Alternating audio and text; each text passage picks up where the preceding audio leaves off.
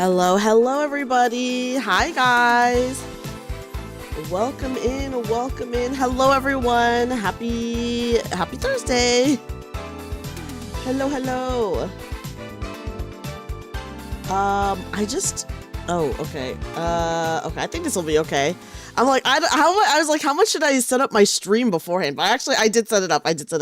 Hi guys, welcome in. I was about to go to this screen, but then I was like, did I set it up? And I did. Hi guys, welcome in. Yeah, it's board game club time. Oh my gosh, Sniper Bear, you remember? I'm so glad you remembered. Well, welcome in everybody. Actually, I'm going to change the chat box instead of being to the left. I'm actually gonna change it so that you guys will see in a second. Hold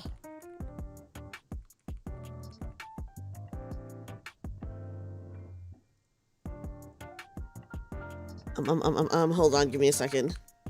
I realized I wanted to do this after I already started stream, by the way, so I couldn't change it because I had already started stream. Give me just a second.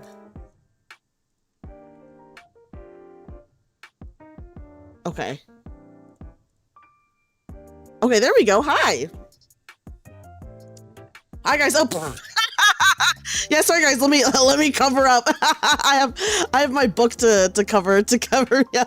Super cute outfit. Thank you, Weeb. Yes, I'm in a club room and we're actually gonna be talking about tabletop. It's like we're in a club room. That's exactly it. I will say I wanted to see if I could change out this book. Because I really wanted to be holding like a tabletop book. Like, wouldn't that be nice if I was holding like a tabletop book? But I couldn't figure out how to do that. Can I borrow that book? I can actually, it was Colonel Mustard in the study with a revolver. Yes, guys, we're in the club room today. And as you can see, even though it is like nighttime for like 90% of us here, as you can see, it's a beautiful evening time. Perfect time for club activities. You know? Let me know if the music is too loud or anything like that. I'm actually not a Fujo at all, so I actually would rather read Yuri than Yaoi. So what would that make me? Hime Joshi, is that what it is? But welcome in everybody. Welcome in. Let me say hi to everyone really fast. Before I accidentally ruined my reveal, unfortunately. So you guys already know what's under the book. But hi Inu, hi Blue, hi Toadash, hi Tenkin, hi Shinra, hi Papa John, hi Ash, hi Jamie, hi Saber, hi Duke, hi Sniper Bear, hi Dongo, hi Jazachin, hi Shinra. Let me know if I'm missing anyone, by the way. I think I got everyone. That one time Dreamy got transferred into a visual novel. Hi, Weeb. Yeah, the reveal got spoiled immediately. That's true. Yeah, 85 streak. Thank you so much, everyone, for the stream streaks. I cannot believe it's been so long. I really appreciate everyone being here. As also, please ignore my goofy glasses. They'll be goofy as I turn from left to right, by the way. Yippee, got a hello. Of course. Weeb. Hi, Hazel, welcome in. We're in the club room today, guys. And yeah, let me know if the music is too loud or if it's too low or anything. I couldn't miss a Dreamy Zatsu. I do love a Zatsu. Zatsus are my favorite streams. I don't do enough Zatsus, but they are definitely my favorite. I missed the reveal. I do. I'm supposed, yeah, imagine guys that this book that I'm holding is like the rule book for some tabletop RPG. I really wanted to see if I could change it out so I could be holding like a, I don't know, like any book, but I couldn't figure it out. So here we are. Guys, just pretend, use your imaginations. It's Thirsty Sword Lesbians. Hand over the book. Oh my goodness. It's it's a Yuri TTRPG. Well, I guess any TTRPG could be Yuri if you want it to be. You know? Hi, Vane. Welcome in. Welcome in. Welcome in, everybody. Happy Thursday. Happy Zatsu Day. It has been a bit since I did a Zatsu, I feel. We're just chilling today. In this one, you have to be Yuri or you die. Okay, you know what? That's fair. That's fair. Is that not just thirsty sword lesbians? Yeah, guys, here, I'll do the reveal. I'll drop my book. Oops. But then also I can put my arm down. Or I could put this arm over instead. And I can cover up again, that's right. I can put the book back whenever I want. And go straight for the IRL charisma check. Did it work, Ash? Age system in general. Ooh. What is your favorite system fantasy age? But yeah, guys, I can cover up with either arm, okay? So be warned. Yeah, oh no, guys, my book fell for a second. The Dragon Age TTRPG uses the age system. Oh! See, I have not heard anything about the Dragon Age one, but also I am like not a Dragon Age player, so maybe I haven't heard anything because like that's not catered towards me. Hi, Konave. Konave, welcome in. Welcome in. Hi. Welcome in, guys. Welcome into our club activities. You've been wanting to play tabletop RPG lately, specifically the old Star Wars ones with the D6s. IDK, what am I rolling against? You don't have to roll against something. What's your check? You only need 3d6 for the whole system. There are a lot of systems that use just d6s, by the way. There's like a lot, like the Powered by the Apocalypse. A perception check. Powered by the Apocalypse uses just 2d6s. Like 14? Is that? I feel like 14 maybe doesn't have that much. The West End Game Star Wars RPG. Was it good, Jamie? I reject Dreamy then. Guys, if there's anyone who always humbles me, it's Ash for sure. The Witcher system is 2d12. I have not, actually, believe it or not, even though I love The Witcher, I have not looked into The Witcher tabletop at all.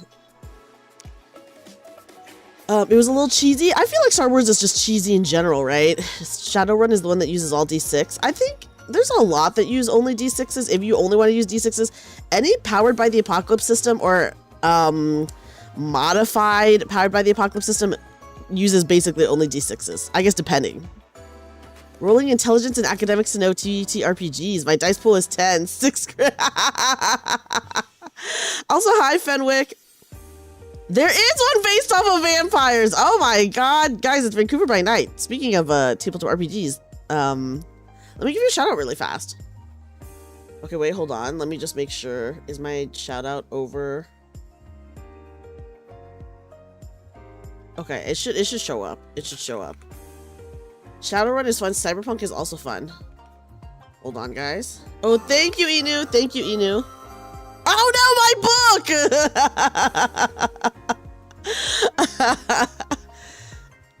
I've never played Shadowrun. I do really want to play at some point Cyberpunk.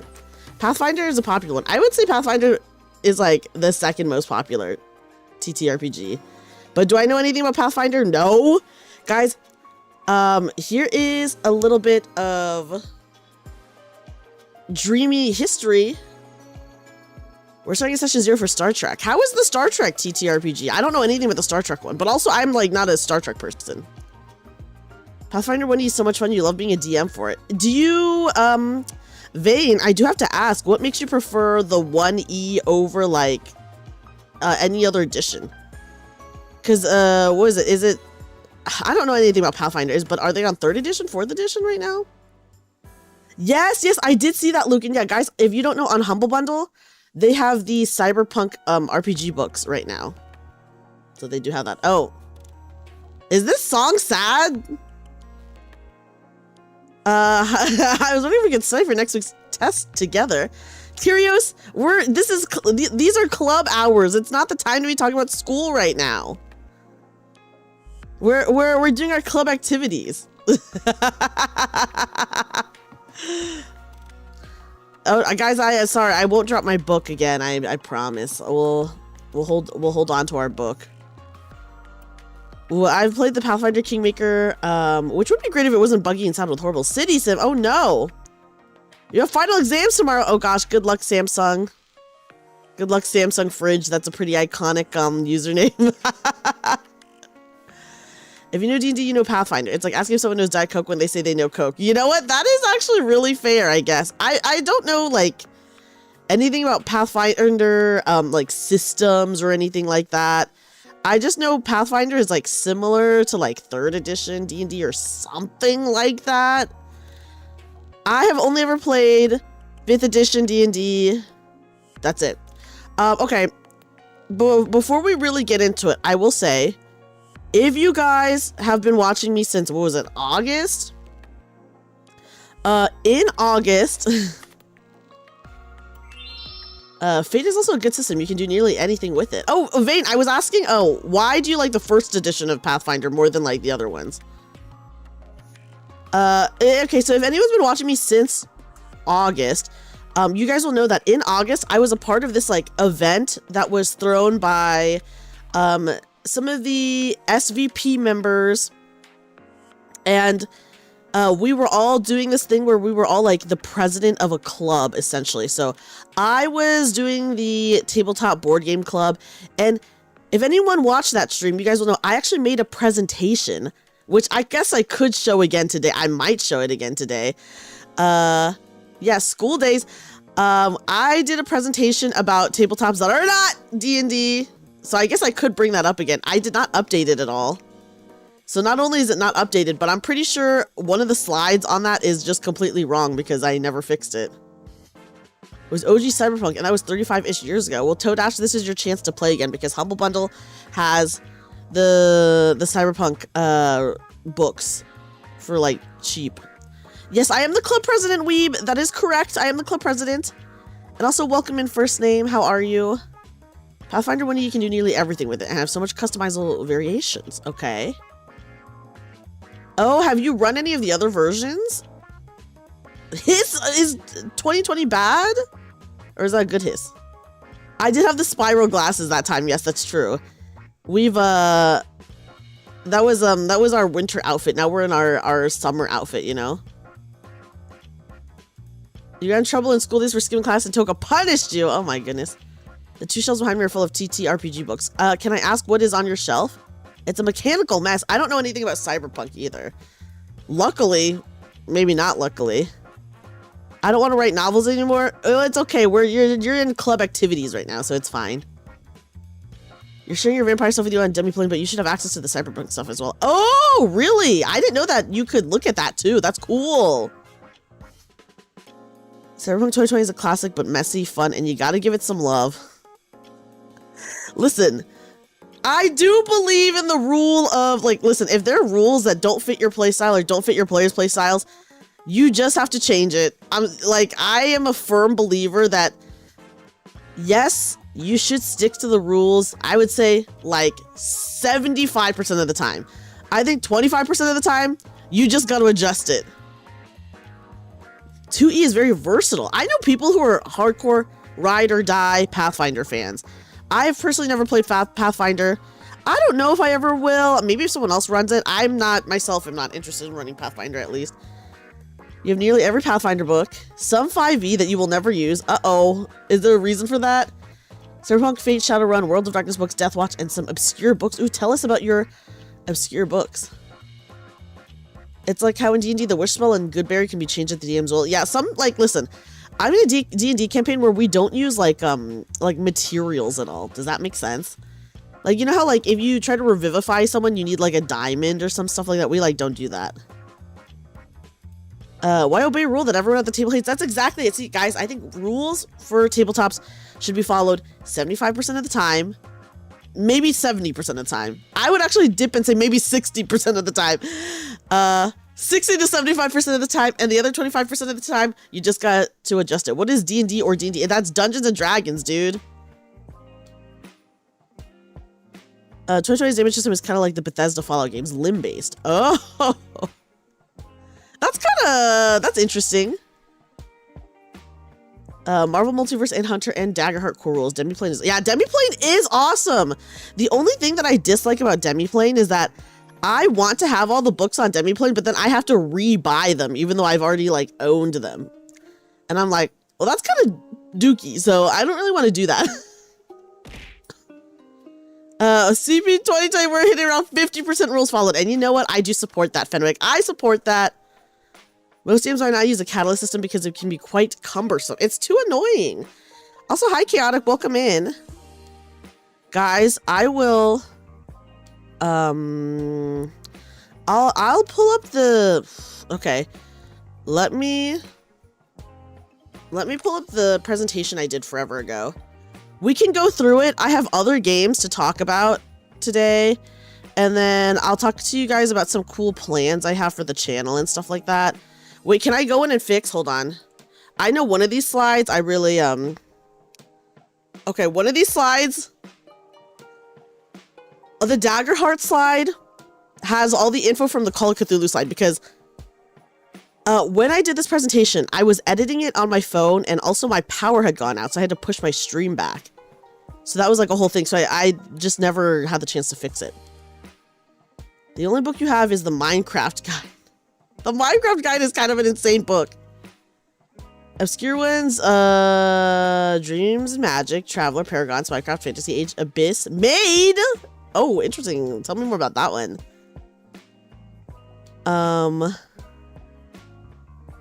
Okay, hold on, guys. Let me fix the...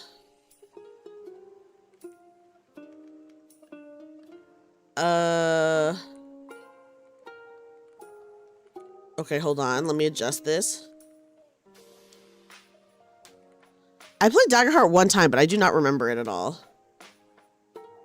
Okay, I'm not going to fix this slide. It's just going to be messed up. Okay. That's fine. Was this right before the tree went through your place?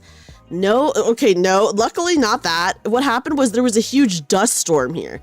Ginormous dust storm. And it just caused the power to go out. And it caused the power to go out. And then the dust storm was so crazy that when you looked outside, everything was orange from the dust. It was all orange. You couldn't really see that far. It was really crazy. You're maids and also super spies. Wait, that's cool. For 5e, you don't like it. It's not fun for you as a DM. There's no fear of death for the players. Okay. And nothing in terms of what to spend your gold on after a certain point. I guess that does make sense. For me... Okay, wait. Before we get into the tabletop games, should I talk about why I'm not talking about D&D today? I got the bringing around. It's evening time, Rayo. It's because it's evening time right now. It's evening time. D&D'd out? Well. Hi, girl. Girl, welcome in. How are you? Okay. I don't have anything against D&D, even though I do have to position myself in the position of a hater sometimes. Because... well, I am a hater, but I do want to preface this by saying I do like D&D. I play D&D. I like D&D. Whoa, I'm getting thrown around. Whoa there. Chill, guys. I do like D&D. I do, but sometimes I do put myself in the position of a D&D hater just because when I'm talking to people who only play D&D, I just am like, I don't get it. You're doing well. I'm semi-interested in what your TTRPGs you used to are currently playing. Oh yes, I will also talk about the games I'm playing. I will do that too. You can adapt it even to do something similar with Fate. Ooh, is it just called Made TTRPG? Is that what it's called? Okay, but yeah, anyways, guys, I do like D&D. I do play D&D. I've been in a long-term D&D campaign for like a while now. And I've played in... What happened to your Granny's campaign? Guys, the Granny's campaign is over. We finished it. And I will be talking about it, by the way. We finished it. And it was awesome. And my character was fucking awesome. My favorite character I've ever played was in Brindlewood Bay. And I will tell you about her. She is very crazy. I'm an elitist. I'm not an elitist, but okay, let me just say people who only play D&D are fucking elitists, okay? Like, come on, like, play something else, do something else. Anyway.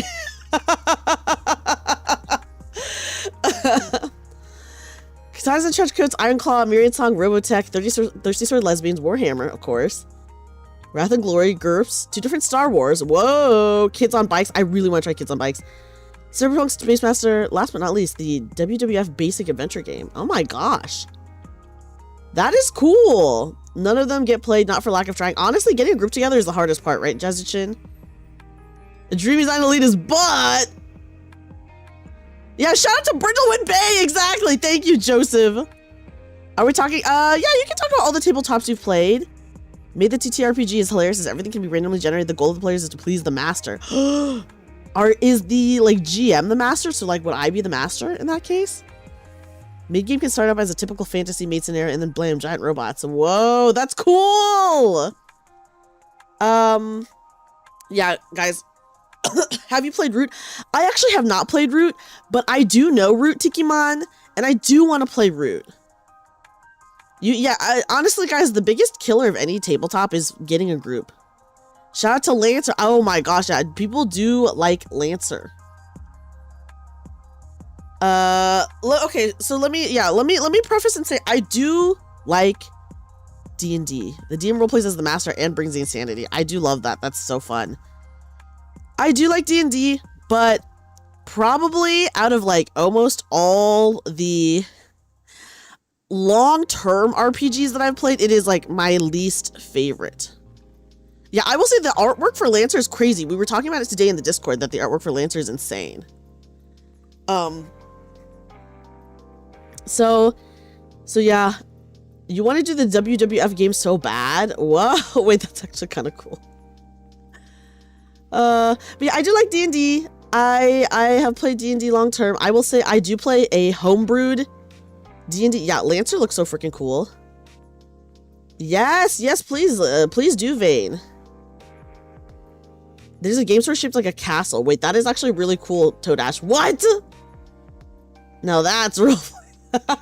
I will say the D&D games I'm in are like heavily homebrewed, so I think they're probably pretty different than like just regular basic D&D. And I do like D&D. I do. I promise I do. But out of every long-term campaign I've been, it's probably like my least favorite system. And I think like obviously the RP is fun and the fighting is fun, but I feel like D&D is just so combat focused and the story is so focused on like to me D&D feels like a story that the dungeon master tells and then you just happen to be in it and react to it, right? Versus I feel like other tabletops, you maybe have a little bit more control over the story that you're all telling together. Does that make sense? You know? Hi, Freya! Oh my gosh, welcome in. I'm talking about why I don't like, well, no, I do like it. Why I think other systems are just better. Or more interesting. Yeah, so I just feel like other systems, you have the ability. Also, let me give you a shout out. Hold on a second. Let me give a shout out. Yeah, it feels very rigid. Exactly. Oh God, my book, guys. Don't look. I do feel like other systems do have more interesting rules. It all depends on the DMGM. A good one can make a bad RPG good. Oh yeah, of course. Like I am lucky that I've had mostly good game masters. Like my D&D like game master is good. My game masters for all the other games are good. I've had very few bad ones, and I will talk about a really bad one that I had and it was for a vampire game. By the way, it was for a VTM game, and I will talk about it.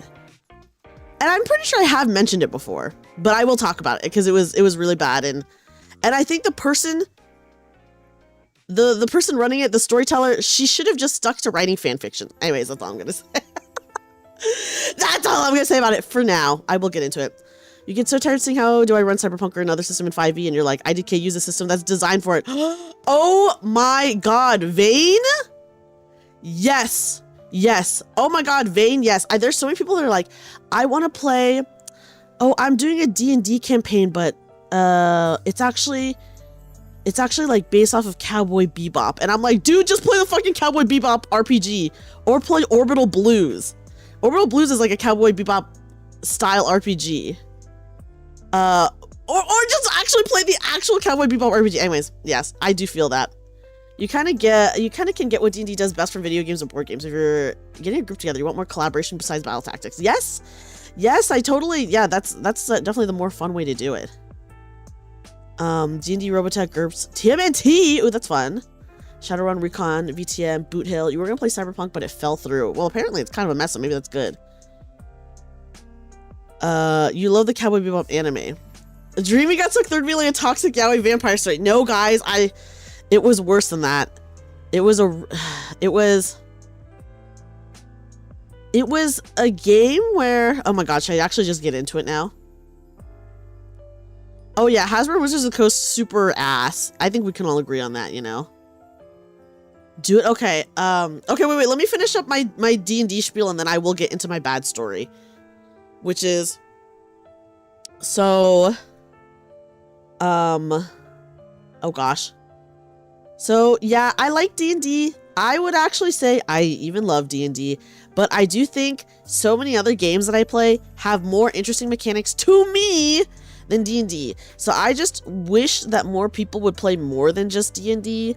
Like, there's so many, as Vane Abyss said, there's so many people who are like, oh, I'm doing a D&D campaign, but it's XYZ, right? And I'm like, I don't know, there's other systems that are better for that I wish people would just try, or at least research, or I don't know, anything like that, right? Because I do think, I don't know, I think other RPGs really should get a chance to shine, or at least for people to play it. So yeah. And I will say, if there's a person who only plays D&D and they like really don't want to play another tabletop at all, I do think that's a red flag to me, because what are you saying you only want to play D&D? That's kind of like saying, oh, I only listen to one song ever. Or maybe like only one genre. I only listen to one genre of music ever. I only ever watch one type of movie ever. Like, that's how it feels to me. I'm like, dude, like, no one does that. You hate running Horde of the Dragon Queen, which is poorly paced. Oh my goodness. Toxic Yaoi the Vampire. Vampire the Masquerade can be wonderful, horrible, or both, but I prefer it in Monster Hearts. Okay, yeah, well, Monster Hearts is built for that. Okay, quick side on what Monster Hearts is. I have not played Monster Hearts, but I do have, one of my friends runs a long-term Monster Hearts game, and I think Monster Hearts is a game that takes place like, you're all monsters going to school together, and there's like, it really focuses on like the interpersonal relationships and romance of the characters. So like in Monster Hearts, you're literally trying to like romance characters. That's like the main thing, right? There's a main game that happened which was dubbed Maid Stay Night. Crossover with Fate. What? Really? Yeah, a guy who only watches Adam Sandler comedies. That's kind of what it feels like. So I just wish that more people would just like be willing to try other things.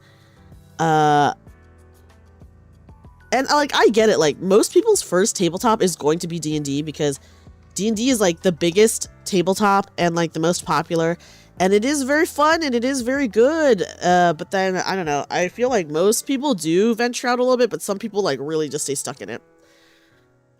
One of the funniest things you saw was a popular streaming channel did a Fallout game, but it was D&D rules, and Modifius had to beg them to use the actual Fallout tabletop RPG rules. Are you serious? That is actually really funny. Yeah, I just wish more people like would play, I don't know, other games and do other systems, because I think they're fun. You're told you're scary. Whoa, what is your favorite cosmic horror tabletop that you've done? Okay, anyways, guys, I'll quickly talk about my very, very, very bad DM. I've had multiple, but this, okay. Okay, let me start off with, oh my god, okay. Okay, I have two bad ones that I will talk about. Okay, so let me talk about the Call of Cthulhu one first. Mothership is best horror. I'm so excited to play Mothership. Okay, we'll talk about Mothership in a bit, but guys, I did go crazy mode on Mothership. I bought like the deluxe edition and then like 5 million of the it's okay, Kaiba. 5 million of the modules, like third-party modules, because I don't know, I think they're cool. But anyways, okay, let me start off with my less bad story. So I was in a paid Call of Cthulhu game, which is totally fine. Me and my friend group, we do pay people to run games for us, like through Start Playing. Start Playing is a website where you can basically join games and like you just like pay someone to like game master for you in whatever game you want. I have him speak in the third person. That's kind of funny. I met the guy that made Call of Cthulhu and we play tested his game Hyperspace. And did you like it, Jazzachin? What was your opinion of it? Yes, I will tell us more about it, but I have to say the bad stuff first, which was, so me and my friends, we all joined a one-shot for Call of Cthulhu. We have played Call of Cthulhu before. So we joined this one-shot of Call of Cthulhu. We meet up the day of. And so it's the three of us and then one random person. This is like totally fine. I've played with randoms before. It's like been totally fine. And everything was like fine. They did open the game on a very long musical number from the Dr. Jekyll and Mr. Hyde musical, which I'm not a musical person also. We were like, you know, but we're like, whatever, like stylistic choice. The bad part about this GM was that they were doing accents that they definitely should not have done. I'm not talking just like accents for people from different countries. I just want you to imagine how this could be very bad and sound very bad. And yeah, it was very bad. So we were all like, what the fuck? Like privately messaging each other like, what the fuck? Yes, the GM accents. At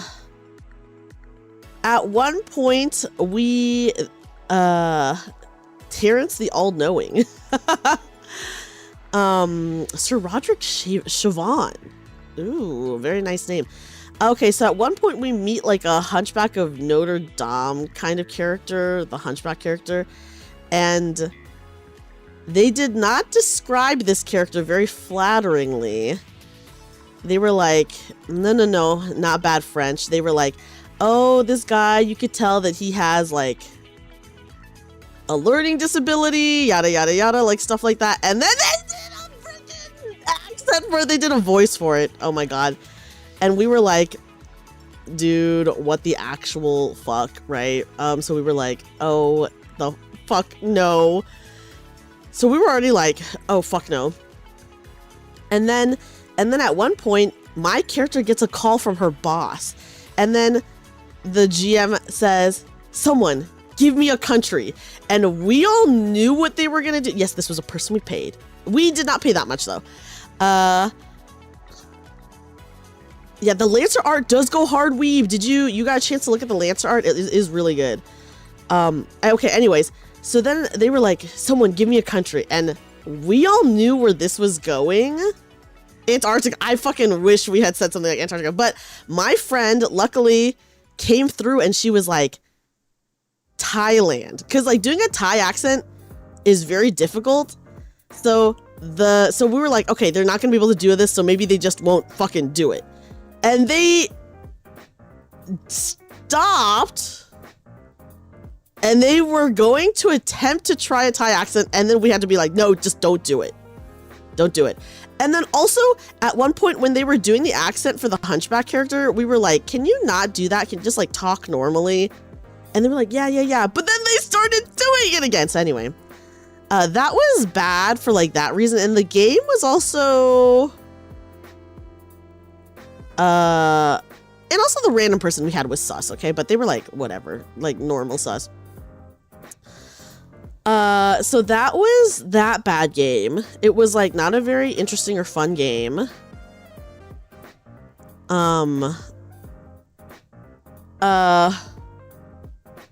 Yeah, okay, so also the random that we had was bad because they kept being really horny towards the monster. What is normal sus? Well, they were like mostly normal bread tag or bwed tag, but they were like sometimes very not normal. So anyways, they were really horny towards the monster, but I will say, but it was like weird horny. Like it was like weird horny though, not regular horny, guys. I don't get affected by my character's by saying because my character is secretly an eldritch being. Wait, that's no, Rayo. What a crazy story. What a crazy backstory. I think if I have to do accents, I go to the group. I can't do accents to save your life, so you play a clip. Okay, but this is how they speak. But I will speak normally. Honestly, yeah, that's very valid. Honestly, isn't any horny to a monster weird? No, it was weirder than that. Hi, Hard, welcome in. We're talking about a tabletop horror story that I have. This is the mild one, though. I will go into the bad one, the really bad one in a minute. Cook a breakfast for master and then ninjas and pirates attack you, but you still have to make breakfast. Oh, that's cute. Okay, yeah, guys, listen. I feel like so many people are horny for monsters, so I don't even count that as really weird, but this person was, like, being very weird about it. I shall be lurking for the most part. Well, I appreciate the lurk card. Thank you so much. Thank you. Anyway, so that game was just like a fucking mess, but it was fine. Whatever. Okay, the real horror story, the real bad GM that I had, and we really, guys, we tried to stick it out. We really did. We really did. Hold on. Wait, give me a second. I have like something in my eye. Okay. There's a time and place. I feel like that it would have been fine in that situation, except they were being very weird about it was the problem. You know? There was a Tagatu would love a trip to Okay. I need a specific example. I can't think of it. I barely remember what happened because I blocked that from my memory. I think he was just being creepy about it is maybe what it was. Like, who cares if you're horny for a monster? But he was being very creepy about it, I think. Anyway, okay, I'll get onto the real horror story now, which was that I was in a Vampire the Masquerade game. They were weird means they weren't really weird. What? No, I feel like I'm weird. So if I say something's weird, it means it's really weird. Oh, yeah, they were. Yes, exactly, Toadash. Yeah. Yeah, if I'm saying they're weird, guys, they were really weird. Okay, so my bad vampire game. So me and my friends, and honestly, we tried to stick it out, and we kind of felt bad about it, but basically, there was someone who was running a vampire game, but we were like, hey, could you do Saturday instead for this game? Because they were trying to do Friday. And they were like, we can only do bi-weekly. We can't do weekly. So they actually changed it so that it was Saturday bi-weekly. They changed it for our group because it was the 4 of us. And then, oh boy. Okay, so the premise was that we were, oh God, I don't know if I should even say the premise because like, what if someone looks this up and then finds them? You know, actually, I will say it. The premise was that we were given an item and we had to take it from one place, which I cannot remember, to Las Vegas. Hi, Techyon Lover. Welcome in. I'm doing good. I hope you're doing well. And so, like, whatever, the premise is fine. The issue was that to Las Vegas. We were going from location A to Las Vegas, but I can't remember where we started. Oh, yes, the scheduling is so bad, Joseph. You're right. Finding a group and scheduling. Those are the 2 killers for sure. Anyway, so... Oh my gosh, we're getting a raid. Hi, Burner. Welcome in. Waterdeep sucks. Oh my goodness. Welcome in, Raiders. Hello. Hi, Raiders. Welcome in. Hi, everyone. Burner, how was your stream? Welcome in. Everyone's saying Waterdeep sucks. Oh my God, Dungeons and Dragons. Wait, Burner, you were playing D&D just now? Well, welcome in. How was D&D? I hope you had fun. Waterdeep sucks, I guess. We were talking about right now I'm going through some tabletop horror stories that I have personally experienced before I get into talking about like other tabletop RPGs. But welcome in, guys. Everyone, please check out my friend Burner. Welcome in, Raiders. Welcome in. My name is Dreamy, magical bunny girl, turned part-time maid cafe worker. But today, me and all of you guys, we're just in our club room, talking in our TTRPG club room, you know. Well, Konami, I guess we never made it to the end of the campaign because we left it. We straight up left it. So it felt appropriate. Yes, we are talking non-D&D tabletop RPGs. I am telling a horror story first, though. Hi, Shizu. Shizu, welcome in. Okay, so... Anyways, so the premise was we were going from location A to Las Vegas, and we were bringing this secret item. And we all had our reasons for it. The issue was that the pacing was kind of off because we were on the road the whole time, right? So we would stop in, like... We had a map and we'd stop in cities and like stuff would happen, but the pacing was kind of off. And it was the 4 of us and a random person, which is fine. I will say the random person did kind of annoy me, but I will get into that in a minute. The issue with this game was that the storyteller 1000% should have just written fan fiction instead of being a GM. Because no matter what we did, there was like no control over what we did, if that makes sense. Like, okay, like for example, there was a moment where we got pulled over by the cops, and one of the characters, they had like really high like charisma, and so they rolled the routes are limited. Yeah, I guess in this case the routes are yeah. In this case the routes were limited, but it was bad. Yeah, always a rando. Yep, just like the Nikkei co-op. Exactly, Tenkin. Yeah. The plot railroad, yes. So we got pulled over by the cops, and the one character who had really high charisma, like, rolled really well. But it didn't matter that they rolled well, because it's still, like, it was like the cops still didn't, like, believe us or trust us. And, like, they were definitely just there to, like, stop us so that these other characters could come in and do shit. And so... like, that was instance 1 of it being kind of weird, right? So one of my friends, she was like, hey, I'm not having fun. Like, it feels like we don't get anywhere. And, like, we can only do certain things. So she left. And so it was just the 3 of us left. And then the rando. Okay, and I'll talk about the rando a little bit. He was obviously very knowledgeable about Vampire the Masquerade, which is, like, fine. I had no beef against him as a person. But his character just did not mesh well with our characters. Mostly because he came in later, so we were all established and he came in later, and like there was like he did and said things that were like not trustworthy, but which was very funny because he had a ghoul, he had like an NPC ghoul with him, and we all loved the ghoul. She was awesome. We all loved her. So I don't know. I think he just played it really badly because he was doing like extremely sus stuff, which is like fine, whatever. But like, because we don't know this guy, there's like some tension there in game, which is like fine. You love skill-based classes and you play rogue like an actual thief. Ah, that's fun. That's fun. Okay, but anyways, I will tell you guys the really bad part, which I wasn't even there for, by the way. I wasn't there for the really, really bad part. Okay, so anyways, one of our coterie tenants, which is like, so for anyone who doesn't know VTM, coterie tenants are the rules that you and your group like have for your group is called a coterie. And like, if you break the coterie rules, like that can make you lose humanity. Humanity is like just how much, basically how human you still are, at least internally. And if you lose all your humanity, then you like are out of the game, you know? So like, adhering to your tenets, which is like your belief system, is like important, because if you go against your belief system, then, you know, whatever. So anyways, so one of our coterie tenets was that, oh, you shall not kill like innocent people.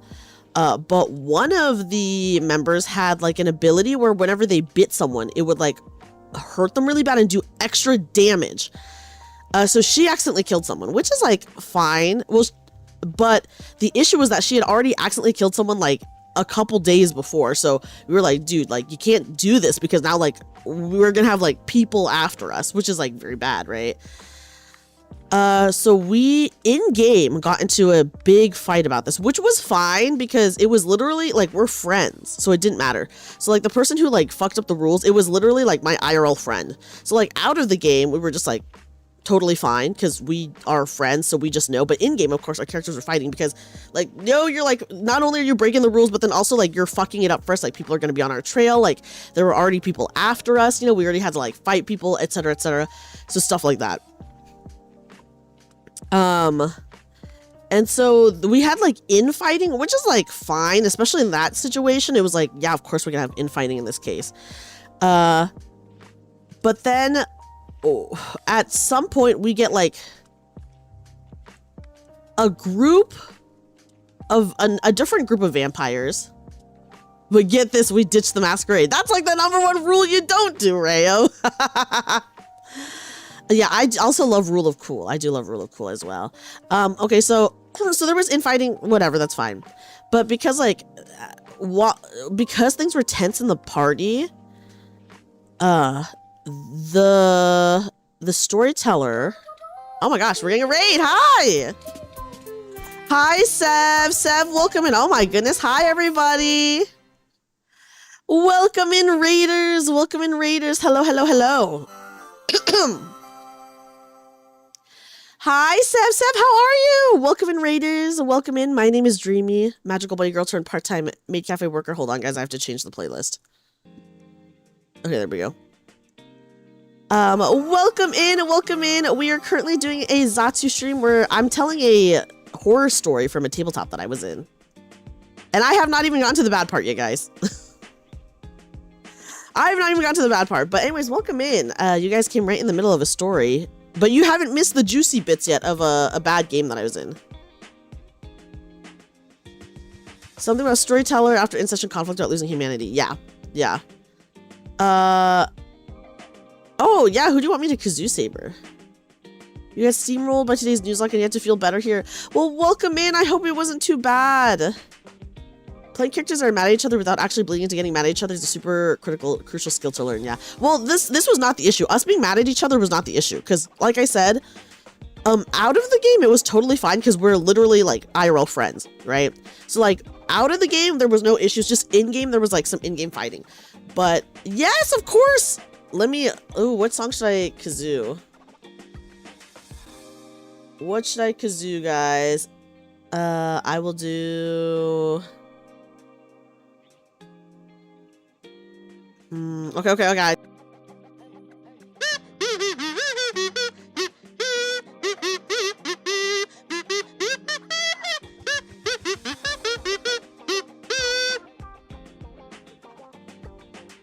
A good old Chocobo song. You can never go wrong with that. I hope you enjoyed it, Sev. I hope you feel a little bit better. Okay, so yeah, the infighting was not an issue at all, by the way, between the players, because like I said, we're all... Other than the one random person, we were all IRL friends, so it really did not matter. The issue was that I think maybe the storyteller thought that there was an issue because she had another group of vampires, like, catch up to us and stop us, essentially. And they were like... gosh, I can't remember too much about how they stopped us, but anyways, so she had another group of vampires stop us, because... We went to, we were stopping in a city where I guess they were like in charge of the city or something. So anyways, they stop us and like in the game, in character, she had the NPCs lecture our in-game characters for minimum 1 hour about working together. To the point where I am the most forgiving out of all my friends, by the way. I had to be like, in character, be like, shut the fuck up, like, yada yada, like, all this stuff, because, like, we were literally fighting in-game, but they were just, like, lecturing us for over, like, minimum 1 hour, probably over an hour about it. And then so, because I was like, okay, at this point, we're literally not even fucking role-playing. We're just listening to her talk to us. Yeah. Not Blade, Rayo. So anyway, yeah, so she had an NPC lecture our characters for over an hour about like working together, yada yada. And we're like, we already know this. Like, we're just like fighting a little bit, like chill the fuck out. Yeah, so it went on for so long that at that point I had my character in game try to say shit to like stop it. And one of my friends, she was like, I haven't said anything this session so far. So far, it's just been her talking to us. So then we get past that, right? So my one friend who literally has not talked like at all, she like tries to like have like an RP moment with me where we go out to like get blood. And instead of like us having like a moment to RP, the storyteller was just like, oh yeah, like just had us roll and was like, yeah, you guys get the blood and then that's over. And that was it. So like we did not get a moment to RP or anything like that. The storyteller was just like, yep, you got the blood and that's it. So at this point we're like, okay, this fucking sucks. Like, what the? No humanity checks, luckily for that. Yeah, no moments to RP, just us getting lectured. Yeah, thank you random NPC for teaching the group of friends about teamwork. Yeah. Okay, so anyways, this group of vampires, they were like, we need you to kill this white, WIGHT, by the way, which is like essentially just like a vampire that has lost all their humanity, so they're just like a monster now. So then the next session was gonna be the fight, and I had to miss the next section. Vampire G.I. Joe. So I had to miss the next session, but what my friends told me was so horrific that after that session, we just all left. We all left the game because we're like, dude, we can't. So I was not there. They go to this like warehouse in the middle of nowhere. It's like literally in the middle of nowhere. It took like forever to drive to. And apparently the white was there, right? So at first they were like, hey, let's just burn down this warehouse. Like, let's burn it down. Let's do this. Let's do that, yada, yada. And then the storyteller just kept being like, oh, you can't do that. You can't do that because actually the warehouse is made out of full concrete. So you can't, like, doing that would do nothing to the warehouse because it's just full concrete. Whatever. So, cause like she really didn't want them to like burn down the warehouse and do other things, I guess. Yeah. So anyway, so they were like, okay, what the fuck, but whatever. They're just like, yeah, really want to plot armor things. One of these days I want to run an isekai adventure. Oh, Konosuba. Oh, I didn't know Konosuba had a TTRPG. That's cool. Yeah, and guys, this is a warehouse. I'm sorry, like warehouses are like made out of metal and stuff, but I feel like they're not made out of solid. Oh, okay. Okay, no, the concrete part, guys, no, the concrete, it was worse than that. Okay, so she did say that they couldn't burn down the warehouse. It was first of all, it was a 4-story warehouse, by the way. It was a 4-story warehouse, and she wanted them to work from like the ground floor up to like the 4th floor, which is where the white was. So when they were like, oh, we want to burn it down, she was like, oh, you can't burn it down because if you burn it down, it's going to cause a huge scene and a bunch of police are going to come and then they're going to all know that you're vampires.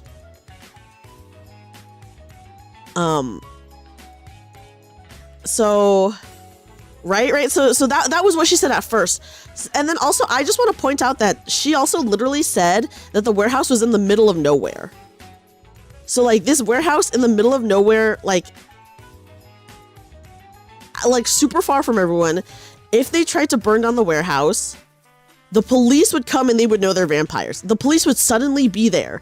Even though the thing is like the warehouse was so far out into the middle of nowhere that like, I think literally it took them like 40 minutes to drive to the warehouse. Like, I'm sorry, but a warehouse 40 minutes outside of like the city, like no one is going to see it burning down. Or if they do see it burning down, it will have been so far like later on that like by the time the fire has like started, they could just leave. Yeah, so basically she was like, oh, if you burn it down, it's going to cause a huge scene. The police are going to be there instantly, even though like No, they wouldn't. You had to drive 40 minutes to get to this warehouse. The police would not be there instantly. The police have to drive 40 minutes to get to the fucking warehouse. And they're all gonna know that you're a vampire. So she shut that down. And then, they were like, oh, let's like, because they had to go to the 4th floor. Couldn't she have given the whites some human hostages? Well, they're vampires, so I don't actually think they care about human hostages that much. So because the white was on the 4th floor, I think they were going to do something like they were just going to try to go through all the floors, like without going through the warehouse. So they were just going to go like up through the floors, like all 4 of the floors. Cause like they were like, you know what, I can't remember the reason, something like that. I don't super remember. But then she was like, oh, you can't do that because it's made out of concrete. So like all the floors are concrete.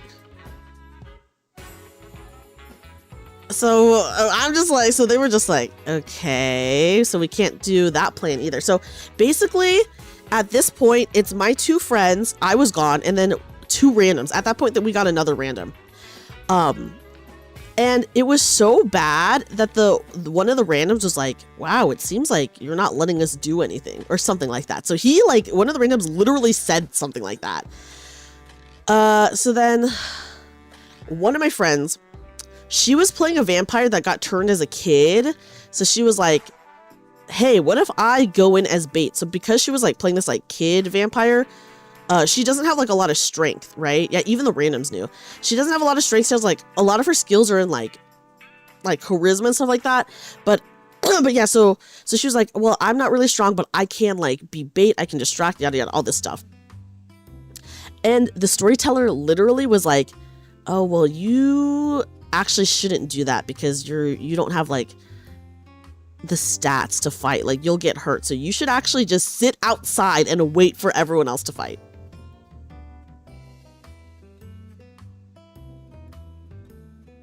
Like, can you imagine someone telling a player character, hey, we have this big fight, but you should just sit outside and wait? Yes, yeah, doesn't want them to do anything they want to do, just telling them what to do. Like, she had a very specific idea of how she wanted them to go into this warehouse. And then, from what I know, yeah, dude literally just said no to the player. Yes. Yes. Okay, so then they had like a huge, basically, fight with the storyteller to get one of the characters to even, okay, so like, then she was like, okay, what if I go through the vents? So I could like tell them what's going on. And she did not even want them to go through the vents, guys. So they had to fight tooth and nail to just get her character to go into the vent with like a gun. Which, like, is that not insanity? Like literally this person was not letting them do anything at all. Like anything they wanted to do, they didn't do. So anyways, of course, my friends, after the session, they told, like during the session, they were messaging me about it. So then we were just like, you know what, we gotta leave. Like we're paying for this. Like we should not have to pay for a game where we're, first of all, not having fun. Second of all, where we literally have no control. Our choices don't matter. Our roles don't matter. We can't make any decisions. Things have to run exactly like how she wants it to run. So anyways, yeah, we were just saying that basically, at that point, just fucking write fan fiction. Okay, like, I'm sorry. You just need to write fan fiction and nothing else. Yes, it was really bad. Yes, it was paid, Chaotix. It was paid. Yes, we all paid. And I'm like, dude, if you're gonna like railroad and stop people from literally doing anything, I'm sorry, but you need to just write fan fiction. Yeah, it was pretty bad. So anyways, yeah, so we all dipped. So we obviously never finished the campaign because, yeah, player freedom is needed. I agree. Player freedom is needed. Why are you not allowing the freedom that you get in a D&D session? I know. That's what I'm saying, right? That was pretty bad too. Oh gosh, Jamie, what if it was the same person? No, I'm just kidding. I don't think so, but you know. I will say I'm too kind-hearted because even though it was really bad, I actually did not leave them a bad review. I did not leave them any review. Like none of my friends, we left a review. Okay, that's fair. Okay, yeah, that's fair, Jamie. So yeah, we're all too kind-hearted and we did not leave a review. because I feel bad being like, hey, I'm giving this person 1 star because they literally did not give us any choices. Yada yada. I mean, like, maybe it would have been good to like warn other people. I still feel bad doing it because like a lot of people do this like as their job, you know. So I'm like, okay, well, maybe other people are having fun with it, so I don't want to fuck with their money. Anyways, the one random who joined, who like literally said in campaign, he was like, wow, you're not letting us do anything. Yada yada. After when we all left, he actually messaged one of my friends, was like, hey, like, is there a reason why you guys all left? And then we were like, yeah, like we left for XYZ reason. And he was like, yeah, I actually I can understand why you guys left. And then he left too. I think the reviews for them are pretty good, at least when I saw last time, but I blocked them on start playing, I think. I was like, I do not want to see you ever again. You've not DM'd a game in over 2 years. Oh my gosh, Burnout in a Trouble Player. That's horrible, Vane. Anyways, that's my bad story. That was my one really, really horrible story, but yeah. Guys, should we actually focus on the positives now and talk about some awesome tabletop RPGs? I'll also tell you guys about some, like, channels that I'm loving and stuff like that, too. Dreamy, is that Yuri? It is! Hi, Yuzuki! Do you like my Yuri? It's censoring me. I'm using the Yuri to censor me. It's okay, Okonabe. It was a horrible experience, but, you know. It's, yeah, isn't the Yuri so cute? It's censoring me. He wanted to redo the Bloodlines game, but then he crossed over with Yu-Gi-Oh! That's so crazy, what? He didn't like that you were playing a lesbian, he just wanted you out. That's fucked up. That is so fucked up, Jamie. Also, guys, what do you mean censor? Let me show you in a second, Yuzuki. Guys, please check out my wonderful friend, Yuzuki! Okay, are you ready? Oh, oops. Hold on, I accidentally skipped in my little song. Okay. Yes, okay, and I will give a shout out to Vancouver by Night, guys, because Vancouver by Night is actually my storyteller for my current vampire game that I'm in right now. And I have not had to leave it. Due to crazy situations like that, you know, luckily. Guy was apparently psycho-conservative. Oh god, that's horrible. What the fuck? Also, that's like so... Ugh, that's so annoying.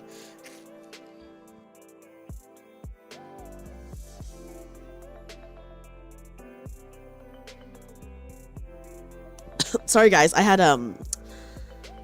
got really stuffy all of a sudden. I've not had to leave it as a great review. You can quote me on it. Yes, Yuzuki, the Yuri is censoring me right now. Because I can't distract you guys during our club activities, you know. During our club activities. But it's okay, guys. That's like all the negative stuff. Now we'll only talk about fun, positive stuff. And I like put 3 days of work into just making a backstory for your character. Honestly, I don't understand how people can be like that and then, I don't know, play games. Like, I feel like so many tabletops are so like anti that. I just like don't get it. Yeah, I don't get it either. Yeah. A DM goal should be to tell a good story. I agree. Well, it's okay, guys. I wonder how Dreamy would react to the setting Carnival of Tears. What is Carnival of Tears? Okay, hold on, guys. Let me bring up my little freaking PowerPoint that I did for school days last year. Hold on. Let me bring up my little PowerPoint.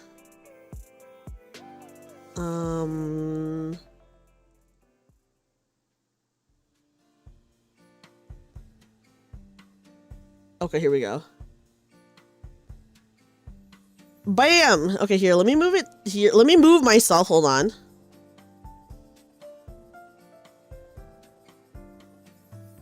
Okay, there we go. Guys, so I made this PowerPoint last year for an event, but we can quickly go through it. I have more tabletops to talk about than just what's on this list, by the way. I have a lot more to talk about. I've discovered more since then. I've played more since then, but yeah. The players are the main characters, and they should be the ones ending the game.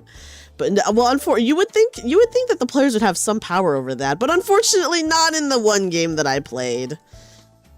You would think, but yeah, okay. Anyways, guys, here we go. Tabletops that aren't D&D. So I did talk about Vampire the Masquerade. I talked about Call of Cthulhu. I talked about Daggerheart. Although it's been so long since I played Daggerheart at this point, I don't remember what I said, and then some indie stuff. You know of Pathfinder. Hi, World War II, welcome in!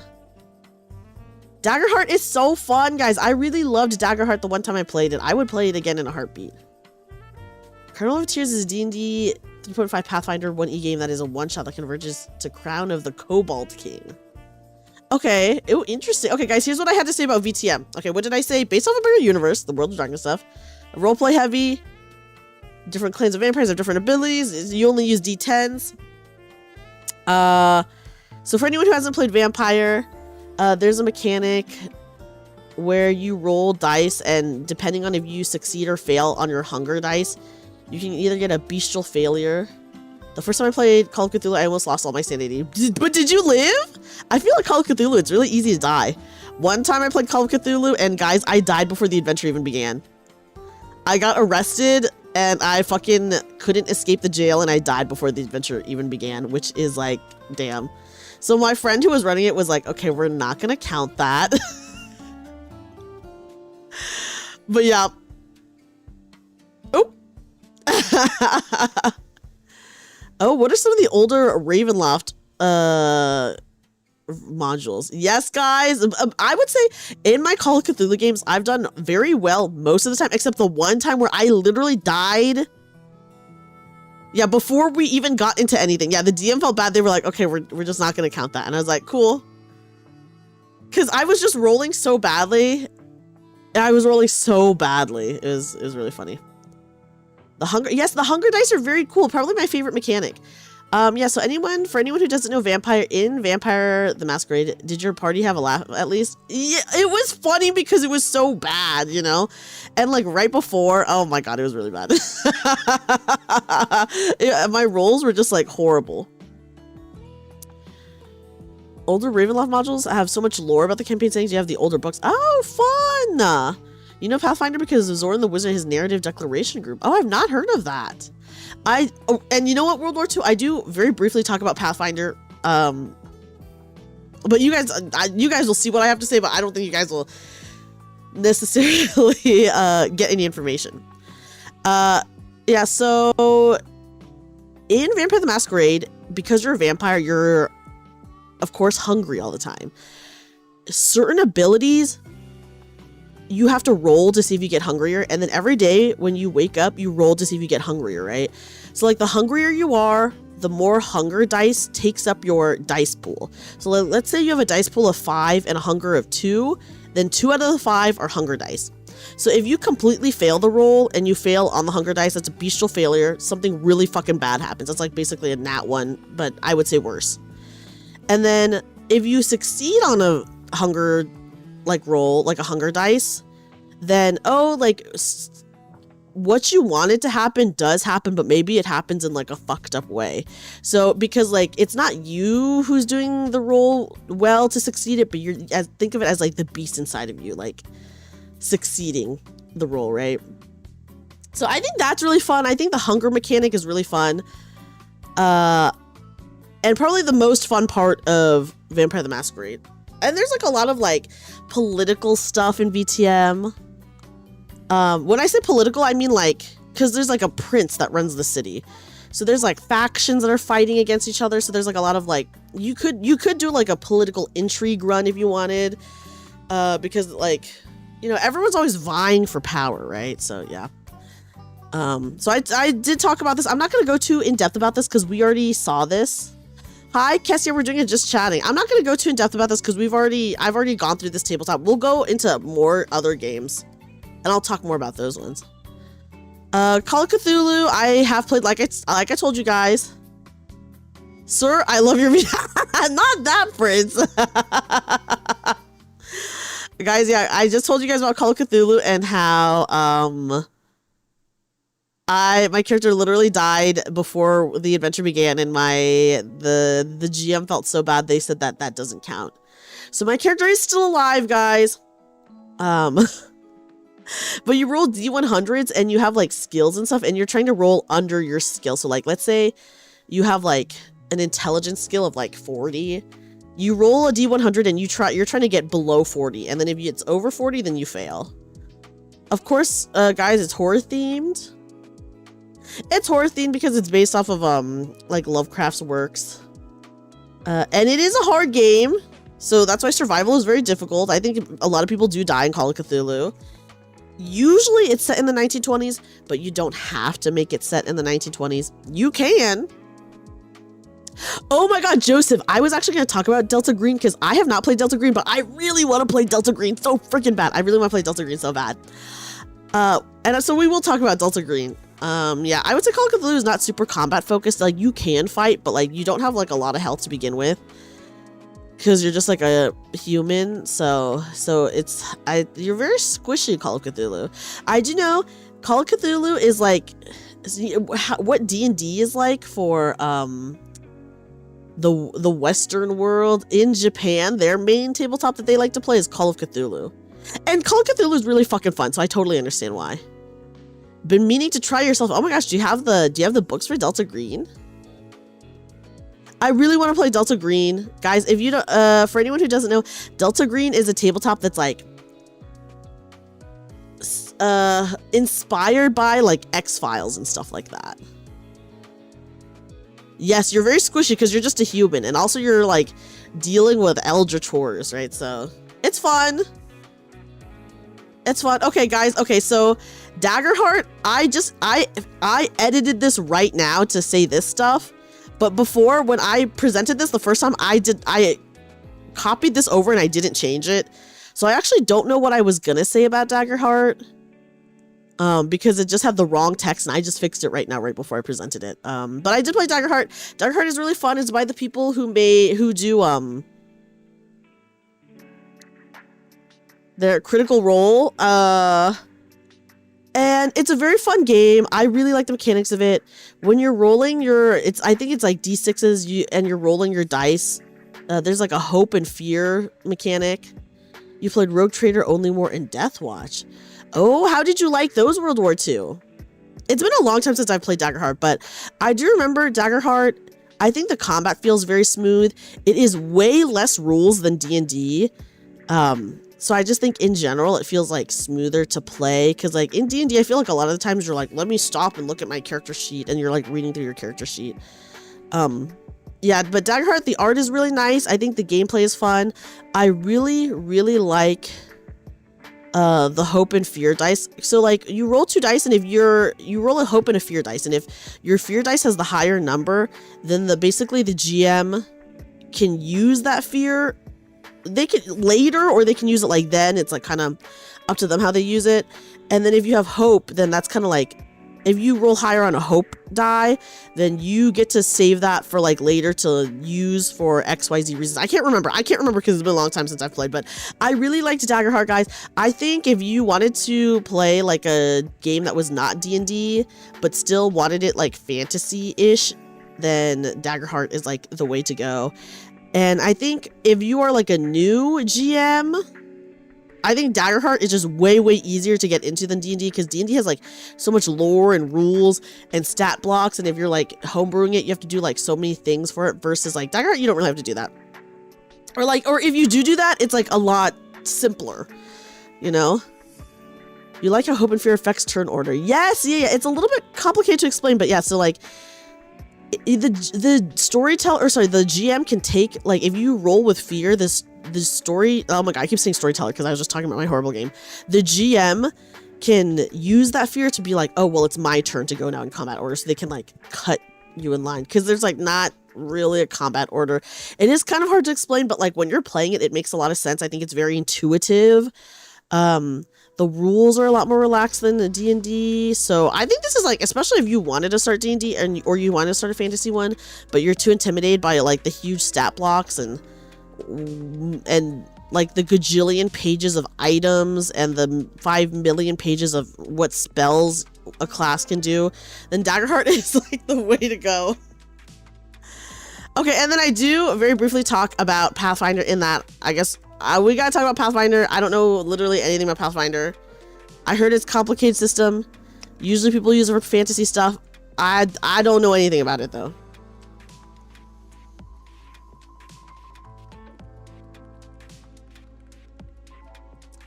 Oh no, guys, my freaking... Okay, sorry. I uncensored myself for a second. Okay. Fate is basically Pathfinder at this point. It's okay. Yeah, wait, Yuzuki, you do play Pathfinder, so can you explain it a little bit more, actually? Whoa, I know! Guys, should I uncensor myself again? I'd be so bad at Pathfinder because I'm bad at directions. Oh my god. Can you imagine you're literally finding a path? I would be too if that was the case, though. Pathfinder is basically D&D, but more of everything. Interesting. Would be the only sane person. Well, unless I got really unlucky and died early, Vane. Like my poor Call of Cthulhu character. It's a lot more strategic / teamwork based to you. Ooh. Yeah, luckily Yuzuki knows a lot about Pathfinder, so she can enlighten us, versus I don't know anything, so. So I can't say anything. Here, guys, I'll take away the Yuri really fast. Bam. Oh no, I'm uncensored! Or I could do here, should we use this arm again? Other people find it difficult because when you die, you're... Here, should I cover up with this arm instead? And then I can just remove the book too, see, look. So this is still a little bit censored. Rolls perception, respectfully. You have mixed feelings for Pathfinder. Ooh, Ash, tell us your mixed feelings. Scandalous. I know we're too scandalous. It's okay, guys. Look, this is still kind of covered up, right? I roll a d20, says the book is destroyed. Okay, wait, you said you roll a d20. You didn't say what roll you got on the d20. I actually think this is Twitch safe, luckily. So the censoring is not it's self-censoring. The people you played with when we... Okay, you know what, Ash? That's valid. I understand, like, a group of people can, you know, really ruin, like, an experience. I roll a d20 to persuade you with my big ol' eyes. To persuade me to... Oh, no, I dropped my book and I can't pick it up. Or to cover up again. Guys, what if Yuzuki's like, I'm persuading you to cover up those titties? I'll pick it up for you and also hold it for you. Okay, honestly, that's so sweet, Yuzuki. I accept. I do accept. Damn, she's like, yes, you said you roll a d20, but you didn't say what you rolled. Oh yeah, here, let me, look. Oh my gosh, guys, I'm so shy. I'm so shy. Look, I can have both arms over. Or I could have this one down. Oh, sorry, I brought the book back. But yeah, okay, here. Well, oh my gosh, I'm so shy because Yuzuki's being so nice to me. She's holding my hand. I know it, isn't it so cute? Oh wait, what happens if I put the book up? Oh my god, guys, look. Crazy. What an unfortunate accident. Hand-holding is lewd, that's right. It is. It's too much. You're making a Spec Ops Ghost, so all weapon choice was aiming for quiet, but the people who played before were like, you need to use the Magnum because it's the strongest gun. Oh, so they forced you to use the Magnum anyways, even though you were going stealth build? Weird, and also very annoying. What the heck?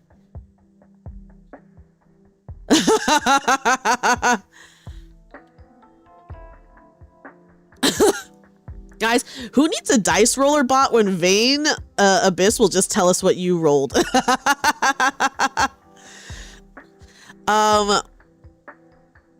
I said F you. Honestly, you're real for that, Ash. I'm glad you stood your ground. It's so important to, like, stand your ground in, like, shit like that, so I'm glad that you did. I'm glad that you did. Also, guys, hold on. I need to mute to blow my nose really fast.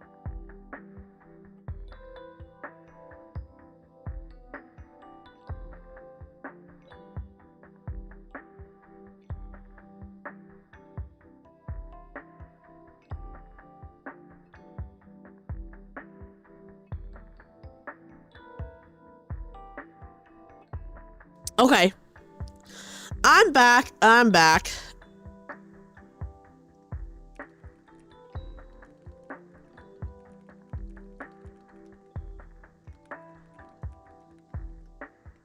Okay. Okay, so our party then died in the first encounter. Oh my god! TPK first encounter, that's crazy. She muted. I have to mute when I blow my nose, guys. It's too gnarly. When you fail your rules. I feel like a good GM is like very forgiving, you know? So I'm a firm believer that like unless you want to be an asshole to your players, like you will be pretty forgiving in things that happen. Like obviously you can't be forgiving all the time, but I just want to say in general, you want to be like pretty forgiving. Start on page 1, then jump to page 49, then page 130. That is very annoying. That is very annoying. I'm sorry that you had such a bad experience. That is very annoying that they even like tried to tell you what to do though. I'm like, dude, what the fuck? Like messed up. So I do mention here's some horror tabletop RPGs. I really want to play Liminal Horror. I actually own the book for Liminal Horror. You can get it for free online, by the way. They do have this for free. Good job stumping you. Oh, well, thank you, Joseph. I have even more that will potentially stump you. At the end of the day, tabletop RPGs are just plain dolls with extra steps. Yes, I'm all for forgiveness. Rule of cool all the way. You missed it, but I said earlier that I think in tabletops, you should only follow about anywhere from 60 to 75% of the rules. And then the other like 25 to 40, you just gotta like adjust it to see how it goes. You know? Yeah, guys, here's some tabletop horror, some horror tabletop RPGs. The one that my friend has played, but I have not played, is Vesson. I think it's called Vaesen, actually. I think is how you pronounce it. It's Vaesen. It is based on like Nordic-ish folklore, I believe. Yeah, look, Nordic horror role-playing is this over here. So it's like very folklore horror. And kind of difficult, but not too crazy, I think. There's Liminal Horror, which I do have Liminal Horror. I really want to play Liminal Horror. You can actually get the book for free, like a PDF of the Liminal Horror book for free. I think they have it for free on their like itch.io page. But yeah, you can get it for free. Liminal Horror does have some nice modules that you can buy as well. I bought the book, which is a very small book, by the way. The rule book for Liminal Horror is very tiny. Like a lot. When you like are looking at tabletop RPGs, usually you're looking at books that are like 500 pages. I would say Liminal Horror is like a 50-page book. And they also like, there are modules that you can get as well, that people like, official modules and like third-party ones. People seem to like it. I will say Liminal Horror seems like an incredibly difficult game to survive. I think it's very easy to die. But you know, that's just a part of it, I guess. Be a fan of the player characters. Yes, that is really good advice, Joseph. I agree with that advice. And then 10 Candles. So 10 Candles, you do play it as a group. The cool mechanic about 10 Candles is that you literally light 10 candles. And then the game is over when the candles go out. Something like that anyway. I have not played 10 Candles yet, but you can buy official 10 Candles branded candles like from their store. Or I guess you could just like buy any tea candles, and I'm sure that would work as well. But I have not played 10 Candles, but I really want to, because it's like a time, there's like time, you know, a time mechanic. But yeah, I really want to play 10 Candles. I really want to play Liminal Horror. Of course, I'd love to play any of these. I own Liminal Horror though. So the module that I have for Liminal Horror, because I did buy a module, it's a module that doubles as, it has stuff for Liminal Horror, and then it also has stuff for freaking Triangle Agency. So we will talk about Triangle Agency in a little bit. It's not on my PowerPoint, so I'm gonna like just pull it up when we do have the chance to talk about it. But yeah, guys, have you ever wanted some romance, some roleplay heavy romance? And these don't have to be just romance. Like you could do other things with it, by the way. Girl by Moonlight is a magical girl tabletop RPG. So if you're like a magical girl fan and you wanted to run some magical girl stuff, Girl by Moonlight is really good. They have a bunch of different play sets for different moods of magical girl stuff. So like you can go like a more serious route, or you could go like a more lighthearted route. Like they have options for like a lot of genres of magical girl stuff. So that's pretty cool. I think me and my friend group, this is actually, I think Girl by Moonlight is going to be our next campaign that we play. We were debating between Girl by Moonlight and Glitter Hearts, but I think we're going to do Girl by Moonlight. That's going to be our next campaign that we played. Hi, Jericho. Welcome in. Good Society, I have played multiple times. I actually did run a one-shot of Good Society as well, which is, Good Society is not made for one-shot, but that's like all the time we had. And Good Society, obviously, there's no fighting in it. It takes place during like the Jane Austen era. If anyone has watched Dimension 20, one of the seasons of Dimension 20, they heavily use the mechanics of Good Society. It's all like RP. All of your characters have a goal that they're working towards, and you know, at the beginning before the game, you choose what goal that is from like the list that they have. And it's just really fun. I think it has fun mechanics. There is like a mechanic where you write letters to each other, and like the letters could just be straightforward letters, or as Reginald, actually my character Reginald, I did in my offline game, I did write 2 letters to people, but I forged it. I forged it and I made it look like it was from the other person and not from me. Also, welcome in guys. So like you can do a lot of stuff. And then oh, we're just reading a raid right now. Hi Ori. Welcome in. Oh my gosh, welcome in Raiders. Welcome in Raiders. Hello. Hi Raiders, welcome in. Hello everybody. Hi. Oh my gosh, and a raid on YouTube as well. Oh my goodness. Oh, how was Roadside Research?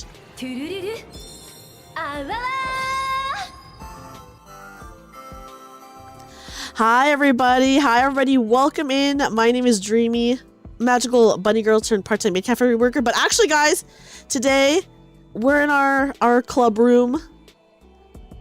We're in our club room today. We're at the Tabletop RPG Club, and we're just chatting about some fun tabletops. It's a chill simulator game. I love simulator games. I'm gonna have to Roadside Research. I'm gonna add that to my list. There's a lot of Goopa Jabba the Hutt made a cameo. Like, officially licensed Jabba the Hutt or off-brand Jabba the Hutt? Yes, have a good time eating. Thank you so much for the raid. I hope you have a great night or a great day. You was super cool. You got a picture. Oh my god, like actually licensed? That's crazy. Yeah, you guys came Polish Jabba the Hutt. Okay. Welcome in guys. You came in during my Zatsu stream. We are currently talking about some okay, it was not the Temu Jabba the Hutt. We're talking about tabletop RPGs that are not D&D. So I'm just going through I'm going quickly through this list that I had already gone through before, and then we're going to talk about like a lot of stuff that I don't even have on my list. You know? So yeah. So anyways, yeah, so Good Society, there is a rumor spreading mechanic. Yes, thank you so much, Toadash, for the lurk. I hope you have a good sleep. Have a great night. Have a great night. You found some tabletop RPGs you haven't. You found a magical one. Okay, nice. Okay, guys, hold on. Okay. Okay, anyways.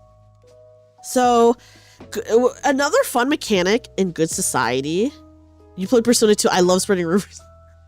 Yeah, so they have a rumor spreading mechanic. So, the players and like the GM in Good Society, during the rumor phase, you create rumors and then you spread rumors, and then depending on those rumors, people like NPCs, other players, they will act differently towards you, which could go against your goals, or maybe they could help your goals. And then mechanically, you can also use those rumors later as like a dice roll kind of situation where where like maybe a situation is happening, you're like, oh well, there's this rumor about me that I can do XYZ, so I'm gonna use that, and then that like gets the rumor off the board. But it's really cool. It's obviously very heavy in the role play for Good Society. I think the mechanics are really fun. And yeah, I mean, your main goal usually is romancing someone. And then there's Thirsty Sword Lesbians, which you can really go into the RP heavy romance stuff. You can also do like a lot of combat, I believe, in Thirsty Sword Lesbians. I myself have not played it, but my friends did have a long-term campaign of Thirsty Sword Lesbians, and they super loved it. I think all like the character types and like essentially what is like D&D classes are very fun. Yeah, what a title, I know. But yeah, so you can, I would say Thirsty Sword Lesbians is really nice because you can go either way. You can have it be like maybe the more traditional, like combat heavy, if you want it to. I think most people, obviously do have combat, but they don't go super heavy onto that in Thirsty Sword Lesbians. I think a lot of people like the RP aspect more. I think he does. I saw him drop a magnum. Yeah, I mean, that is literally a rumor that you could spread. I think that was a rumor that about my character at one point, Rayo. So like literally in freaking Good Society, you could be spreading any rumors, dude. It's so fun. Oh yes, okay, so I do briefly talk about, okay, so there are, I mentioned this earlier. Thirsty Sword, well, you know, I guess you could, well, luckily Thirsty Sword Lesbians, you can be whatever you want. I talked about this earlier, right? Where I was saying, I do wish that, also, what the fuck is this random ass timer? I don't know what this is. I talk about how some people are like, oh, I want to play a D&D version of XYZ. And I'm just like, dude, just get the official rulebook. The idea of combining Always Sunny and Good Society is breaking your brain. Well, I want you guys to know that in the Good Society one-shot that I ran, one of the rumors that was spread was in-game, canonically, we had a freaking serial killer that didn't really come up, but that through rumors was created. Because one of the rumors that was created and spread, by the way, was that they found a body without like a heart. And and then one of the characters, their backstory was that their mom had gotten murdered. So I was like, oh my god, they are creating like a freaking serial killer in this game. Isn't there a system for Dragon Prince? I mean, I would believe it. I feel like there's so many official IP tabletops. Like, this is just 3. A lot of people love the Avatar one. I've never played it. People do like the Alien one because they have a 2nd edition now, or like an updated edition, I should say, that fixed a lot of things. And I really, really want to play Alien. I want to play Alien so bad. I think it'd be so fun. Right now, I'm really on my Alien kick, so maybe that's why I like really want to play it. And then we have The Witcher, which I have not played The Witcher, but I do hear that The Witcher tabletop is kind of difficult. Like, it's very math heavy. This is what I've heard. I cannot confirm, but that's just what I heard. I mean, I love The Witcher, but I don't know. I don't know if I would play like a Witcher tabletop. I just wanted to include it because I do love The Witcher. But yeah, so there's so many official IP tabletops. Like, there are a couple for some comic books. Can you play Gwent in the tabletop? Even if you could, I would not be doing that, Sniper Bear. You know I'm horrible at that game. Like, there's a Cowboy Bebop tabletop RPG now. There's 2 for, like, some comics that I know. They're just, like, oh my gosh. I just feel like, must, no! Yes, yeah, there's, like, literally a tabletop RPG Witcher. I don't know necessarily how popular it is. I feel like it's popular enough. Ghost in the Shell is coming to it. Is Ghost in the Shell getting its own tabletop RPG? I did not know that. But yeah, basically, if you can think of it, probably an official tabletop. Where's the Dead? Oh, isn't there a Dead by Daylight board game? Imagine while the rest of the party is doing their ventures, the other is playing Gwent against the GM. Oh my god, it couldn't be me. I'm too bad at Gwent, guys. Yes! Oh my gosh, yes. There is a Final Fantasy XIV tabletop RPG that came out within the past year. It came out. I knew there was a DVD board game. But yes, guys, there's literally a Final Fantasy 14 tabletop. I also don't know anyone who's played it, so I'm also curious as to how it goes, but I'm sure it's like fine. I feel like Final Fantasy is like not different enough from like regular fantasy for it to, I don't know, you know. But I mean, that's fine. There are so many. You know someone who played it, he said it was a little light. Like rules light or just like not enough content kind of deal, Jamie. Here is what I will say about these, content light, okay, about these IP tabletops. I have not played any of these. I really, really, really want to play Alien so bad though. I think you were in an Alien game before and the players did not know they were in an Alien game. I think what's really cool about the Alien game is that at the beginning of the game, everyone gets like a goal from the GM. Or sorry, in this case, the GM does not stand for Game Master, guys. In Alien, you're the game mother. Because if you guys know anything about Alien, the computer system on their ship is called Mother. So you're the game mother. But yeah, so at the beginning of the game, the GM gives everyone like a secret goal that they're working towards. And then within the game, every act of the game, the goal changes, right? So like you are not only doing one goal, but you're getting like multiple goals throughout the game. And I feel like that can really affect obviously what you do, like, or how you do things. So I think that's fun. And it's also fun to have secrets like that, you know? And it like, obviously all the characters, or sorry, all the players know that that's happening. So it's not like, so it's not like they're like, what, you had this secret goal against me? They like know that there's potential that maybe someone has a secret goal, but yeah. But it's fun. I think that's cool. I haven't played it, but I really want to play it. Like I said, if you can think of a popular IP, there probably is a tabletop that exists for it. Alien also says you manage your stress, which hypes you up with adrenaline bonuses until you crack under the strain. Yes, you have stress dice that you roll.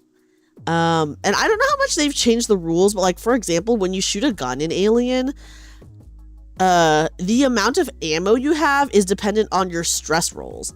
So I believe the first version of Alien, because they did update it and I think they fixed this, but in the first version of Alien, basically if you like rolled a fail, then you ran out of bullets. Oh my gosh, yes, Sniper Bear. There's so many Marvel tabletops, actually. There are multiple. But like, if you were an Android character, androids don't have like stress dice. So like if they had a gun, they would never run out of bullets because they literally, or like maybe they like can't fail. So I think they did fix that, but that was like an interesting thing that they had. Okay, and then I do very briefly talk about other ones. I have not played any of these. There's Kids on Bikes, Monster Hearts, Cyberpunk. Funny thing is we did mention all of these today so far. We mentioned all of these on stream so far. Kids on Bikes is like, kind of like, think of like an 80s mystery kind of vibe. Monster Hearts is you are all play as monsters going to school together, and it's like very roleplay heavy, very romance heavy. Cyberpunk, self-explanatory, you know. Is that it? Is that all I have? Okay, yeah. Okay, guys, let's get out of that and talk about some other ones that I think are really cool. Let me... Oh, hold on. Give me a second. My eye is itching, so I need to rub it really fast. Give me a second, guys. Okay. Okay, let me move myself back to the middle. Yeah, Kids on Bikes think Stranger Things. Yes, yes. Monster Hearts is a favorite of yours. It's kind of a loving parody of Vampire, Buffy, Twilight. So dramatic. I know. Someday I would love to play Monster Hearts. My friend who GMs Monster Hearts, she tells me about her game, and I'm like, oh my god, that sounds insane. It sounds so fun. Oh my gosh. Okay. Guys, which one? Should I stay shy?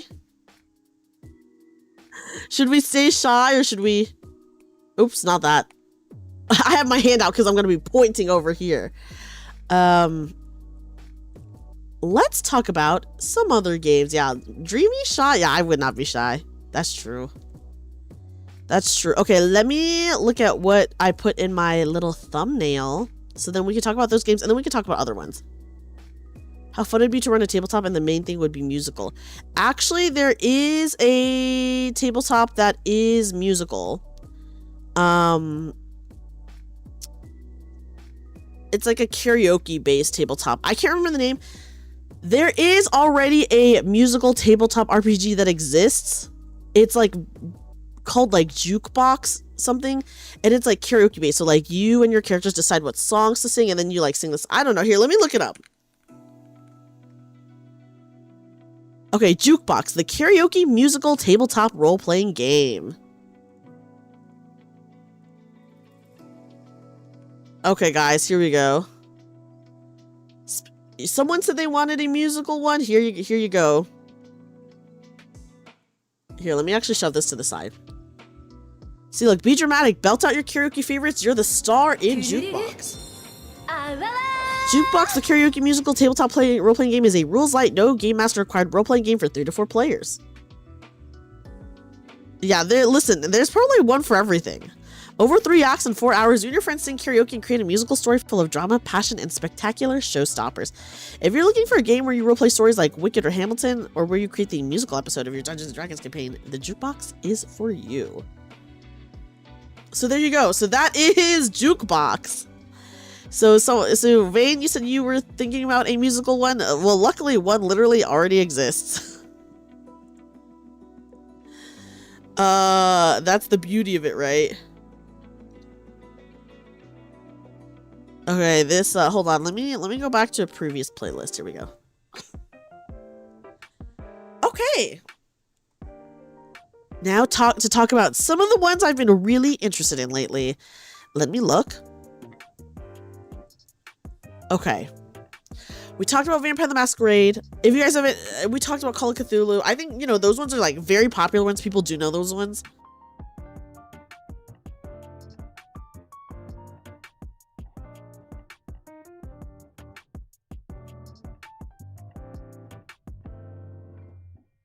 Okay, sorry about that. I am going to be pausing periodically to blow my nose because I'm getting congested, but hold on. Actually, let me take some allergy meds. I forgot to take it. Magicians and Magical School edutainment game where the player speaks Korean to cast spells and are great on pronunciation and grammar. Wait, that's actually so cool. As someone who took Korean, that actually sounds super fucking fun. That's awesome, Joseph. Okay, so my thumbnail on YouTube includes, oh, thank you for the follow. Includes, here are the games that I had on my YouTube thumbnail, which was Mothership, Vampire the Masquerade, which we talked about Vampire the Masquerade already. I feel like I've talked a lot about Vampire the Masquerade before, so I don't know if I necessarily need to say any more about it. I really like it. Call of Cthulhu, I would love to play more Call of Cthulhu. By chanting the Gangnam Style. But with perfect pronunciation, Rayo. So we will talk about Mothership, Brindlewood Bay, Mouse Ritter, and then one that I haven't played that I do want to talk about is Perils and Princesses. Before we get into it, I've been really wanting to do more with like tabletop content specifically on my channel. First of all,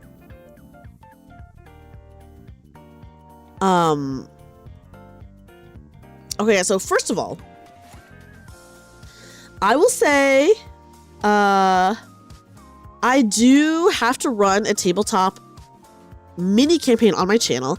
Last year for my Offkai Donathon, one of the goals that we hit was that I would run a mini campaign on my channel, which is like very intimidating to me. And I was going to do a vampire one, but I might switch it up. The reason why it's taking so long is just like a lot of unforeseen circumstances, like due to like IRL stuff, you know, have like caused delays, which is like fine. And then so far this year I've been like sick and busy, and I don't know, my roof keeps getting fucking destroyed at my apartment complex. I don't know, guys. Yeah, life loves to get in the way. I have like a lot of things prepped that I just need to like,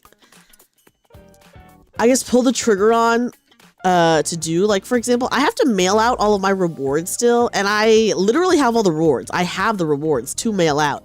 I just need to like put it all together and then mail it out. So yeah, I want to say sorry guys for if you're waiting on something from me. I feel like everyone in my community is very awesome and like kind.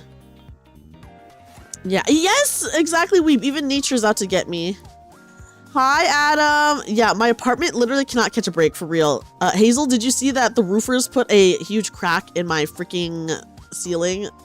I'm dying from lack of rewards. I know. I do have to mail you stuff, Adam. But yes, I do have to mail people a lot of stuff. I would say my community has been very, very generous to me, and you guys are like extremely patient. I am literally not doing any sort of like donathon until I get all of my goals done with. Or at least until like they're like mostly done with. So that's why, like, as you guys can see, I have had zero plans to do any kind of like donathon or anything, because I'm like, well, I'm still working on the goals, so like that makes sense to me to want to do that. You know, I don't like rushing people. Fair. And you know what? I appreciate it, Cyberbear. Cyberbear, you've been the most patient of all, I gotta say. You're awesome. I hope you won't be the one paying for that since it's not your fault. Oh, no, it's fine. They literally fixed it the next day. But it was like such a horrible experience right before like a huge event that I had to do that I was like, dude, I want to jump off a cliff right now. And then I got sick again. So yeah.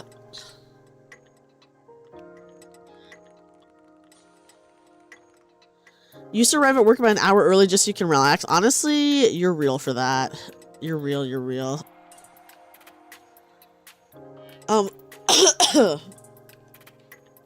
You will be... Oh, I hope you have fun with it. Oh my goodness. Okay, but anyways, so...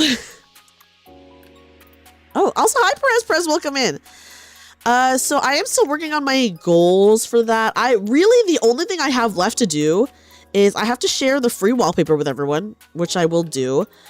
And then I have to do my mini campaign, and then I have to mail out the rewards. Literally, I barely have to do anything left. Oh no, I have another thing, and then I have to do my ASMR. So I have to mail out the rewards, which is like the big thing. I just have to mail that shit out. I have to do my mini campaign, which that one can be like a little bit late. I think as long as I'm like actively working on it, it's fine. I have to do my ASMR, which I just really have to sit down and do that. And then share my free wallpaper. And I can share the free wallpaper literally whenever I want. So really there's only 3 things that I need to do left. But it's like intimidating things.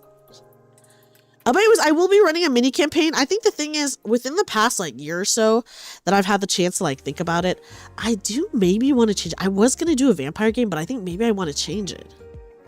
Maybe I think I want to do a different one. So yeah, guys. I'll probably change it. I think running vampire, even though I've done it before, is like extremely intimidating to me versus like other things are just not that intimidating to me in comparison. So yeah. Maybe give yourself a reason to try Alien one. Yes, well, luckily, before we even talk about the Alien one, we'll talk about... Do I have it here?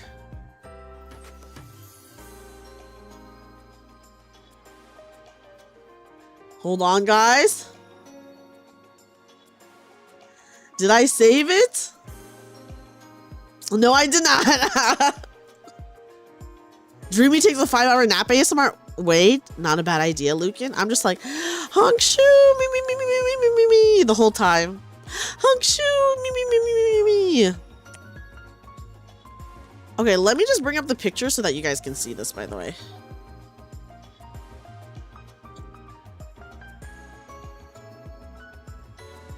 I'm just gonna bring it up so that you guys can see it.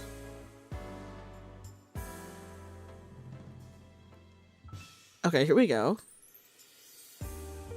Oh, how do what do I want to do with this? Do I want to how do I... Is it... No. Is it this? No. I just want to, like, cut it down. But, how do I... Guys, hold on. Is it...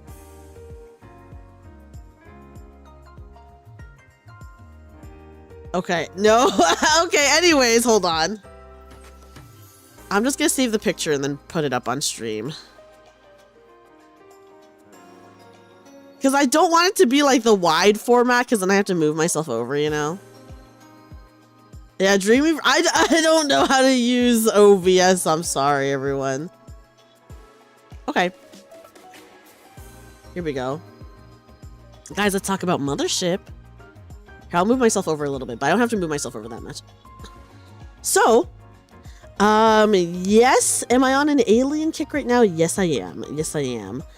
The cruel tax queen. Yeah, pay your taxes to me. Have you ever played an evil character before in any tabletop RPG? Yeah, literally, my vampire character is like a despicable, gross man. Time to add alien isolation to... Well, Cyberbear, that's what people were saying.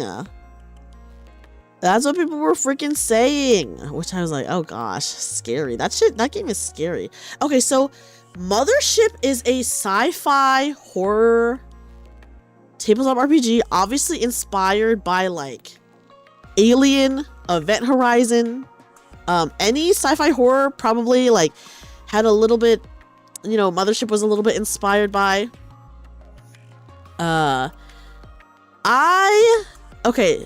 I decided to get Mothership instead of the Alien. Okay, so the Alien RPG, I think would be very cool and would be very fun. Yeah, Timu Alien, but complimentary. Yes, very complimentary. Very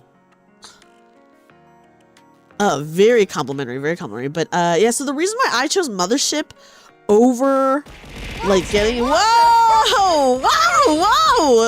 Oh my gosh, Vein Abyss, what the heck? Thank you for the gift subs. Yes, we're gonna go through the adventure zines. I'll pull it up. Oh my goodness, thank you so much, Vein Abyss. What the heck? Thank you. Ooh, nice shiny 4-star card.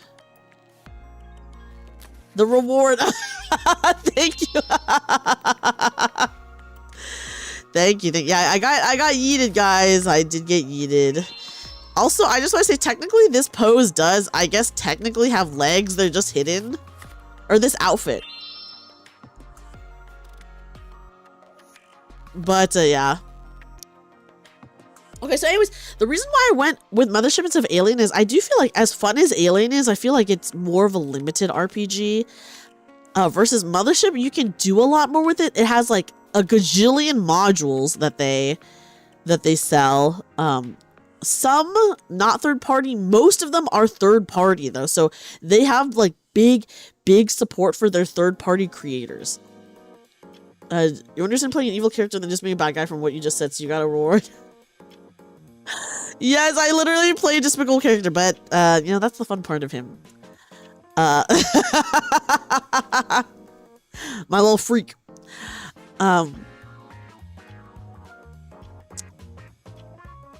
What was I saying? Oh yeah, so anyways, Mothership is a horror sci-fi tabletop RPG that it is very easy for you to die in Mothership. It is very easy for you to die.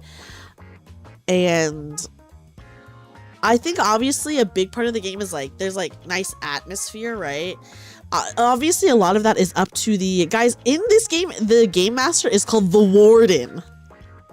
So I did buy the deluxe version of this, so I'm gonna be a warden.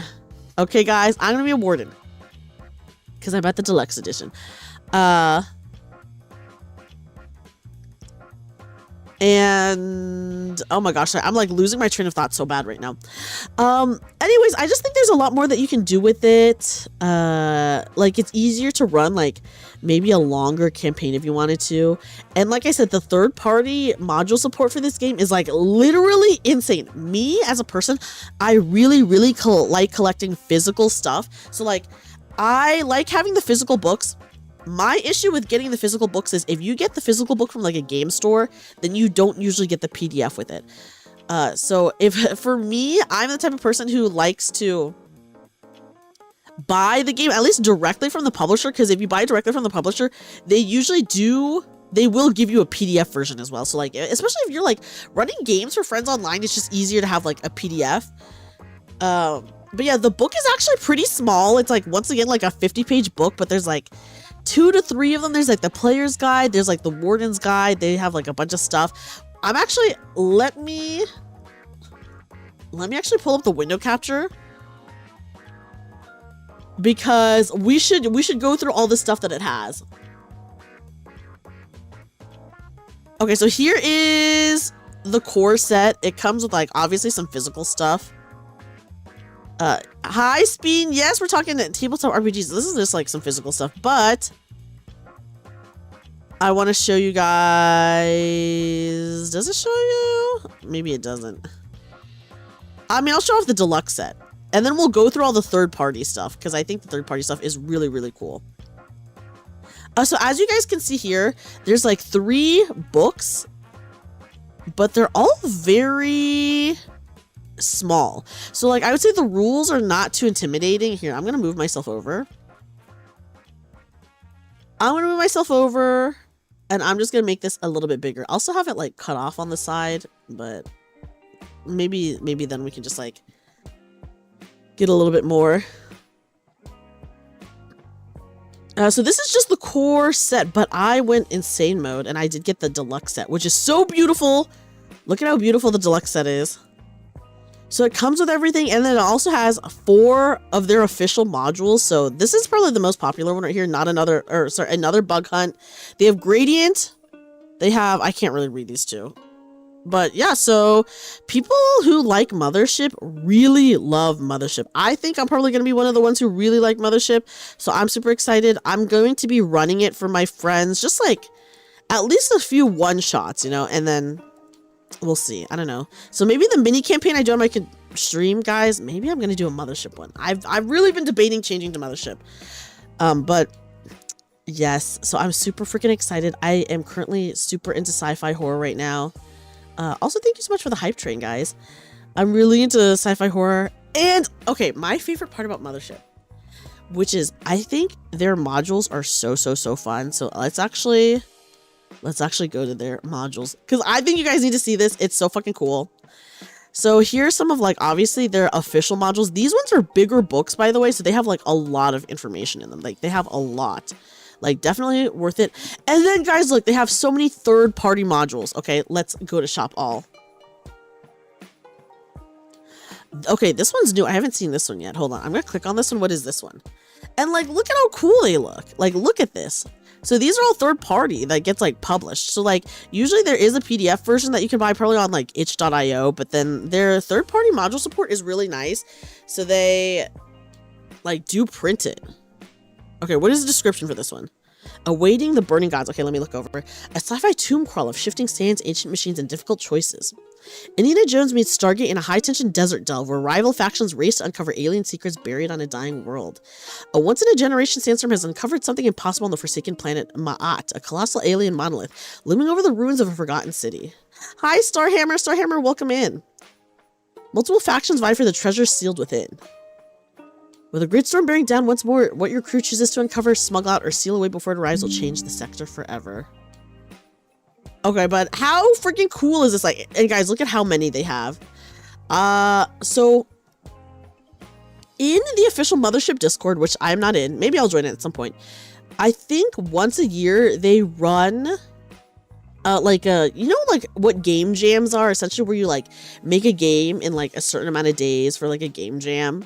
They have something like that, but for Mothership modules. So I think it's a month-long jam in the official Mothership Discord where you make a trifold module. So like a trifold is like these brochure-looking ones. So literally, like a trifold. Oh, is there one with more pictures? Maybe not. Maybe they don't want to like reveal it all. But anyways, yeah. So you make like a trifold module, which is really cool. And then everyone who takes part in the jam like ranks them, and then you can get them like physically printed or like sold. So it's really cool that they have this event. Oh, and then they have like people who are advanced module writers come in and like talk to you about writing modules. They have like classes on how to make modules, on how to like write like supplementary content for tabletop RPGs, in this case specifically for Mothership. So the jam that they have, like the game jam or the tabletop RPG jam, I guess, I don't know what you would call it, is like a 30-day thing where people just get together and they make like a trifold and they like learn about it, and it's really cool. No experience necessary.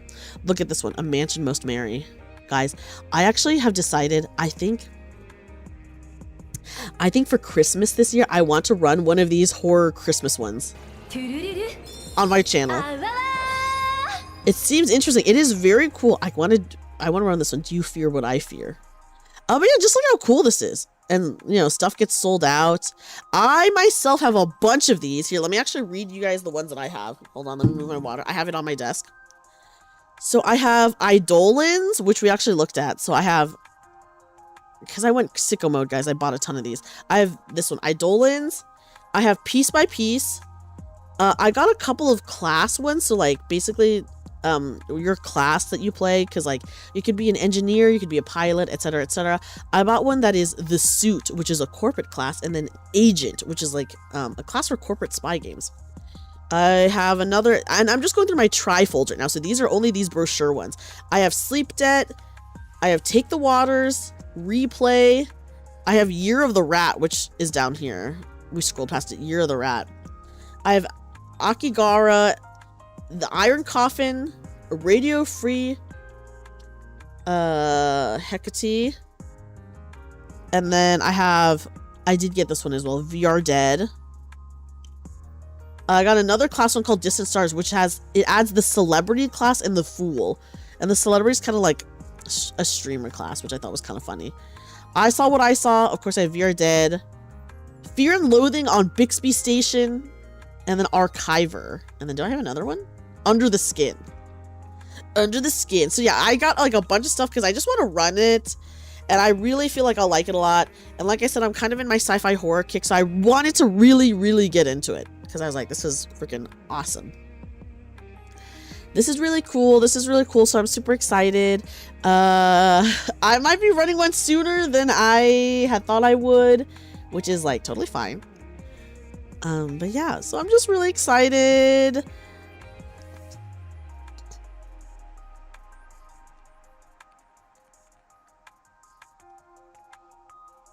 I'm just really excited. I hope it goes well. Thank you, Joseph. Well, guys, okay, I'm gonna tell you a little secret. But at the end of this month, I might be in a tabletop RPG event that me and my VTuber group are hosting. So yeah, I might be doing that. Yes, anyways, Mothership, like I said, is just a sci-fi horror RPG that I do think has more utility than the Alien RPG. So as much as I would love to play the Alien one, which I will be playing the Alien one at some point, I just think in general it is better to get Mothership. So Mothership is my choice. I feel like the Alien tabletop does have some issues, which they did kind of fix in the updated version, but I feel like with Mothership, some of those issues are just not there. And like I said, they have a lot of cool third-party content that I would love to run personally. Okay, so the next game I'm going to talk about is actually, speaking of my VTuber group, we're actually going to talk about Mouse Ritter next. We're going to talk about Mouse Ritter, and then I will talk about Brindlewood Bay, because Brindlewood Bay, me and my friend group, we just finished our campaign for Brindlewood Bay. So I will be talking about that. Let me just save this. Yes, I'm so glad that I was able to give you some suggestions, Vane. I'm very happy that you were interested in them. Okay. Guys, have any of you guys ever read the Redwall books? You've played Mouse Guard, but not Mouse Ritter. Mouse Ritter is so fun. Has anyone here read any of the Redwall books? Let me move myself over. Guys, I'm putting myself back in the center. So Mouse Ritter is ages ago. I mean, me too. I will say I read Redwall as a kid, and Redwall is marketed as a kid's book, but that game is not that book is not for kids, dude. That book is brutal. People, like, everyone is like dying in that book. It's like a Game of Thrones level of freaking characters dying in Redwall. It is like a brutal world in Redwall, I feel, and it is like marketed as a kid's book because they're all animals, which is like so funny. I'm just like, yeah, I gotta teach them young that it's not safe. That's right, girl. That's right. Okay, so I'll talk about Mouse Ritter, and then guys, I actually want to tell you some fun stuff that I have planned for my channel before we get into like some other tabletops. But okay, so anyways, Mouse Ritter is a fantasy tabletop where you all play as essentially rodents. So like mice, rats. I'm a hamster in my Mouse Ritter one. Me and my VTuber group Vivaria Virtual, we did, guys, if you actually did not get to check it out, and you know what, let me actually look this up. Hold on. Because I do want, guys, we got a really nice comment and I want to tell you guys about it. So let me look. So a few months ago, me and my VTuber group Vivaria Virtual, we played Mouse Ritter on the Vivaria Virtual channel. We did a one-shot of Mouse Ritter. The one-shot was called Song of the Frogicle. The concept was that we were all in a river race. And we were trying to win the race because if you won the race, you got a wish from the Frogicle, which is the frog oracle. And it was super fun. In Mouse Ritter, it is really easy to die because you do not roll to see if you hit. Every single hit hits, okay? So in Mouse Ritter, it is incredibly easy to die because first of all, you have like very little HP because you're a mouse. Every single hit, yeah, because you're a small animal. Yes, exactly. So you have very little HP. Also, every single hit that you make or that someone makes against you, it always hits you. The only thing is that you have like armor level, so like if they hit you, it goes through your armor first before you start taking damage, and then your strength stat starts taking damage, and then once that hits 0, then you're like dead. But yeah, so you don't roll to hit, you always hit, you just roll to do damage. So yeah, so if I was like, I want to attack this person, I can attack them and it will hit them, and then I just roll damage to see how much damage I do to them. But yeah, you do have to get through their armor first, and then it'll go into their stats, and then once that is like done, then they're dead. But yeah, because every single hit hits, I do think it is pretty easy to die in this game. And then also, you're a really small creature, so of course you have low HP.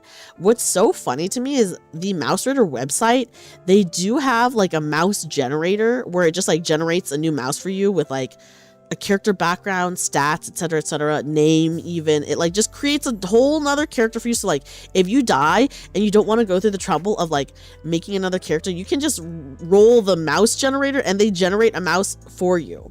So basically what I'm saying is I think Mouse Ritter can be so deadly that they literally have a mouse generator so that you can just get back in the game as fast as possible. I think Mouse Ritter is really fun. I played a sexy hamster called Butterball, who wore a tiny red bikini. And so my VTuber group Vivaria Virtual, we played it on the Vivaria channel, and guys, in the race, what? Yeah, you heard me, Rayo. In the race, okay, it is not encouraged to kill the other contestants, but guys, there was one death in the whole game because this was actually not that deadly of an adventure. Because it was just like a river race, it wasn't like that deadly. But guys, there was one NPC death in the game, and that NPC died because of my character. So for anyone who hasn't watched the one shot yet, what happened was that my character, who does have a disguise kit, I disguised myself as the lover of a mouse on a different ship, and then I convinced her to jump over to our ship, and when she jumped over, I pulled my paws back and she fell in the water and drowned. And that was the only death in the game, and it was caused by me. Okay, let me go to our stream. And I'm gonna read you a really, let me read you, guys, let me read you a really nice comment that we got recently.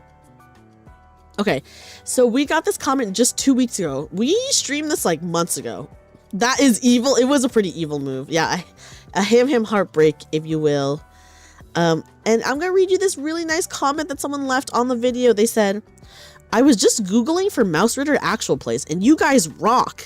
That was such a fun game to watch. I really felt how fun it was for you, and the energy was palpable. Thanks to all 5 of you for such a great experience.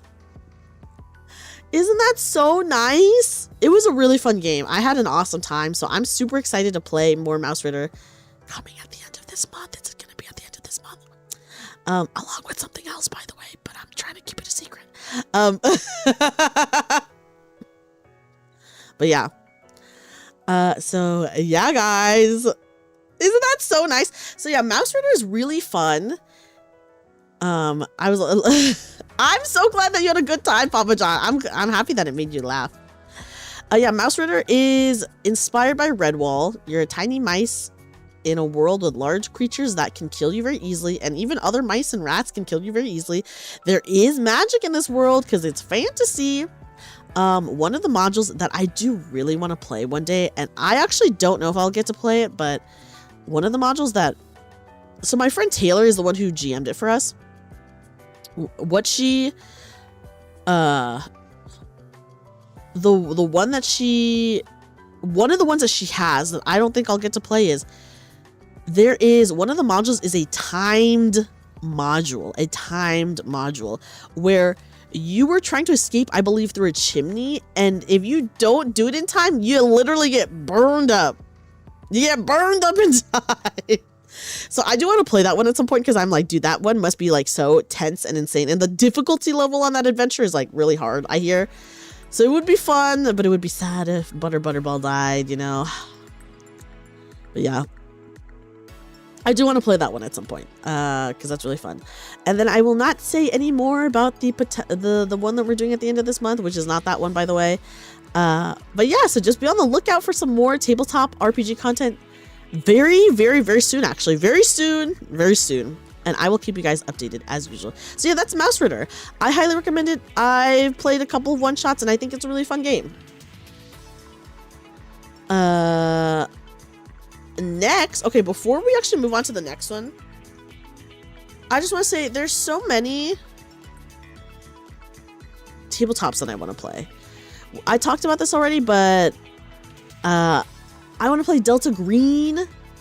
Here, I'll put pictures up for everything, so just so you guys can see. Delta Green RPG. While I talk about it anyways, I'll put pictures up so you guys can see. And then I will talk to you guys about some fun channel stuff that I want to do, and then we'll get back into some other ones as well. Anyways, here's Delta Green. Delta Green is like definitely inspired by the X-Files. Basically, you were playing an agent in our regular world, but you know, most people don't know that there's freaky stuff, but you know there's freaky stuff, and you go out and investigate it. So I haven't played Delta Green yet, but I really want to play Delta Green. It is on my bucket list for sure, because it just seems really fun. So I want to play Delta Green. I also want to play Triangle Agency. Oh my gosh. I will say the art for Triangle Agency is so beautiful. If you guys have not had a chance to, if you don't know what Triangle Agency is, I just would recommend, if you can, looking up the art for it, because the art in Triangle Agency is insane. Similar to Delta Green, you do play an agent in Triangle Agency. I would say Delta Green is definitely more serious. Triangle Agency is a little bit goofier, but basically you play an agent and you have like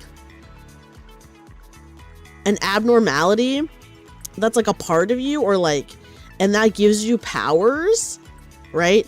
And you are also like investigating abnormalities and trying to like contain these abnormalities. Kind of very in my opinion, a very like SCP style kind of thing. It's not scary. I mean, I guess you could probably make it scary if you wanted, but it's not very, it's, in my opinion, this is not a horror one. It's just kind of like and maybe a more actiony one. But yeah, so Triangle Agency, you play an agent with an abnormality and you're capturing abnormalities. Like, imagine if like SCPs were not scary kind of vibe, but like it's beautiful. Delta Green is so easy to die that you all work for a big secret agency, so it's easy to justify replacement PCs showing up as reinforcements. See, I guess, oh my gosh, Joseph, am I learning that I love the ones where it's super freaking easy to die? I would be sad if my character died, but I don't know, maybe that just makes it like so much more interesting for me, right? So I'm like, ooh.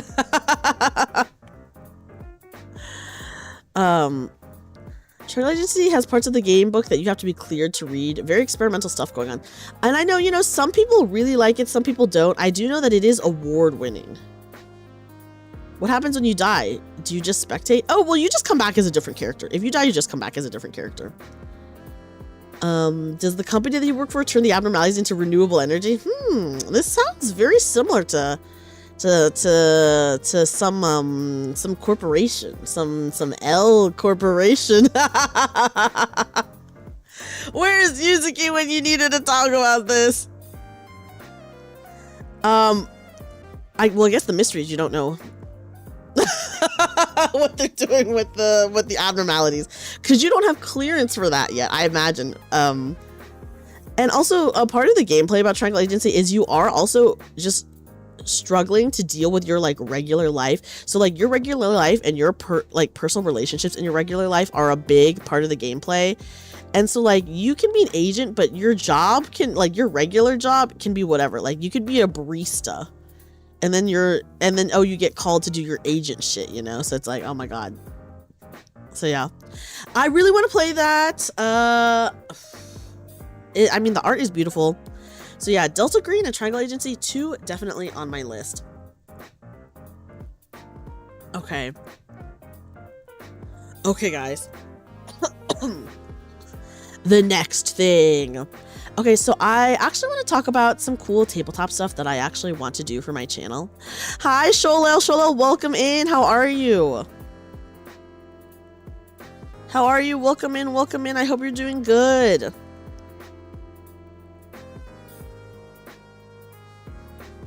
So happy to have caught this stream. Oh my gosh, yes. Glad to have you here. Glad to have you here. We already talked about a lot of stuff, but you know, you can always go back and watch the VOD too, Sholil. Okay, so some fun stuff that I want to do for my channel that I am working on is, guys, did you know that there's actually a lot of 2-player and single-player RPGs that exist? Right? Also, guys, you know that I was gonna not keep the book up the whole time, right? I know I was joking about censoring myself with the book earlier, but I was gonna, of course, take the book off at some point in the stream, because I just thought it was a funny gimmick. Single player, that's new. There's so many solo ones, Grawl, and they're actually very, very cool. We're gonna actually talk about some of them. Okay, so since right now I'm actually on a huge tabletop RPG kick, something that I want to do for the channel is I want to have maybe like once every other month or once every few months, I want to bring a special guest onto my channel and we do a 2-player tabletop together. I've played 2-player tabletop games together. There's a ton of them. It's really cool.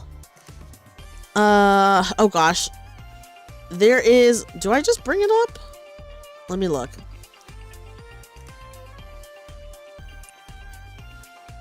Let me go to the website where there's a lot of them. Oh yes, I appreciate the lurk, Sholale. So that's what I want to do. Like maybe once every other month or once every couple months, I bring on a guest and we play two-player tabletop together. And then I also want to, and this would be streamed, of course.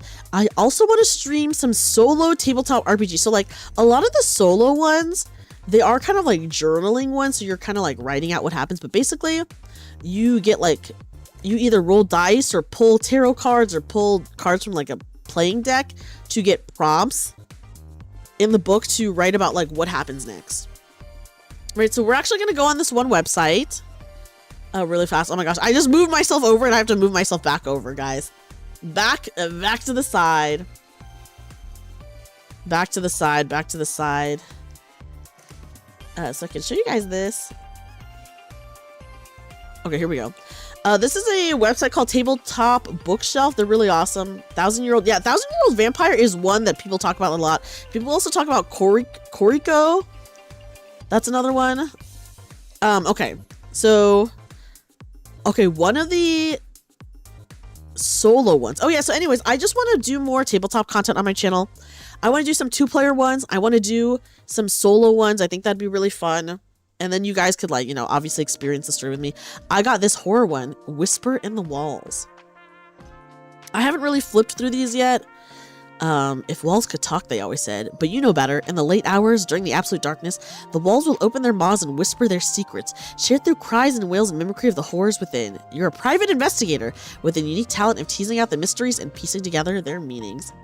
So I did get this one, so I do want to stream this one at some point. I also got All Night Breakfast at the Midnight Owl, which is, the concept is you are a podcaster investigating, like, some mystery. It's a solo role-playing game in which you are the creator and host of a supernatural investigation podcast. You have recently left the place you call home and moved to a sleepy and isolated town to investigate a number of strange occurrences in the hope of finding content for your podcast. So I got that one. I also got No Tell Motel, where this one's a mystery one where I think someone gets murdered at the motel you work at and you're trying to figure it out.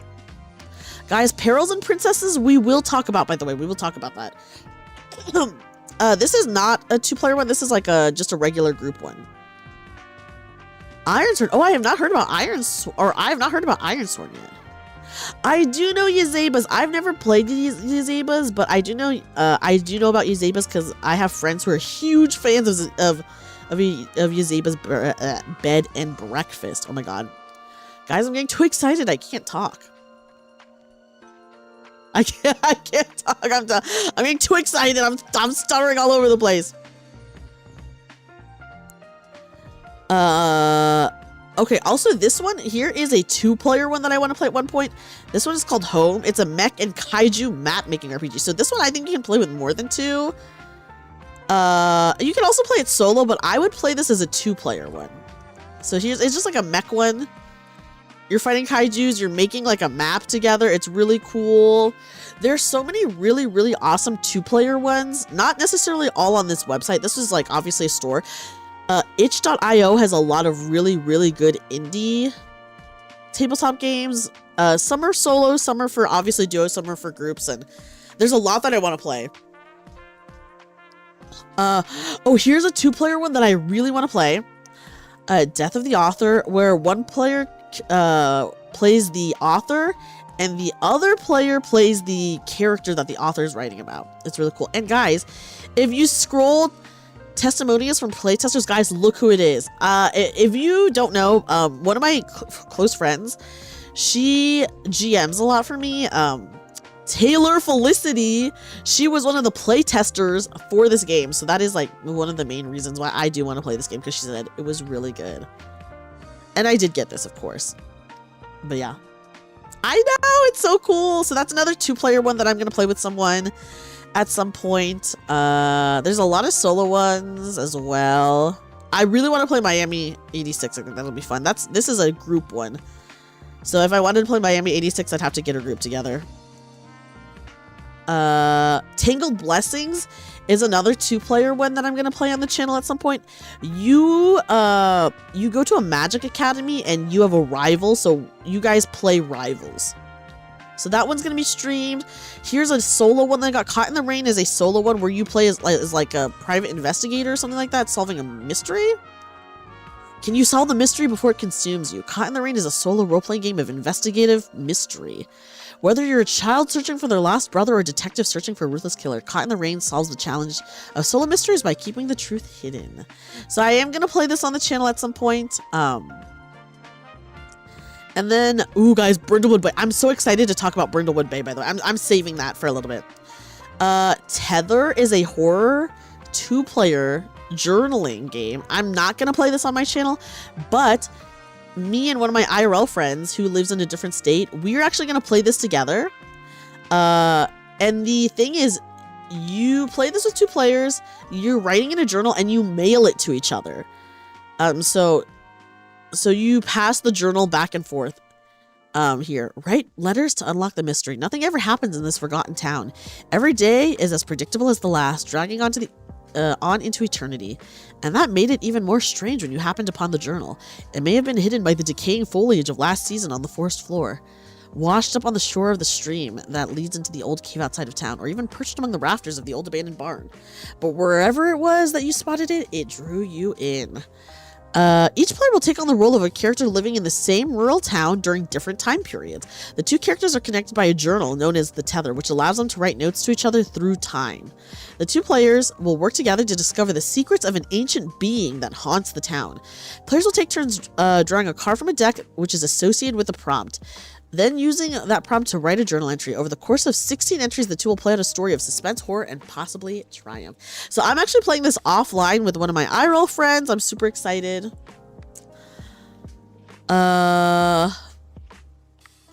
Is this just the trending ones? Yeah, so there's a lot of really cool ones. I know, doesn't it sound so cool? Here, show me everything. So there's just a lot of games that I want to play. But yeah, essentially what I wanted to tell you guys is that I do want to do some solo RPG content on my channel, because I just think, first of all, it's fun to play other RPGs. I think more people should. I've never played solo ones before, so I'm super excited to try it. And I also think the premise of all these solo ones are really nice. And I think it would just be fun for us to do the story together. And then I do also want to do some two-player ones where I bring on a guest to my channel and we play some two-player ones. On my channel. I think it'll be really fun. So yeah, those are some of my plans. And then I've already told you guys this, but I do want to run a Christmas Mothership one-shot or two-shot when it's closer to Christmas. And then I do still have to run my mini campaign. My mini campaign probably like around 5 sessions or so, 5 episodes, I guess you could say. And I was gonna do VTM, but I think I might switch to Mothership. I don't know yet, guys. I don't know yet. I still have to I have to decide that one, and I have to decide soon. But yeah. So those are those ones. Which one do I want to talk about next?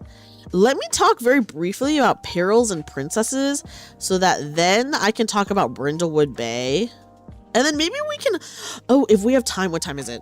It's like 1:30. That's not that bad. Okay, if we have time, we should go through the like tabletop RPG section on itch.io. And go through some of the cool indie games. I've played a lot of like indie games, like super indie games. Okay, so we're looking at these ones, and these ones are all like published, but a lot of the ones that I've played are like from like itch.io, and they're very cool. They're very fun. So I am a huge advocate for. Okay, sorry, saving this. I am a huge advocate for playing like indie ones, you know. What is this? Okay. Cool, yes. We can listen to this playlist. Let me bring up Perils and Princesses.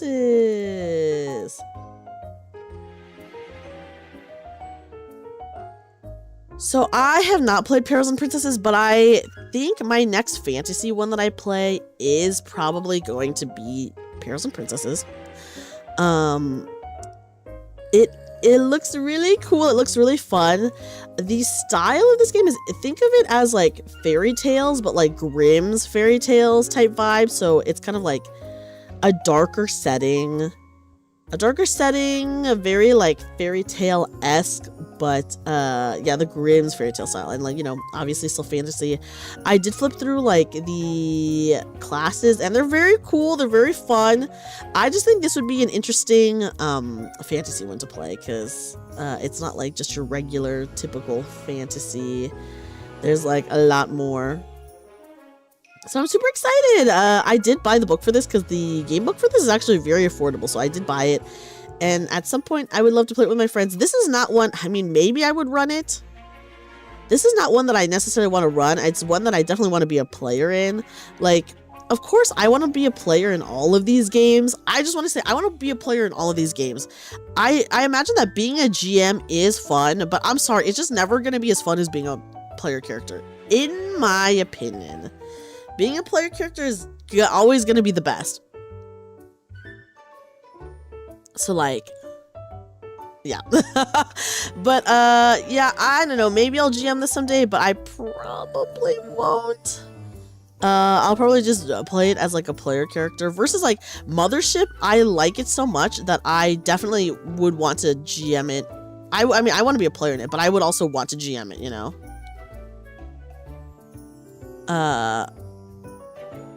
So yeah. So we talked about that. I want to talk about the Jason Cordova games, and I will talk about Brindlewood Bay. But we'll also get into some of the other Jason Cordova ones. There's a lot of inspired by Jason Cordova games that are out. Nice fit. Thank you, Galavar. Yeah, guys, do you like my outfit now that you guys get to see it in its full glory? Everyone was so shocked earlier when I accidentally revealed without the book in the way. So I'm like, oop. Okay, let me save this image really fast. Wait. It's amazing. Yes. Yes, tell me more about how much you guys like the outfit. I know, isn't it so cute? I took off the toggle, but there's a toggle where you could like put like mesh over to like actually censor it, and I was like, dude, I'm not doing that. What system is Princesses in Peril? Perils and Princesses? Does it say? Hold on. Let me look to see if it says here. Let me read to you guys about Perils and Princesses really fast, and then I will get into Brindlewood Bay. The professors are gonna have a fit if they see you with an open top like that. Well, we're in our after-school club. It's okay, Sniper Bear. The button down there is fighting for its life. Oops, the button popped. Do you have a space horror fit for running Mothership? I'm going to at least try to find one, Joseph. For sure, I'm gonna try to find one. Okay, let me see. Let me read to you guys a fairy tale adventure RPG. Perils and Princess is a fantasy role-playing game of gritty and pretty fairy tale adventures for 1 to 5 players and a game master. Steel your resolve, gather your grace, and sharpen your wits, and you might just live happily ever after. Player characters rely on baskets of goodies, trusty hatchets, and their hidden talents to help them on their way. The gifts from their fairy godmothers help them call upon woodland animals, sing enchanting songs, or connect with the element of nature as they dig deep to survive the perils that await them. It is a streamlined system. It's based on a 3-stat D20 roll under. Is what it is. Yes, guys, I will say I do love finding super cute outfits. So whenever I do a Zatsu, I try to do like a cute outfit for it, you know. But yeah, here I'll show you guys the full look. Technically, I'm sitting. Guys, shh, I'm actually sitting down. Look.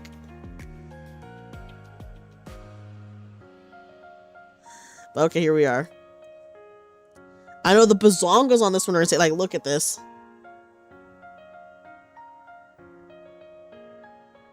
Like, the bounce is insane. The physics are crazy. And you know what? That's how my real boobs are too, okay?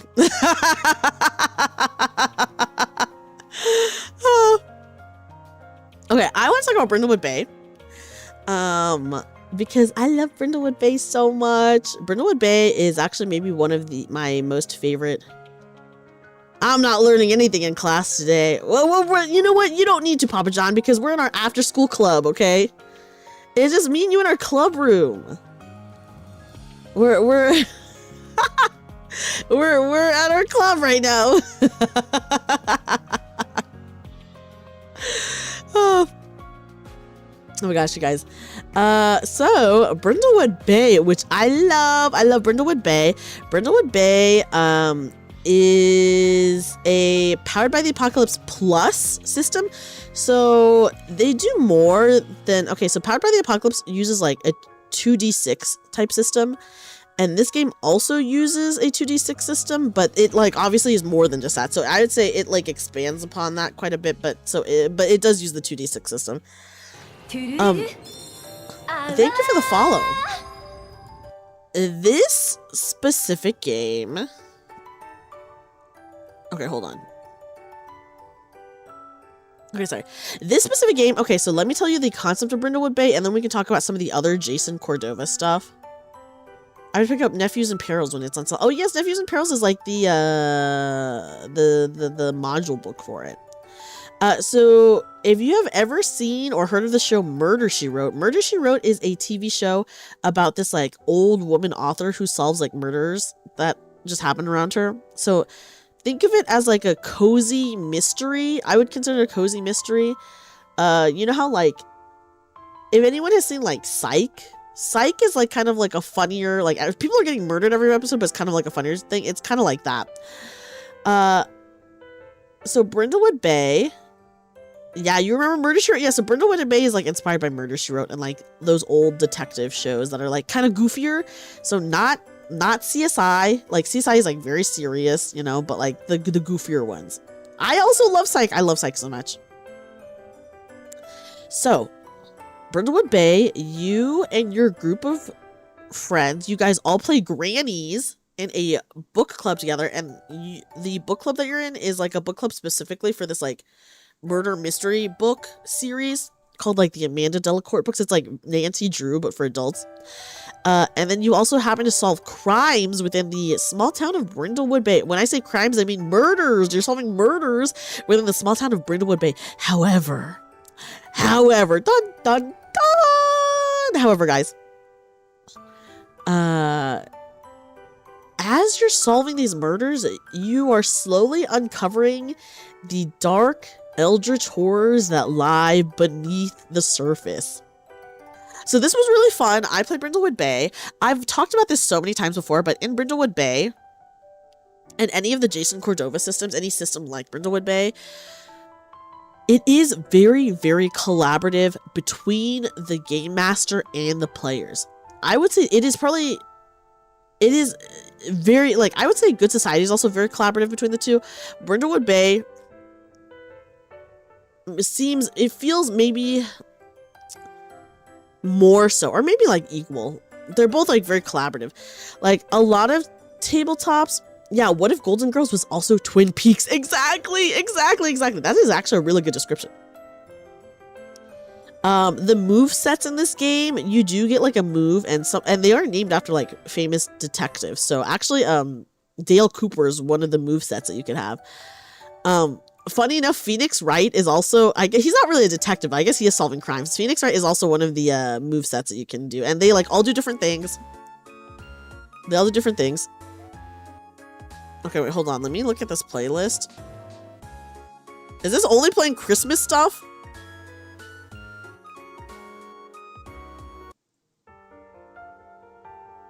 Or is this just BGM? This might be too sad of music. We gotta go back to this one, guys. As long as it's not Terminus Ticket. Oh my goodness, for real. Terminus Ticket made me cry like 5 times. I kid you not. It's crazy. Okay, so anyways, in Brindlewood Bay, it is very collaborative in that, so there is a murder that happens, and there are set clues that you can find. Every mystery has like set clues that you can find, but depending on like maybe moves that you have, because like maybe some of your moves, they allow you to create clues. So like, not only are you finding these set clues, but you can also create clues that like sway the mystery. The thing about the mysteries in Brindlewood Bay is there is no ending. Or sorry, there is no canon ending. You make it up. So like, when you solve the mystery, it's not a game where you solve the mystery and you figure out who the killer is. No. You are working on the mystery, you gather clues, and then you and your group decide who the killer is. So the more clues you gather, the better your roll will be, right? Because at the end of the mystery, each mystery has a difficulty rating. Yeah, it's open-ended. So if you do not like being creative, then you know, you're not going to like this game. Because it's open-ended, yeah. So the more clues you collect, the better it is for your rolls, because each mystery has like a difficulty rating. So maybe like, so you're rolling 2d6, maybe the difficulty rating is 7, right? You have to find at minimum 7 clues to not have a negative stat. So like if you found, like, let's say you went into a mystery, you found 0 clues and you just tried to solve it right away, you're rolling at like a -7. Which is like impossible to solve. But so anyways, the more clues you find, the better it is for you. So let's say the difficulty rating is 7. You find 7 clues, that means that your roll is just +0. But then if you find more clues that you can tie into the story somehow, because it's not just about finding the clues. it's also about tying the clues into the story you're trying to tell, because if you can't tie it in, then you can't use the clue. I'm sorry. But yes, but if you find more clues and you're able to tie it into the story, then that can give you like a +4 or plus whatever, depending on how long you've been searching for like clues. Yeah, some people don't like the improv. I get that it's kind of scary. Yeah, so basically you get clues and then you and your group decide, okay, this is what happened. I think it's this person because of this. Yeah, yes, you can be like, I think it's this person because of this clue, and they did this other clue to do this, and that's how we have this other clue. So you guys determine that, right? So you make up who the killer is, you make up the whole story about why they did it, whatever. And then you roll. So like I said, you have to roll above the, you have to roll a success. Okay, hold on. Let me rephrase this. So you roll, you come up with the story, you roll to see how true it is and if you caught the person. So like on a success roll, which is like, I don't know, like a 10 through 12, then not only did you like correctly guess the killer and their motivation, but then you also catch them. Like a 6 through 9, I don't know the exact numbers, but below that is a mixed success. So like if you get like a 6 through 9 or something like that, that's a mixed success, which means that, hey, yeah, maybe you did solve the mystery, you figured out who the killer is, but maybe the killer gets away. So it's like a mixed success. Like you get some things right, and then but like some things are still wrong, and then obviously if you fail, it's just completely wrong. So like you got the wrong killer and the person gets away. So it's really cool. Yeah, success at a cost, but it's really cool. I think they did like a really good job with it. I think it's really fun. Like you making up the story together, and then throughout the game, the game master will prompt you about certain locations. Like you'll go to like a location and the game master will be like, okay, what about this location tells you XYZ? So like, for example, what about this location reveals that this is actually like a big party house or whatever, and then you go in a circle and the player could be like, oh well, you can tell it's a party house because they have like a bunch of XY, like half drunk bottles of alcohol or something like that, you know. So like you make it up, which does contribute and add to the story. Is there an outcome where you find there's no killer? Like I guess if you get all the clues and you can make the clues make sense to how there's no killer, you could do that. You'd be like, oh, with this clue, maybe they slipped on a banana peel, or I don't know, you know, some dumb shit like that. But yeah, so I played Brindlewood Bay. Me and my friends played. Yeah, it's a very interesting concept. It's really fun. Me and my friends played Brindlewood Bay. I played a really crazy character named Ying Ying. She was awesome. She was my favorite character I've ever played. She owned a mahjong hall, and she was definitely doing criminal activity, by the way, but I said that she wasn't, but she definitely was. And it was really cool. It was really cool. All of my friends' characters were so funny. They were like legitimately so funny and made me laugh so much. And yes, I really like Brindlewood Bay. Jason Cordova does really good. I tried to Google Jason Cordova to see if he had a website, by the way, and there's an author, an author named Jason Cordova.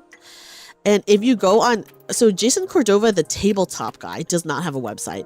Jason Cordova, the author, does have a website.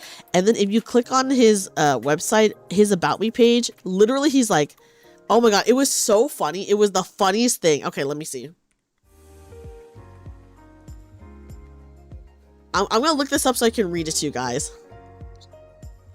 Yeah, so Jason Cordova, the author. Okay, here we go. Okay, so under the author's About Me page, he says, first off, if you're here looking for the game designer of Brindlewood Bay, I am not that guy. That is a totally different Jason Cordova.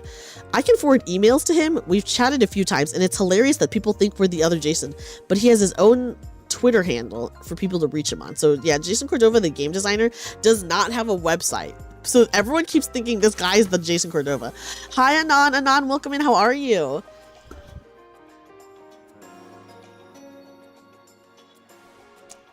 Like, how freaking goofy is that, right? He's looking forward to hearing from you about how awesome his games are. So literally on this guy's About Me, he's like, I'm not that Jason Cordova, but yeah. It's really funny. He has a so he's released, or he is releasing other games that use the same system as Brindlewood Bay. One that I think is coming out very soon is called The Between. I'll read to you guys what it is. Just know it plays exactly like Brindlewood, or maybe not exactly, but it uses a lot of the same stuff as Brindlewood Bay. So The Between is a tabletop role-playing game about a group of mysterious monster hunters in Victorian-era London. They are residents of a place called Hargrave House, and their job is to investigate and neutralize monstrous threats terrorizing the city. Threats that Scotland Yard won't or can't handle themselves. As the story progresses, they become aware of the plans of a Moriarty-style criminal mastermind they will eventually have to face in order to save Queen and country. So it's a gothic horror mystery game. That's really cool. And then recently, Jason Cordova had a Kickstarter for his newest game called Public Access, and I did fund it, guys. I Kickstarted it. And let me go ahead and read to you guys what Public Access is. A game of nostalgic analog horror. Public Access is a tabletop role-playing game about a group of people in 2004, the Deep Lake Latchkeys, who find themselves investigating strange mysteries in and around the town of Deep Lake, New Mexico. In the 80s and early 90s, Deep Lake was the home of a notorious public access television station called TV Odyssey. The history and fate of which, the station literally disappeared, is the source of much speculation in certain corners of the internet. As the Latchkeys conduct their investigations in Deep Lake, they will become increasingly aware of the central role TV Odyssey plays in everything that's going on, and will have to face whatever terrible truth lies at the heart of the infamous station. So yeah, I did kickstart Public Access, and it is like inspired by like creepy pastas and stuff like that, you know, so I am very excited. I think it's really cool. Hold on.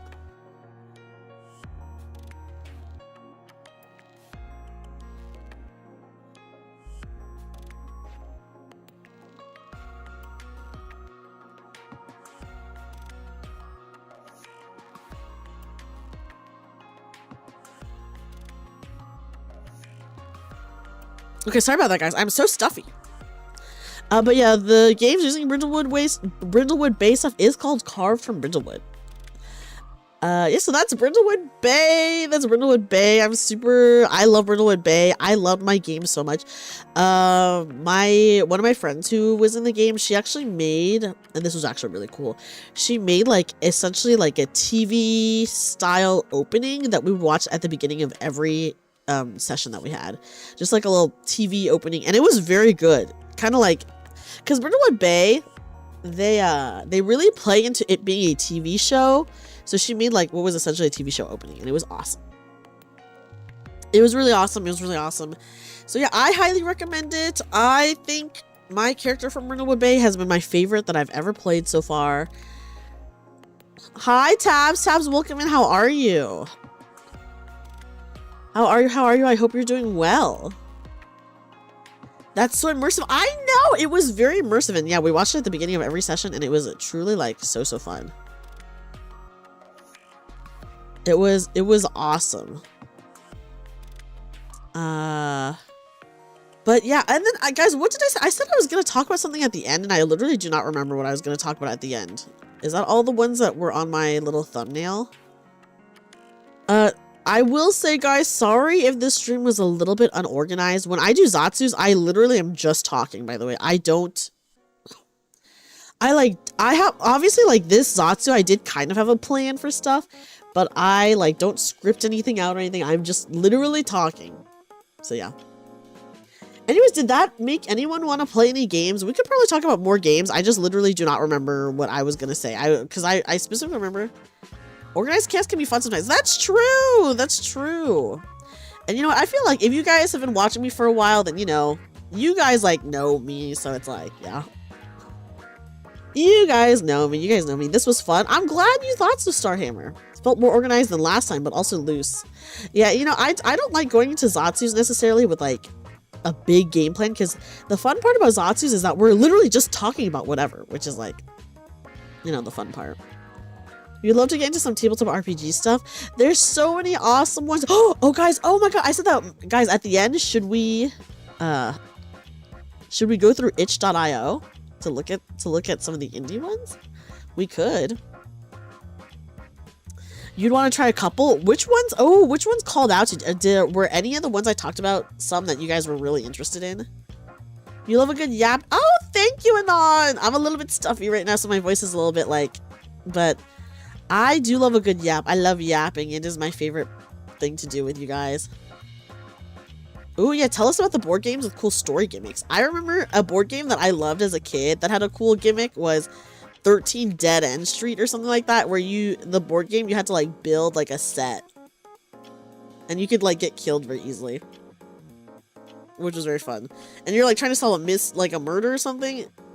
13 Dead End Drive. You're close enough, but yeah, I used to really love that as a kid. I don't think we actually ever played it correctly, me and my cousins. But, yeah. Yeah. That was really fun. Dead of Winter. Oh my god, I have wanted to play Dead of Winter for so long, Super Bear. Listen, tabletop RPGs are expensive, but I feel like board games are, like, really expensive. So I think maybe something that stopped me from playing it was, like, I never bought it because that shit expensive. Which is, like, fine, you know? I think stuff should be expensive, but yeah, I was just like, ugh. House on the Hill. Oh my god, House on the Hill is also one that I wanted to play. I just love horror games, I guess. There's a whole lot of games using Dead of Winter's crossword system. Ooh. Yeah, I'm not a huge, like, board game person myself. But I am a huge, you know, I'm a huge, like, tabletop RPG person, at least. Okay, hold on, guys. My eyes are so itchy now. Probably because my allergies are, like, insane. From 2013 to 2017. I used to, okay, so even though I don't know too much about, like, board games, I used to watch... Guys, Geek and Sundry. Guys, does anyone remember Geek and Sundry? I know Critical Role came from Geek and Sundry. I used to love the Geek and Sundry channel. I don't know what the fuck happened. I guess they got sold or something. They had a tabletop series called Tabletop with Will Wheaton, and I used to love that. I watched it all the time. You try either the Avatar, Vampire, or Mouse one for fun. Ooh, good choices. Honestly, Weeb. All good choices. The only unfortunate thing about, like... Oh, gosh. The only, I would say, unfortunate thing about, like, wanting to play so many games is, one, first of all, you have to find a group, and then, like, scheduling, right? But even worse than that, like, if you want to try a new game, usually you just have to run it yourself. You know, like, me, I really want to play Mothership, but literally no one I know does Mothership, so I'm like, okay, I guess I just have to run Mothership then. For example, so I'm like, ugh, okay. But I think it'll still be fun. It'll still be fun, but I do want to be a player. Let me see if there's some cool itch.io stuff. I will look. I will look very fast. Oh yeah, I will say, okay, something cool about itch.io is that very, very often they have, it's more likely to de facto host. I know, isn't that always the case? You want to play more social games and good luck finding people to play with. It's hard. Getting a group together is very difficult. That is true. Getting a group together is not only very difficult, but then you have to try scheduling it. Like, guys, scheduling is freaking rough. Okay. Something very cool about itch.io is that very often they will have bundles for sale. So, like, for example, they have, like, a lot of bundles for charity. So, like, a lot of tabletop creators will contribute to that. It'll be like, oh, hey, spend $15, or maybe not even $15, spend $10 to support this charity, and you get, like, 500 different tabletop RPGs. Like, indie ones that people have contributed. Which I do think that's really cool. So I do technically own a lot of indie ones. Obviously, most of them I've never played because there's just, like, a gajillion. But, guys, I already see there's already some really popular ones on just the page I'm looking at. We talked a little bit about Lancer earlier. Lancer looks like a mecha RPG, and the art for it is beautiful. I do know there's so many, like, really, really popular artists that I've just seen that I don't really know them. Like for example, there's this one indie RPG called Last Sabbath, I think. And the artist of that, I don't know their name, but I literally was just scrolling Twitter and I saw their art and I was like, wait, is that the artist for Last Sabbath? And it definitely was. And then there is a game that is coming out. It's I don't know when it's coming out, maybe like next year, where you play like, I can't even remember the name of the game, but basically essentially you work at like you are a witch working at a coffee shop, and the whole gameplay, it's like a cozy RPG where you are trying to like protect your power and then also like run your coffee shop with like other people, yada yada. I did watch a video talking about it and I did agree with the video, and it was like, I don't know how you could play this long term, but all of the art in this in this game where you're like a coffee shop witch is by this really famous artist called like Sims Art or something like that.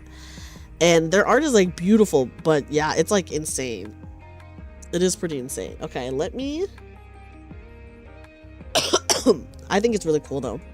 Guys, do you wanna look at Should we look at some of these? There's some in here that I'm seeing like on itch.io and I'm like, wait, dude, these are just like big games. These are just like the PDFs only, I guess. So it'd be a fun one shot. Yeah, I feel like it could be a fun one shot because I just am like, I don't really know how like you could play it long term. I don't know. Your chest, I think they're doing that. Yeah, I will say when I freaking revealed my outfit, what was it? Because I was doing this and then I actually got rid of the book and everyone was like, whoa! But yeah. I know, I will say this outfit is actually probably one of my faves. I don't know when I'll get to wear it again. I usually really only try to wear the school uniforms when it's like we're appropriately doing school stuff. So like obviously for this tabletop talk, we're in our classroom, you know. Or sorry, we're in our club room. My bad, guys. We're in our club room. So I was like, well, this is the time, if any. I hadn't noticed. Oh my goodness. Yeah, I have my little book. Anon, you might not have seen my book. I know it's such a good uniform, right? I'm like, oh my god. I do think the buttons being so open is kind of funny. But yeah, I do like it. I do like it. Yeah, I'm just looking at the itch.io stuff, and it is like, it's pretty like, they have really popular ones, but they're just like the PDFs, obviously. Let's go ahead and, I guess I'll move myself over again. I keep moving myself over.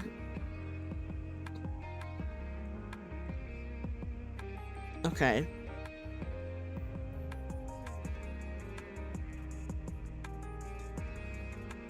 Okay, here we go. And let me actually bring this a little bit over. Okay, there we go. Okay. I don't know what this is. Ash's Ridge, a role-playing game of paranormal drama. For 1 to 4 players where you direct and play through... Oh, you're like a director? This looks cool. That looks very cool. Okay, guys, look. Lancer's right here. It's a part of a bundle. Oh, sorry, not Fist Tactics. Lancer. We talked about Lancer. I think Lancer's like a pretty popular one. Here is Koriko. This one's a really popular solo playing one. Guys, Mouse Rider, if you want Mouse Rider, by the way, it is free. It is free. Like, the PDF for Mouse Rider is literally free. So if you just ever wanted to check it out, it is free. It is free. Notorious, I've heard of. This one's a solo one, and I really want to play it. A solo RPG for hardscrabble bounty hunters. I think it'd be really fun to go through like a bounty hunter story.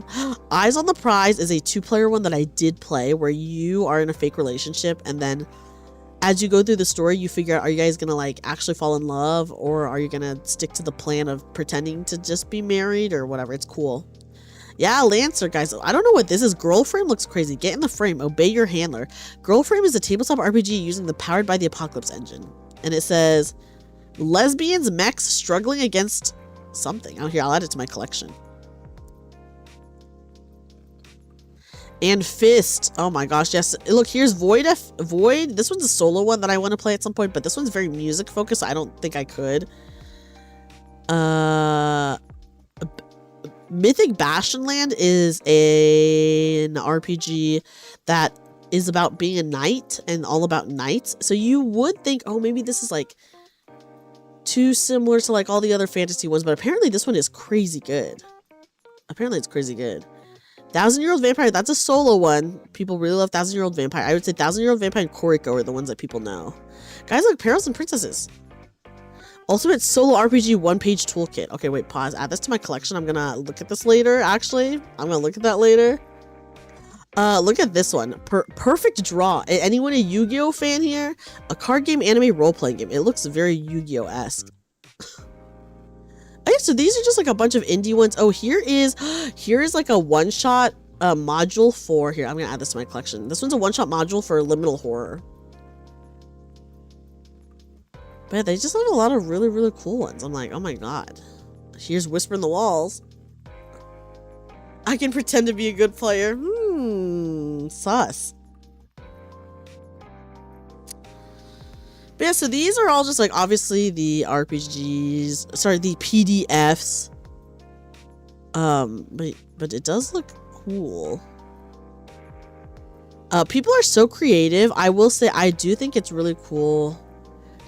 Oh, here's Liminal Horror. I believe Liminal Horror is also free. What is this? Okay, I'll add this to my collection. Mythic Bastionland is by the author of Into the Odd, the rule set of which is used for Mouse Ritter. Oh, that's so cool. That's so cool. That's so cool. But yeah, like, look at all of these. Oh, sorry, guys. I probably do have to go to bed soon, though, because I have to work in the morning. The Estate, Mouse Ritter Adventure Collection. Oh, I wonder if my friend has this. Okay, I'm going to add this anyways. Oh, guys, look, Triangle Agency, literally. Look, they have the PDF for Triangle Agency right here. How's my driving? Oh, another one for... Is this another Liminal Horror one? I don't know. Because they did a Liminal Horror one. But yeah, so you can just find, like, if you ever wanted to test out any, Hi, Dara, welcome in. If you just wanted to check out some, like, indie ones. Oh, I really want to play this one. Last Hope, A Dark Magical Girl, TTRPG. This one, the art is, like, insane. So I really do want to try it at some point. I'm going to take this opportunity, though, to plug my friend. I'm going to plug my friend Taylor, aka Roll for Felicity. Oh, hold on. Okay, there we go. I just want to take this opportunity to plug my friend Roll for Felicity. She is like kind of on a hiatus right now, but on her YouTube channel, she has a bunch of like tabletop indie RPGs that she's played like a ton. So she's like very knowledgeable. Like obviously she's played a lot of the big ones, but she's played so many indie ones as well. And she actually used to have a series where she specifically played like indie ones, and it was cool. It was cool. And it was cool to shine like a spotlight on like some of these indie games, you know, that maybe some like some of these are very popular, but some of these like people have like not heard of yet. Ooh, Substratum Protocol. I do want to try that. But yeah, so it's just cool like to see it. It's cool to see. It's cool to see. Oh, excuse me, guys. Moving back to the middle. Here we go. But yeah, I feel like maybe that's all I had to say for tabletop stuff. I think like so many people who came in to the stream early on were legitimately so excited to be talking about like tabletop stuff. Me too. I also love talking about tabletop stuff. I'm doing good though, Dara. How are you? I hope you're doing well here. Let me give you a shout out really fast. We're doing good though. I was just chilling, doing a chill Zatsu. We're vibing. So yeah. I hope you've been good though. Have you ever cried on a tabletop? I have actually not cried during a tabletop. Oh, actually that's a lie. I did cry a little bit at a character, like a player death once. But it was very dramatic, so I think crying like made sense. But other than that, I don't really cry like that during these kinds of games. I just have a lot of fun. I just have a really fun time. You've learned a lot today about cool. There's so many really cool ones. Listen, at some point, what I think would be really cool is if I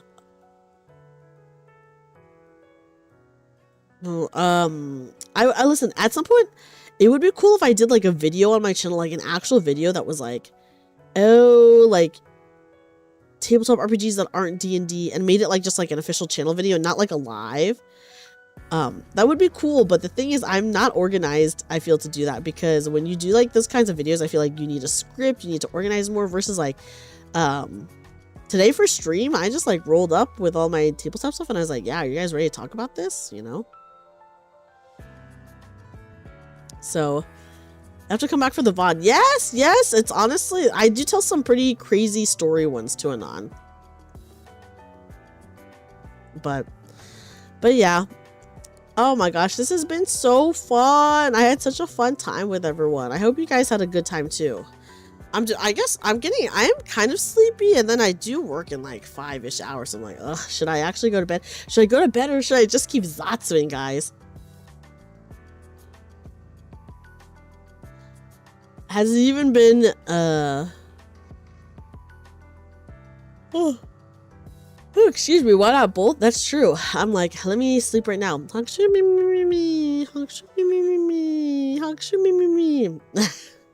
Me opening up my one eye to check. How many people? Okay, so current games that I'm in right now, 3 could be. I'm in 3 right now, but that's because 1 just ended and another one's about to start. You know?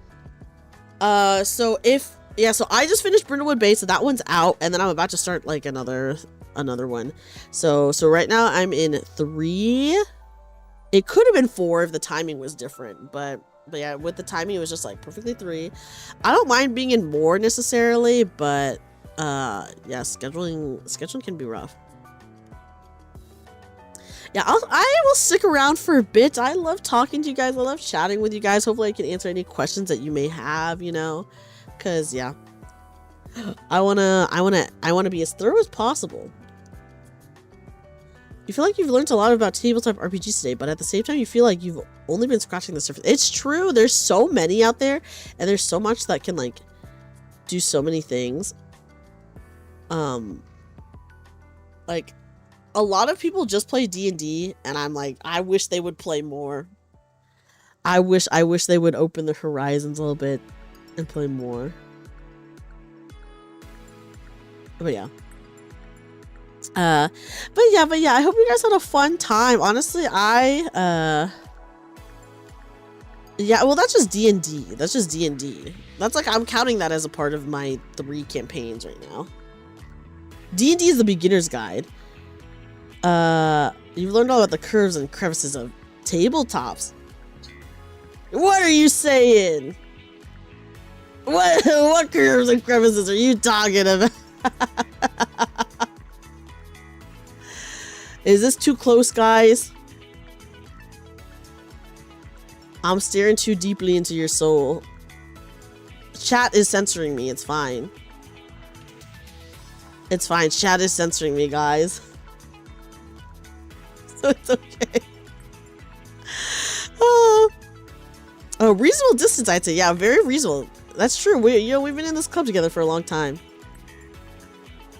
We've been this school year's just about over, MC. We've been in the club together since, oh my god, was it August? That is like basically the school year, at least in the US, you know. I mean, a little bit over, maybe, but close enough. You're in kissing range. How dare you? I'm your club president. I can't even make a kissy face with my model, but wouldn't that be so cute? Oh, what a wasted opportunity. I mean, I think that would actually be pretty hard to do. That'd be pretty hard to do. Boop! Oh no, you booped me. Have you heard of? I have heard of Fabula Ultima. It's very JRPG style. Fabula, I don't know if I'm saying it right. Is it Fabula Ultima or is it Fabula Ultima? I know it is a tabletop that is based off of JRPG, so it is like it is fantasy, but it's very like JRPG style fantasy. There are no rules against kissing the club press. I guess that's true. Fabula? I guess that is technically true. I did not set those rules when the club first started, you know. But I have heard of it. I don't know too much about it, but I do know people really like it. Has someone kissed the GM in your sessions? Like, you mean like literally kiss the GM, or? I guess what I'm asking is, what do you mean by kissing the GM? Thank you for the follow. What a sweet message. Thank you. Or any sort of riz. I mean, like, characters have gotten with NPCs. Does that count? In one of my games, my character is in a horrible situationship that is extremely embarrassing, guys. So that's that. Bards are required to seduce the dragons. That dragons, you're going Shrek mode, huh? You're going Shrek mode, just like Donkey. Oh, rip. I know, guys. Honestly, I think it's kind of a fun and interesting relationship dynamic for my character, but it is kind of sad and embarrassing for her as well. But yeah, in one of my games, my character's in a horrible situation. It's not that bad. It's not that horrible. But the NPC did say, I can't, like, he obviously likes her, is what I'll say. But he's like, I can't imagine ever being with anyone in these circumstances. So I'm like, so they're just in this awkward situationship. But it's okay, because I had my character be like, okay, well, that's okay. I'm gonna try to move on then at some point. And he did not like that. It was very oh, I don't want to commit to you, but I don't want you to commit to anyone else. But I think the relationship is the relationship dynamic is very funny and fun to play, and obviously it's very juicy. It's very juicy, but also I do feel kind of bad for my character, because I'm like, oh, I want her to not have a I do want her to, as a player character, I do want her to have a situationship, but at the same time I'm like, no, she deserves more than being in a situationship. I think they are gonna end up getting together though. Is what it is. I do think that. So not all hope is lost, guys. But yeah, so I guess, like, when you say rizzed the GM, people have gotten with like NPCs, so I guess, does that count as rizzing the GM? Unless you're talking about like the actual GM, in which case definitely not, but you know. But yeah. That was a good question though. So yeah.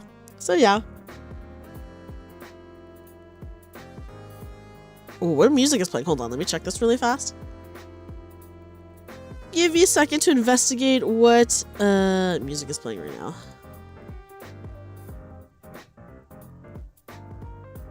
Okay, cool. We still have like a good amount of music left.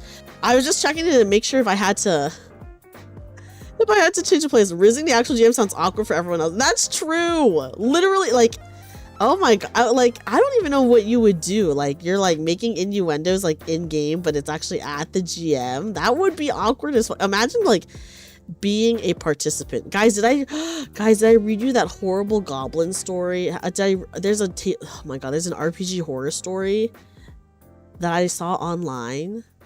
And it was definitely, the DM for that definitely watches too much anime, is all I'm gonna say. It was a horrible story, but it's like so funny. It's so funny because it didn't happen to you, you know? Yeah, call me Rizzler too. Did I read it to you guys? It's honestly so horrible, but it is like, it's like a fun read because, you know, it didn't happen to you, so it's like, okay. Or, well, I don't know, okay, it's kind of, I don't know if that's the word I would use, but I don't recall. Okay, guys, if you don't recall it, this is not one that you would forget. Okay, here we go. Okay, guys. It is from r/RPG horror stories on Reddit, and the title is DM forces my character to go through a breeding factory.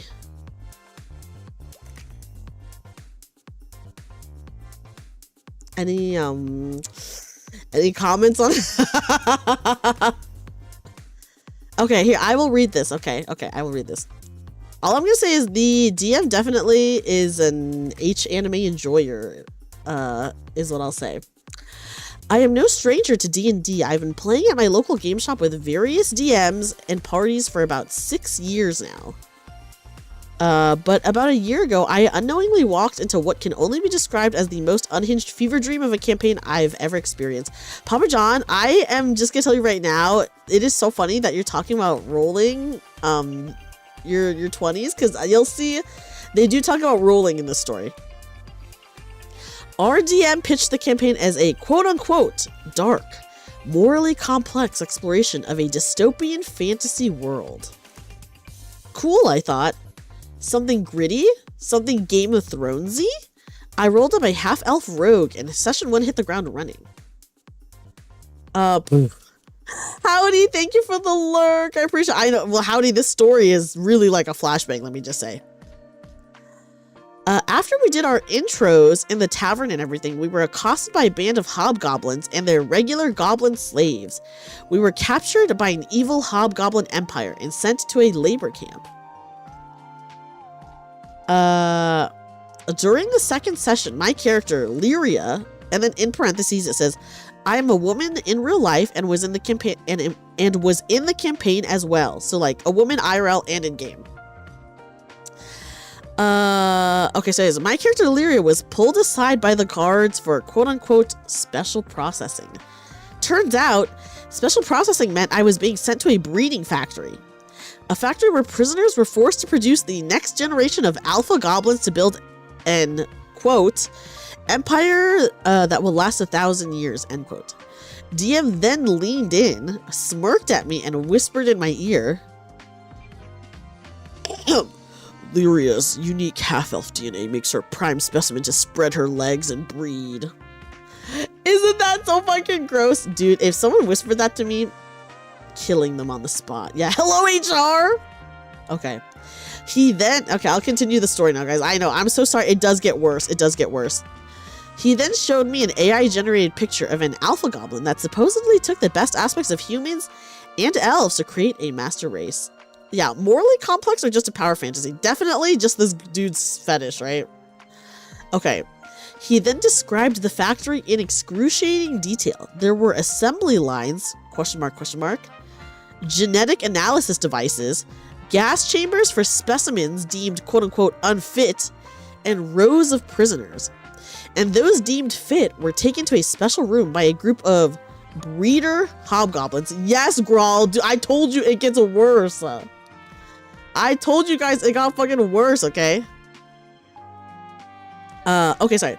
And those deemed fit were taken to a special room by a group of breeder hobgoblins, in which they would have their way with human, elf, and half-elf women.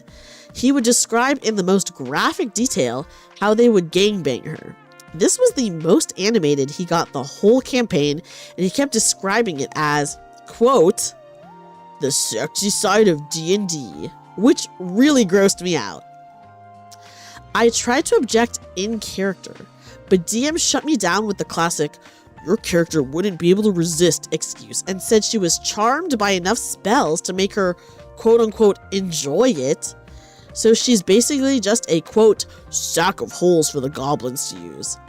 And then he had the audacity to pull out a chart labeled breeding success percentages and had me roll the dice to determine my fertility. This was a campaign, but don't worry guys, this person does leave like very fast. I could leave as soon as possible and avoid getting called back. Don't worry guys, they do leave. Okay, a nat 1. Okay, so a nat 1 meant I died instantly from the gangbang. And a nat 20 means I became their breeding mare for their empire. Yeah, what was it, Papa John? You said you were gonna roll your 20s? Roll as the 20. My PC referencing is Goblin Slayers on speed dial. Oh my gosh. Yeah, this is like yeah, it does read like a dojin.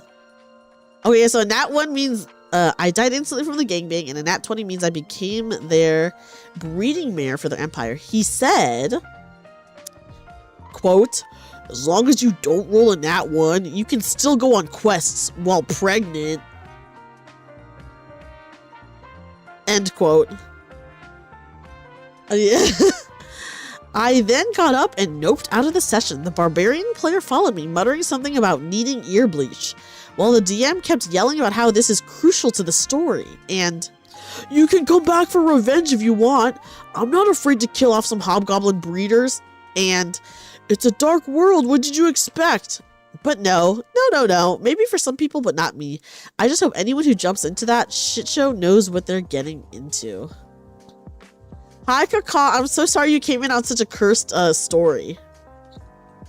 This is so insane. Yeah, this is very insane. And honestly, like, dude, what the actual fuck? Definitely insane. This was just from a year ago. Yeah, dark does not equal weird. True. Okay, here's one of the comments, guys. There's dark content, and then there's just straight up fetish content. Good on you for getting out of there. There's no universe in which jumping fetish stuff on people who are trying to play a game is okay. Which, yeah, obviously not okay. Like, what? Hi, Kitsunate. Kitsunate, thank you so much for stopping in. Have a good night. Yes, 1000% fetish content. Well, guys, that's what I was saying. That, like, the DM definitely... Goblin Slayer would like to talk. Oh my god. The DM definitely, like, watches too much, H anime. I feel like that's actually pretty common in H anime, is it not? So I'm like, dude, this fucker, he's just like watching too much of that and like trying to bring it into like real life is crazy. Yes, I do hope this DM is in jail. We can only hope. Or Dojin. Yeah, or Dojin stuff. Either way, yes. Watches too much and doesn't get enough, for real. I think the DM was watching Goblin Slayer before the session. Maybe that's, but it's a dark fantasy world or whatever they said. It is pretty common in H stuff. Yeah, that's what I thought. Goblin Slayer gets away with it because it's not the main focus and it's world building detail to justify violence against goblins. This shit is just weird. This is very weird. Guys, what would you do if this was you? Oh, that sounds good, Vane. I hope you had a good meal. Bro had a hard-on episode 1 and stuck to it. Yeah, I guess so, because, like, what the actual fuck? Isn't this a crazy story? Would punch him in the face and leave. I think I would get violent. I think I would attack him. And then, of course, I would leave. But this is, like, so insane to me. You watch Goblin Slayer, but would never come up with something like this. Yeah, literally, who thinks to do this? Like, what the? If someone tried that, I'd walk out and tell the guy he's lucky I don't go cry. For real. Oh my god. The thing is, this person actually let the DM get kind of like far into this part of the story, at least. I guess I don't know how fast he was relaying the information, but it turns out, but it feels like he relayed a lot of information. If it were me in that situation, I would have like so fast been like, fuck you, and left. For sure. So the fact that they were like, the DM had the freaking chance to pull out his like little breeding chart or whatever the fuck it was is insane.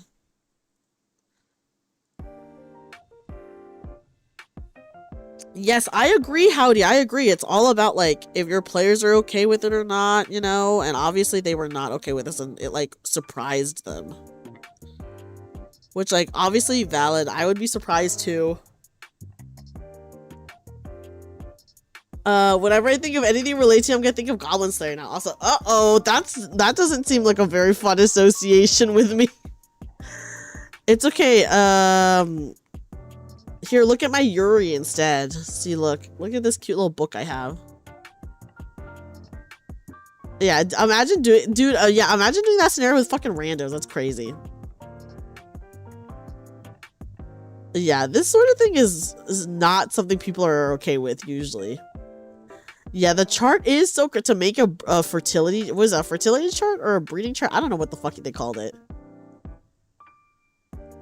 Part of the plot of Goblin Slayer is my first impression of you. That's crazy. Yeah, you came in. Let me just take a call. You came in during maybe one of the worst stories. So I'm like, oops, I'm sorry. I'm sorry. Hi, pizza. Yes, yes, we are listening to some Nikkei music. I was just reading a horrible Reddit story. Yes, healing Yuri, guys. Look at the healing Yuri. It's okay. I took away the Yuri because everyone was yelling at me to stop censoring myself. Before at the beginning of stream, so I'm, you know. So there we go. Yeah, I'm sorry, oops. Everyone who tuned in, beautiful outfit today. Thank you. I really like this outfit. Yes, it's like when I had the censor fish. You're right. Oh my god, my censor fish. That was so cute though. I just missed the fish. The fish was pretty good. The censor fish was good. Oh my gosh, guys, do you want me to censor myself? Where's my book? I got my little book. I could censor myself. Bam, we're covered up again. I came in because I heard some chilling music, not even listening to what you were singing until I heard the That's horrible. I'm so sorry. But the breeding tray is definitely something I've seen from 4chan, so I wouldn't be surprised if this post is actually someone trolling. I hope it's someone trolling. God, you just have to hope. The thing is, you just have to hope that someone is like just fucking around. You know? That's what you gotta hope. Okay, sorry, my eye is watering, so if I look crazy, just know that I'm like rubbing my eye right now. It's a good book, but yeah, guys, would you rather see the book or healing? Either way, I suppose. True. Yeah, good point, Anon. Yeah, listen, all I can say is I hope it's a troll, because that sounds pretty horrible. I mean, I could believe that someone could have a chart. The thing is, yeah, it could be trolling, but there are actual sickos out there who would do this. So like, the thing is, I feel like this isn't even far off from something that could happen. And a current GM should change the way the scenario goes. Yeah, that's true. That's true. Obviously, like, a good GM would change things. But isn't it called like an ovulation chart or something? I don't know. That's a good question. I guess the one that in this story specifically about like, well, they said if they roll a nat 1, then they would just die from it, which I'm like, dude, that's fucking crazy. Like my god. So I'm like, ooh, no, thank you, no, thank you. You knew a guy who wanted his D&D priestess to go around topless and get a bonus for not wearing clothes. What? That's crazy. What did the DM say? If you and the party comes into a room, I would hope the party wreaks havoc on the one personally responsible. Yeah. Well, yeah, you know, that's like the response that, yeah, not any, oh my god, I still can't believe that the DM was like, yeah, well, you're charmed, so you like it. I'm like, die because they don't have the H chart enabled. Yeah, they're like, where's my freaking chart? No bonuses. Yeah, why would they get a bonus for it? That doesn't make any sense. That's a good question. Yeah, like, I think you now have the title of weirdest first impression for a VTuber for me. Uh-oh. But you know what? We are pretty weird here, Kakasa. That's like, honestly, maybe you just know exactly what you're getting into. We do get pretty weird here. We talk about some crazy things. Bonus is deception and persuasion. Oh, you know what? Actually, Perez, you're so right for that. You're so funny and you're so right for that.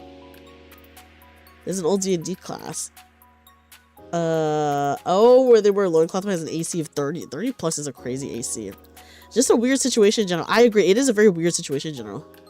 Yeah, don't worry. Your character actually likes it. It's crazy to say. Like, yo, dude, I know what my character is thinking. What do we have to roll for him to be the breeding? I know, right? I'm like, DM, you're now. Oh, you were the DM. Okay, well, I'm glad that at least you were like, no. Because, like, what the fuck? What bonuses do they think they could get from that? I guess other than die from seduction. I don't know. I was in a coding locked and the story managed to kick me out of it. I'm so sorry, Howdy. I'm so sorry. No, I'm fumbling again. I'm sorry, Howdy. You were in the zone, and I had to read this horrible story for you. Yeah, literally, I don't recall giving you control of my character. Dude, I literally hate when they do that stuff. It's like, hello? Crazy. Bonuses to spellcasting. What the frick? Why would they get a bonus? That makes no sense. I agree with you though. Yeah, sure. I guess be topless, but bonuses, hell no.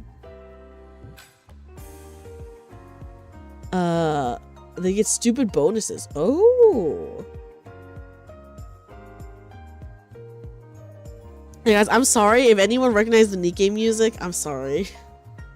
Hearing this horrific story over like just the chill Nikke music. Monk and barbarians get massive AC bonus for being unarmored at higher levels. Ooh. Ooh, the monk wore basically bikini male for last, but that's kind of fun, you know, I guess. Yeah, so that is the horrible horror story that I saw. You can only hope that it's fake, but you know, maybe it's real. You never know. Guys, is this actually the last day of our tabletop RPG club? Because it is like summer now, or I guess we're going on summer break. What will become of our club room? There were only 2 members, me and you. We need to recruit more members to keep the club alive. Every great lie has a grain of truth. You know what? And you're so right, Starhammer. They're probably, oh my god, horrible. You're right. Summer break just means tabletop sessions. Oh, you're so right, Papa John. Oh my god, you're so right. You gotta kidnap more members. Yeah, guys, maybe I can, yeah, bring the members over. Maybe I can convince them to stay in our club. Wink. That was my attempt at a wink, by the way. That's why I had to say wink. The school's disbanding this club for talking about goblin gangbangs. No! We were just talking about it. We weren't participating in it. You know? Yeah, that's true. Different countries do have different seasons. You're right, Kaka. You're right. Summer break means the Nikke summer event. Oh my god, I'm traumatized with the Nikke summer event, though. Which means bikinis, that's true. All this tabletop RPG, I would love to be a DM for a one-shot. Ooh, for what game? For what game? Does a normal club need at least 3 students? Shh, Kaka. Well, there's you, there's me, and then, my Yuri.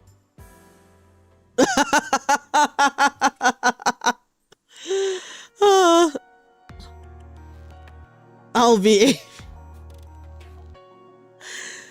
Yeah, have I convinced you guys? Anyone who wasn't a part of the club, have I convinced you guys to be a part of the club now? Yeah, they can go to the Goblin Bee Reading Factory. Is this a typical anime school club? When's Golden Week? Golden Week is the beginning of May, right? So Golden Week is past. We're on summer break right now. Sure, why not? Whoa, thank you for the follow. You had me at Yuri. Hello.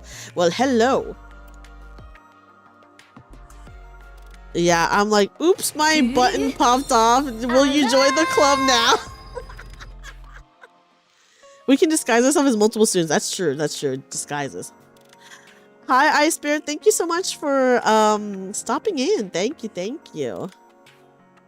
The 90s is right. D&D truly corrupts the soul. In this story, it definitely did, right? Ooh, yes, let me hydrate. I'll be this silent guy sitting in the corner? No, you have to participate, Tenkin, in our games. You're forced to play a tabletop RPG with us. Guys, can I tell you something that my friend said about me? Guys, I was talking to my friend. Here, I'm gonna zoom in. Guys, my friend was talking to... I was talking to my friend about tabletop RPGs. And she said, okay, she literally said to me, she's like, I don't want you to take offense to this, but every character you play is like a version of yourself if laws did not exist. Because I just am like super insane, I guess, for my characters. Dude, yes, that's what she said. And she specifically was like, this is not a bad thing, and like, don't take offense to it. But yeah, every character that you play in a tabletop is just a version of yourself if laws did not exist. And I'm like, you know what? Real.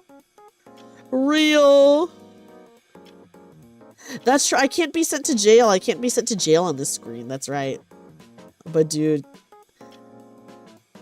crazy to be called out like that. Crazy. I was like, dude.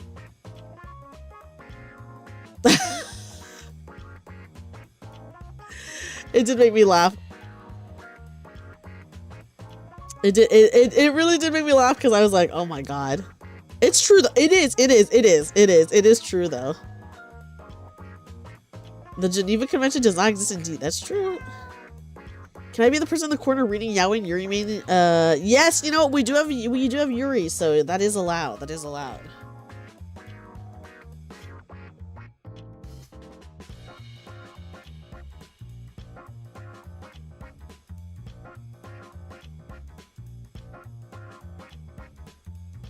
That's true. IRL, I do follow the laws. I do follow the laws.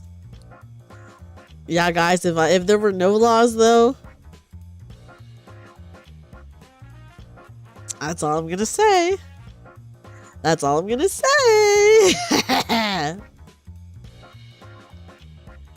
I do have a cover tomorrow, guys. I am dropping a cover tomorrow. Tomorrow night is my cover of Compass by Millie. If no laws, then Dreamy is Joker. Dude, my friends, I have to send a picture to you guys, by the way.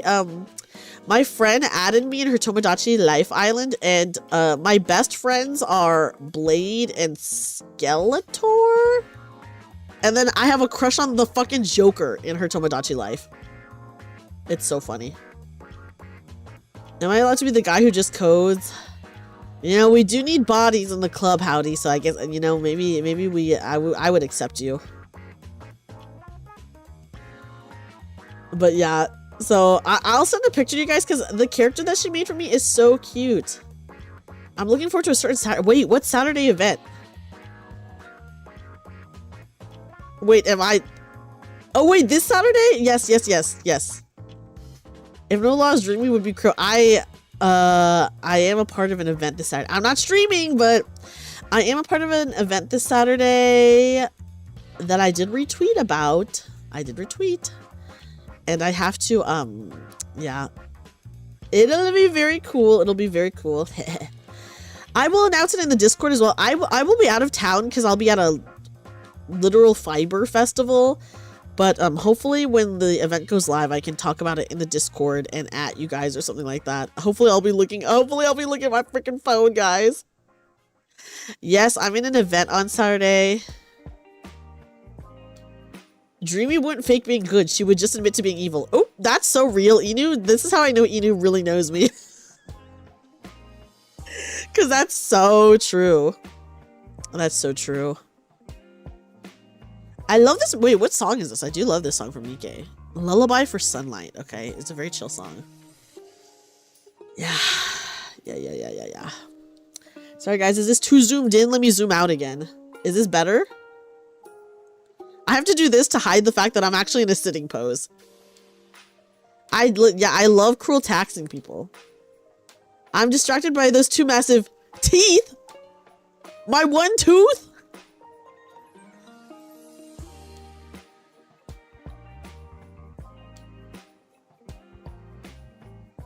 Oh, what's distracting? Sorry, I forgot. What did you say?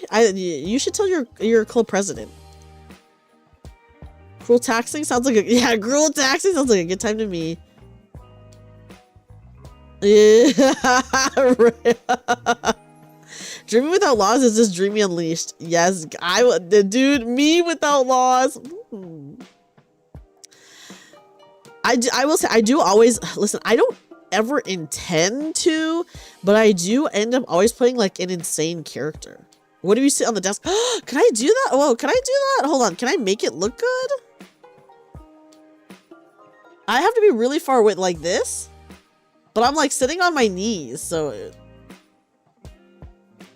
like all the way back here like this. Hey guys, I'm really far away right now. Is this okay?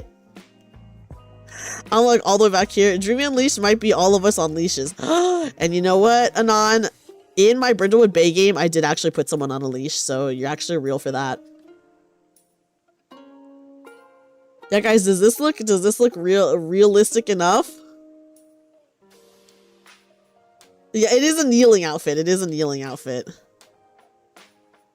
I mean, logistically, there's not like there's some issues, but it's fine. With power, oh, I wish I could, but that's it, easy. I think this is a not safe for work stream now. What? Because I'm about to fall. Oh no, guys, I'm tumbling off the desk. Ow! I'm about to fall off. I'm about to take a tumble. You saw the one tooth and big smile, and all you could think of was, oh my gosh. No, not my one tooth, big smile face. The only tabletop RPGs I've played that aren't D&D is Final Fantasy and Cyberpunk Red. Wait, did you play the new Final Fantasy one, Mr. Mista? This low-key reminds me of Arcana 2x2. Honestly, I would do the Arcana. Guys, if you were the main character, the commander, and I was your Nikkei, do you think you would go the Arcana route? OSHA's gonna have words with me. I thought OSHA was about freaking building compliances. That's not on me. I'm just a student here. Yes.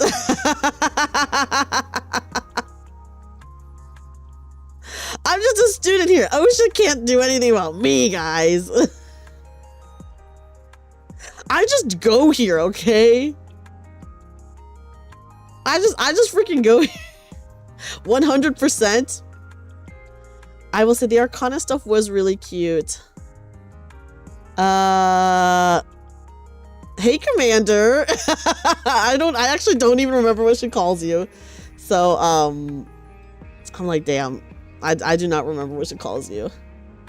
My beloved girlfriend is texting me. Yes, yes, yes. Have a good lurk, Howdy. Thank you so much for hanging out. I'm sorry I pulled you out of your coding with a horrible story.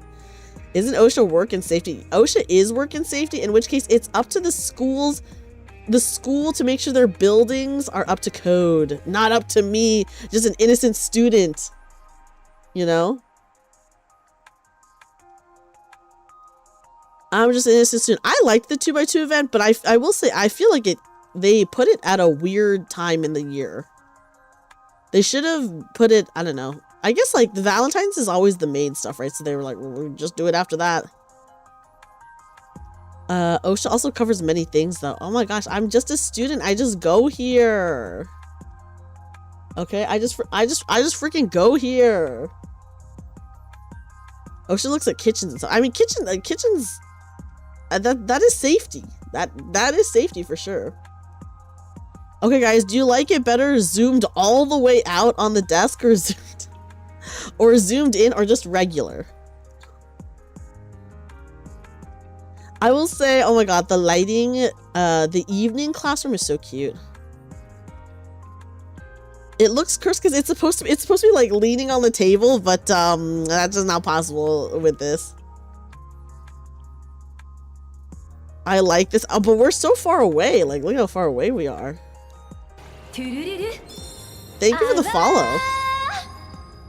If you're gonna fall off and hit your head, one of those multi-stacked bumps on the top of your head like in anime. Yes, I have a giant lump on my head like in anime. I'm like, oh no, I hit my head. Yeah, isn't the evening light so good? And then I put this light, I mean, okay, if you guys like look around the classroom, you guys can see that I put like a light effect, like the bouquet lights. I think that's how you pronounce it. And it looks so atmospheric. Guys, doesn't it feel like we're actually in a classroom together? If you read this comment, I'll explode. Uh-oh, explosion happening. Oh no, they exploded! The effect is, right? Guys, does it feel like we're actually at our club room in the evening together? Yeah, I will say it was kind of weird that there was no Marciana. Because I know people are a big fan. I want you to be closer, though. Oh my god, I'm getting mixed signals. Close or far? Close or far? You know? Dang. Which one is it, guys? In this, oh my god, do not talk about the weather. It was so hot today. It was so hot today. My AC, like my apartment was so hot. It wasn't like that bad, but it was pretty hot. We're so close yet so far. I wonder if there's a better classroom background. I don't know. I don't know if there is. Hold on, let me look. I'll look. I'll look so we could potentially change it. What is still suitable for a school? Oh, there is a good one, guys.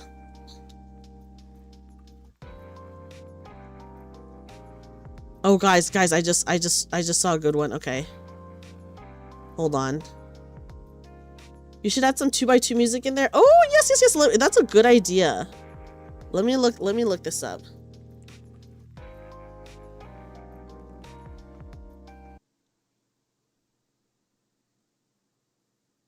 Okay, here we go. Oh my god, I should have actually been playing this the whole time. Oh my god. Okay, wait, guys, I actually found something better. Hold on. Hold on. Is this the fan service you wanted?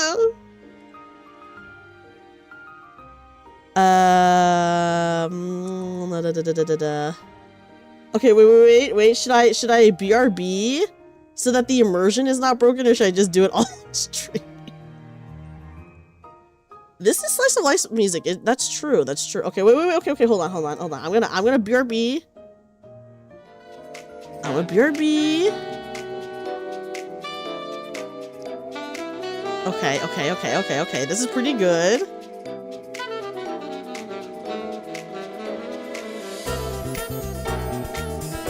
Oh my god, okay guys, this is actually pretty good. We need a school dorm room BG so we can read the one bad arcana. Oh, the one where they just don't ever get out of bed. Okay. The locker scene was really good too. Okay guys, are you ready? Hey guys! I chose the evening one, but I could do a daytime one. Do you guys think a daytime one would be better?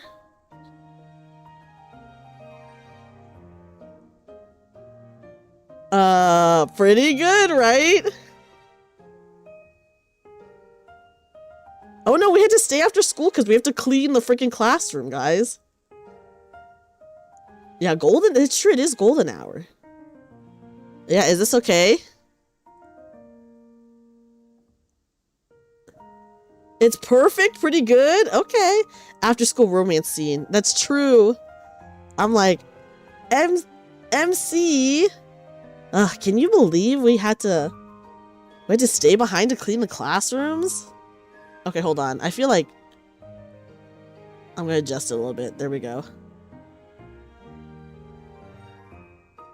Can you what else do they do after school in the classroom? Oh no, I fell asleep during class and no one woke me up and now it's nighttime. That's a start to that's like the start to so many like horror content actually. Like some really fucking scary shit. Oh no, I fell asleep during class and no one woke me up and now it's freaking nighttime and you found me like this. There's so many horror games and probably horror movies too that I've seen where like someone falls asleep and then they wake up and it's nighttime and things are like extremely fucked up. Yeah, the table is really, really big, but this was like the closest I could find to maybe looking a little bit better. Wait, it's the anime trip of both being on cleaning duty. Yes, that's what I'm saying. Walking on the popular... she's just changing in a regular classroom. You were thinking corpse party. See? Yes, see, I was thinking detention. I think you fall asleep in detention and then you wake up and then you're in like a horror game. Yeah, guys. Uh-oh. You thought this was the romance route, but actually this is the horror route. It just got really scary. Oops, opposite of fan service. Everyone is scared now. Restraining order service.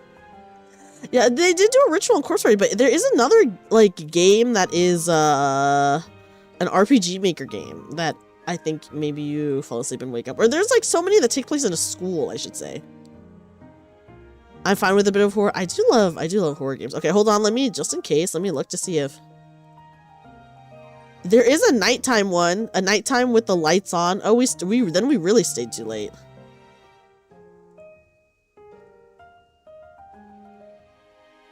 Yeah, guys, I don't think there's gonna be a better one. There's a library one. There is a desk in the library, but it's still like not super close. Yeah, it does start after school. That's true. That's true.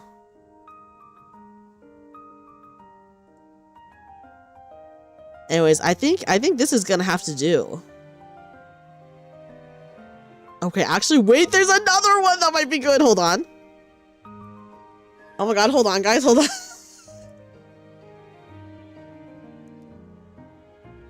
Oh, Australia's NFL. Ooh, have fun. Have fun, Kakao. I hope you have a good time.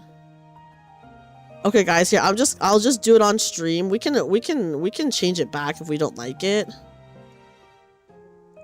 Okay, guys. Oops. Okay, guys, here's this one. Here's this one. Here's this one. Let me know if this one's better. Okay, see, look, here's this one. The desks maybe look a little bit, hold on, let me move.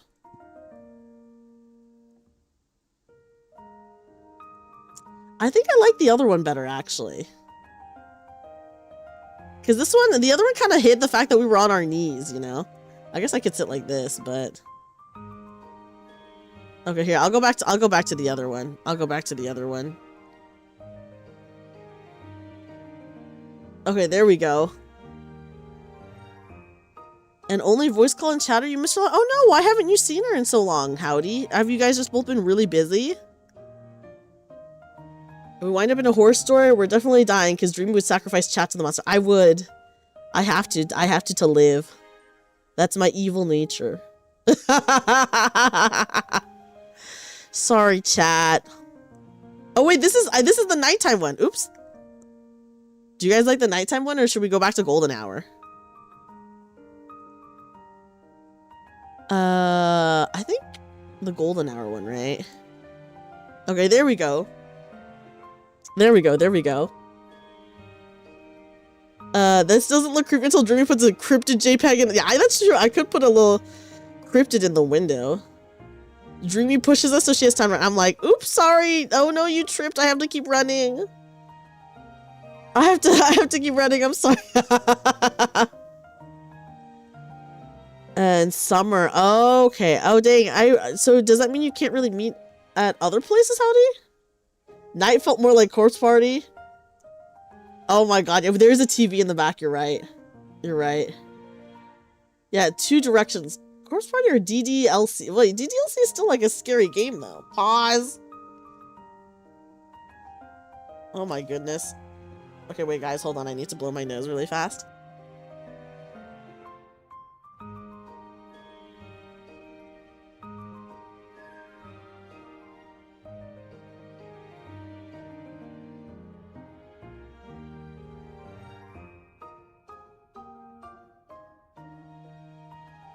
Okay, guys, I'm back. Yeah, the desk does look pretty huge. I will say that. Can I adjust? Okay, there we go. Okay, what do you guys think? Is this cute? Is this cute? Is this a scene? Is this a cute scene? Should we do this scene again for future streams? It looks great. Yay! I'm glad you guys like it. Yes. To be honest, yeah, sure, I'll go ahead.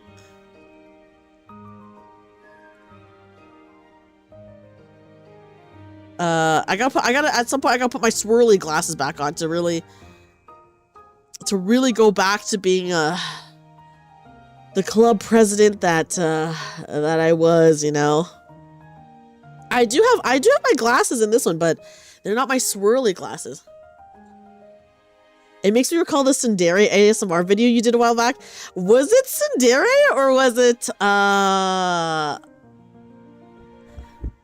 wait, the one on my channel, or do you mean the one where I pretended to be a Tsundere? The one where I was like, was it this one where I was like, I don't even like you.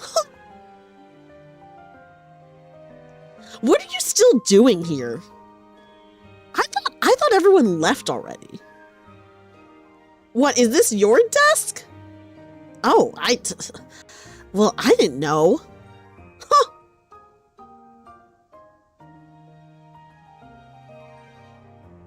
Like that one? Like that.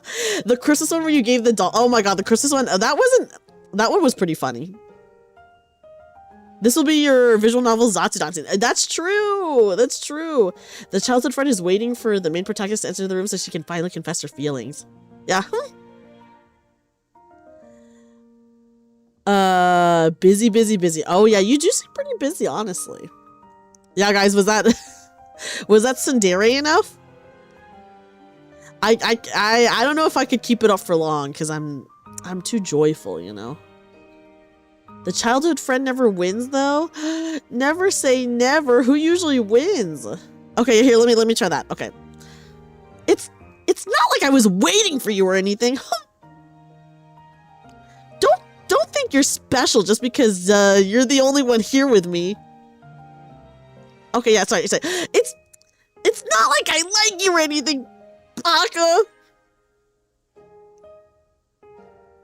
So like that. Random chickie meets day one of school trans. Yeah, then he's like, who the fuck is this person talking to me like this? Sitting on my desk. Yeah, me as like a regular person in an anime. Who the fuck are you? What are you doing? Oh. That's so funny. That's so funny. But yeah. Can you imagine? Oh, you're just like walking to the classroom. Someone's like sitting on your desk. They're like, I don't even like you. And you're like, I didn't say anything. I just am here. This situation is more like, oh, we're both stuck on cleaning duty? Yeah, what a weird person. I gotta go. This situation is more like, oh no, MC, we're both stuck on cleaning duty, but I'm so tired. Do you mind if I just sit on your desk and watch you? It's more like that kind of situation, right? And not not a tsundere situation. Yeah, why are you on my desk? Yeah, the tsundere situation with IRL, the logistics are not the best.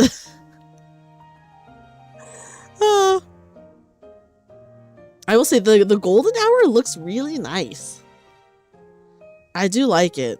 I do like it. I think the golden hour looks really nice. It can add captions. Whoa, that's kind of cool. Very cool. Very cool. I'll have to check it out. There are probably so many crazy clips of me. But you know what? That's right, I say crazy. We're in detention because Dreamy wouldn't stop texting me curse tweets during class. That's true. Okay. Here, let me see that. Sorry, MC. I didn't mean to get us in trouble. But at least we're in detention together, right? And then I look at you like this. Like, right? Or it could be, hey, even though we're both in detention, you, oh god, what was I gonna say? You wouldn't want anyone else in detention with you, right?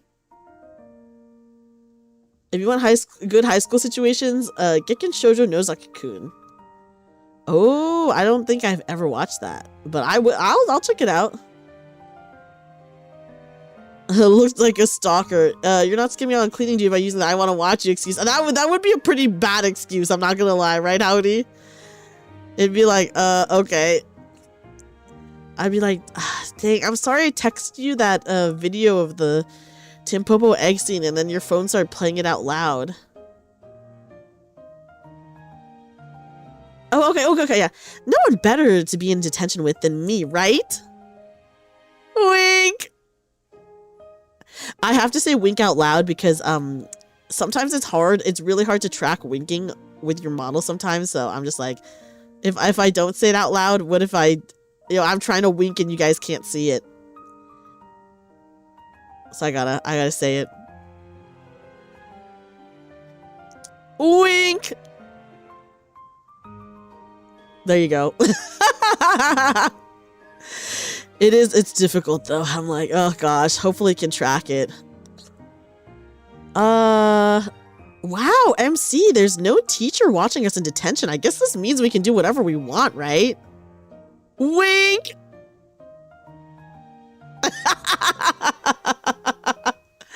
Yeah, wink! I will say that saying wink definitely does take away from the aura a little bit, maybe more than a little bit, but it gets the point across.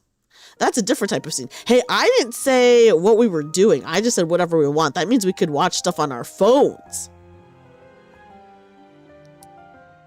Oh yeah. Sorry we both got put in detention because I was reading that horrible story about the goblin breeding factory and the teacher heard us. Well, there's one character in One Piece who uses wings to attack. What? Who? Sniper Bear? What the frick? Who? Tell us. Oh my god. Okay, here's the scenario. I'm sorry, MC. I didn't mean to get us in trouble because I was reading that one goblin breeding story. I didn't know the teacher was right behind us, okay? And now we're both in detention. Are you mad?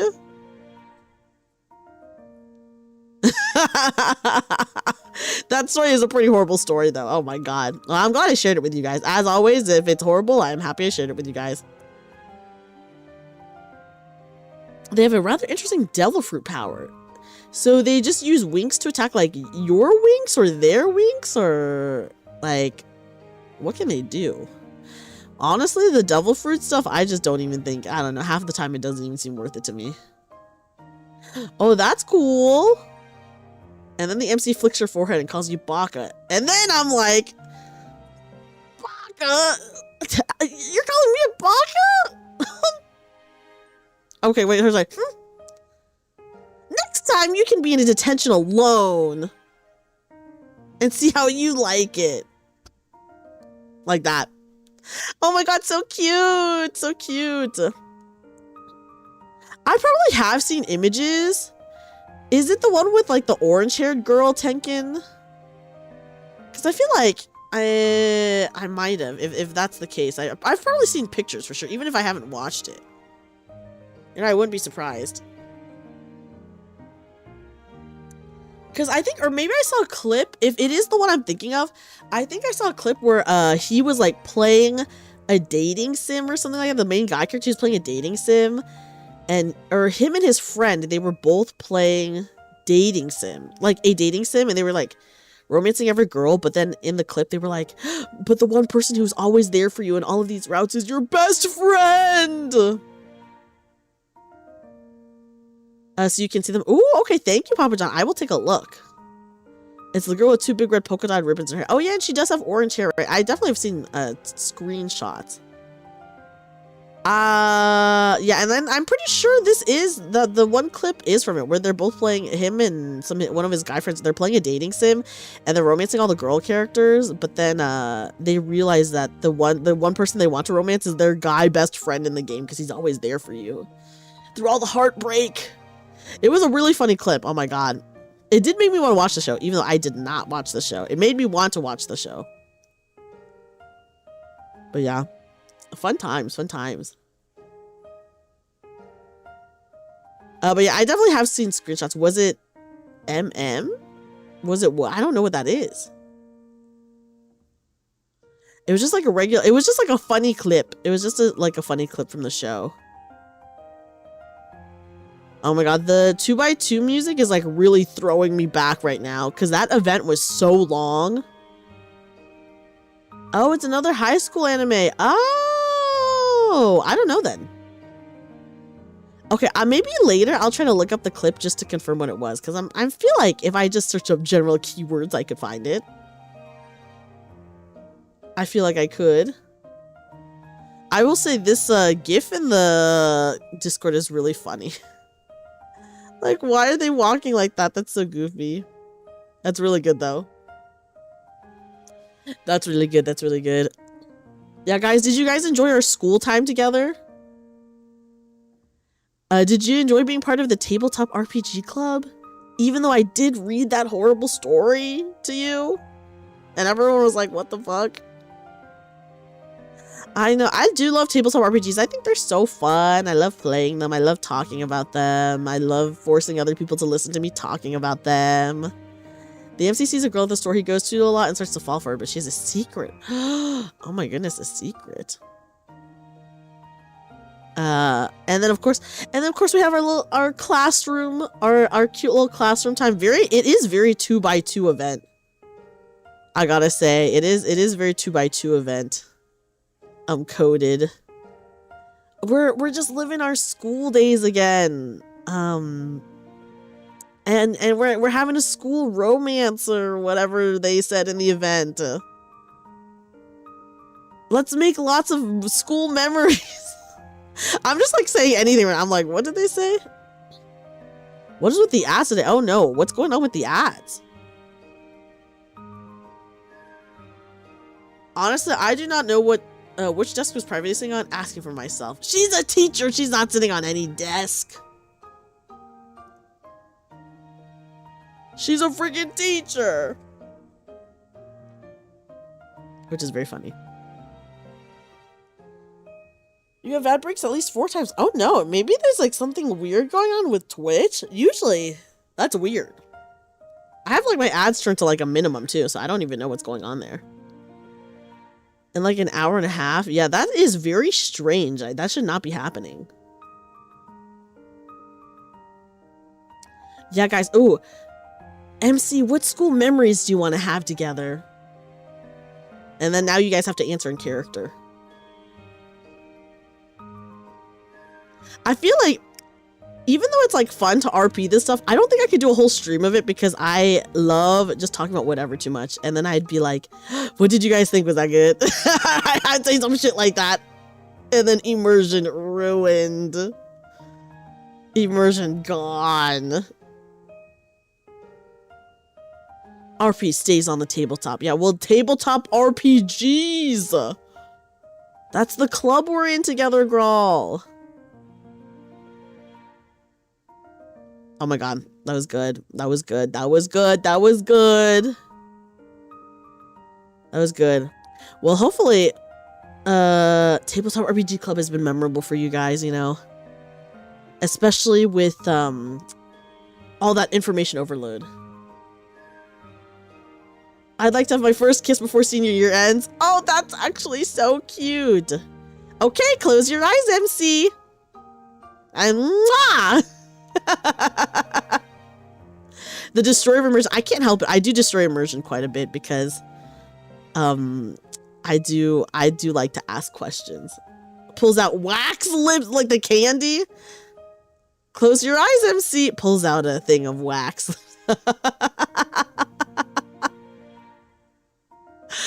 Oh my gosh, I have not heard of wax lips in forever, Cyberman. That's crazy.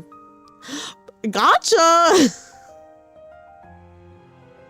That's at least Sniper Bear scenario. He's pulling out the wax lips to the main character to prank him. Oh, that's so funny. That's so funny. What is something a concerned class president, or sorry, not class president, club president would say? Even though the only 2 members in our club were basically us and the guy who sat in the corner. I feel like Dreamy's character would hand over a fistful of Hershey's Kisses.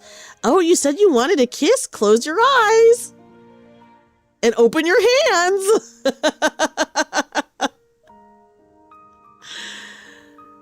You can always rely on me. I'll always be here for you. Oh my gosh, that is very club president. Okay. Even though we're graduating soon, MC, just know that I'll always be your club president. You can rely on me. That's pretty good, right? See, me being like, that's not bad, huh? Very, that is very club president to say. That is very club president to say. I can be a club pres like Haruhi Suzumiya. Oh, she is pretty insane, so I guess that is in character for me. Oh! Calling myself out. I probably would actually be, okay, you know, and it's probably good that I was never a club president of any club like that, because I probably would be kind of insane. And you know what? I love her for it. I recently rewatched the Melancholy of Haruhi Suzumiya, like both seasons 1 and 2, because I never finished watching season 2. So I fully watched season 1 and 2 again, and let me say, there is quite the difference in animation quality. I mean, they were released many years apart from each other. So, you know, like, of course it makes sense that there's quite the animation discrepancy. But I did fully watch it, and it was so good, even I think I did not watch all of the Endless 8. I think I watched, like, the first one and the last one, or maybe, like, the first 2 and the last one, because as I do not want to watch 8 of this. And then I did watch the movie again as well, because it had been a long time since I saw the movie, and it was awesome. This was, when I say recently, this was, last year when the microburst fucked up my apartment complex, and remember, I did not have internet, so, I was just, like, watching, like, DVDs, and I did have it on, like, Blu-ray. Dreamy should make a Kiss My Ass club where people who want to join have to kiss her ass, and if they don't, we beat them up and make them kiss her ass. Like, literally? Or you mean just complimenting? I mean, I guess both are okay. I'm like, you get beat up. Haruhi forces Mikuru to dress up as a maid. Literally, whoa. The movie is really good. I've been thinking Haruhi the whole time you've been talking about a club of 2 people. Yeah, I know. It's very Haruhi coded. I love Haruhi, though. Literally? Okay. Turn around. They did that back on TV. Back then it was crazy. Oh my goodness. TV's crazy. Microburst. Oh yeah, it was a storm. It was a storm that lasted for like 10 minutes, so they called it a microburst. You saw Endless 8 and you hated it with a passion. From the memory, the arc was so badly received it essentially killed the series and had the author rewrite the entire arc in the novel. I mean, I don't think he really rewrote it, but the book does not go that into the Endless 8. Like, the show goes really into the Endless 8, but the book does not. Because I read the books. 14 Fish releasing the voice actors for Dontrell, and Prishy and JP is voiced by... Oh my god, that's so cute! I could totally see Prishy being voiced by her. Yes, everyone was dancing the Hare Hare Yukai dance. Oh my gosh, not me, because I was like I was pretty young, so I was not really dancing, but maybe if I was like a little bit older, oh my god. I wish I could dance, guys. I do want to learn how to dance. Endless 8 was pretty bad. I think there were obviously some parts that were very fun, but really you only need to watch like 2 episodes of Endless 8. And like the point is, you get the point, you know? The fact they had 8 episodes with like very little variety kind of like kills it. I do think it is kind of weird that they did decide to do that in the anime. Because they had to know that it would be pretty poorly received, right? Yes, I agree. It should have been 2 episodes. And that's it. Yeah, repeating it 8 times is insane. It is way too much. I agree. Way too much. Way too much. So it's like, damn. Not for me. Yeah, so I did skip most of the Endless 8. I think I watched maybe 2 or maybe 3. It was either the first one and the last one or the first 2 and the last one. And that's it. That's it. Because, oh my god, I could not imagine watching like 8 in a row of that. And I will say, oh, what's interesting about the Blu-ray, so I have it on Blu-ray, is that they have the episodes in chronological order. So I know that the anime was released out of order, first of all, and then season 2 obviously is also not in order, but like season 2 is happening in the middle of season 1 events. So like they have it in chronological order. And that was pretty cool to see. That was pretty cool to see. Yeah, 8 is way too much. Season 1 was awesome. I love season 1. Oh my gosh. Yeah, rewatching it actually really brought me back to, I used to really, I mean, I still like anime, of course. Guys, I'm a fucking VTuber for it, you know? But I used to like really be into like anime back then. It was such a throwback, such a throwback.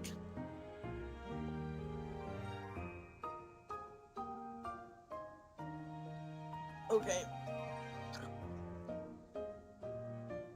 Yes, I did watch the movie. I own the movie on Blu-ray, so I did watch it. I did watch it.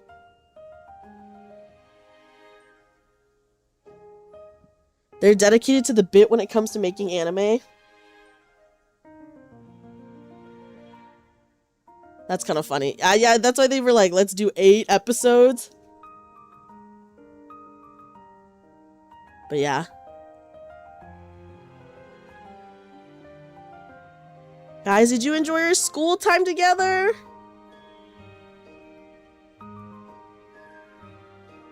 Q&A's goated. I hope you guys enjoyed our school time, our club time together. This was really fun. Oh my gosh, I can't believe I haven't done more like Zatsu's like in a school setting, you know? I'm like, damn. Even though we heard, yeah, we did hear some unethical story. Well, at least one unethical story. Were there more? Clannad is your number. I know, Sniper Bear. I know you love Clannad. I do know that. I do know that. And a lot of people do. I get it. Yeah, sorry guys. I had to spoil our club time with some with at least one really, really horrible story about a breeding factory. It was on topic though. We were talking about tabletop RPGs. It was on topic, okay? Oops, sun's coming up here. Oh my gosh, what time is it for you? You hold code yes in your heart as the best alongside Full Metal Alchemist Brotherhood. Oh my gosh, throwback to when I watched all that. I don't know. I have to think about what 6:20 p.m. Oh, okay, so that's not too bad for you right now, girl. Not too bad. Not too bad. Ugh, guys, it's 3:30 in the morning-ish. Code Yes awakened something in your young preformed brain when you saw it. Oh my god, I was pretty obsessed with it back then. Yeah, guys. Okay, MC, I'm sorry for reading that horrible breeding factory story to you. How can I make it up?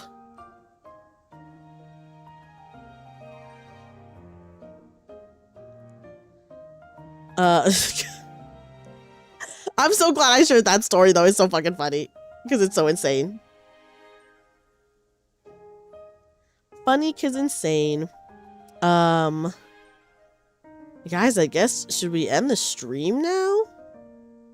It's about to be 3:30 a.m., you know? Let me see if anyone is anyone even live?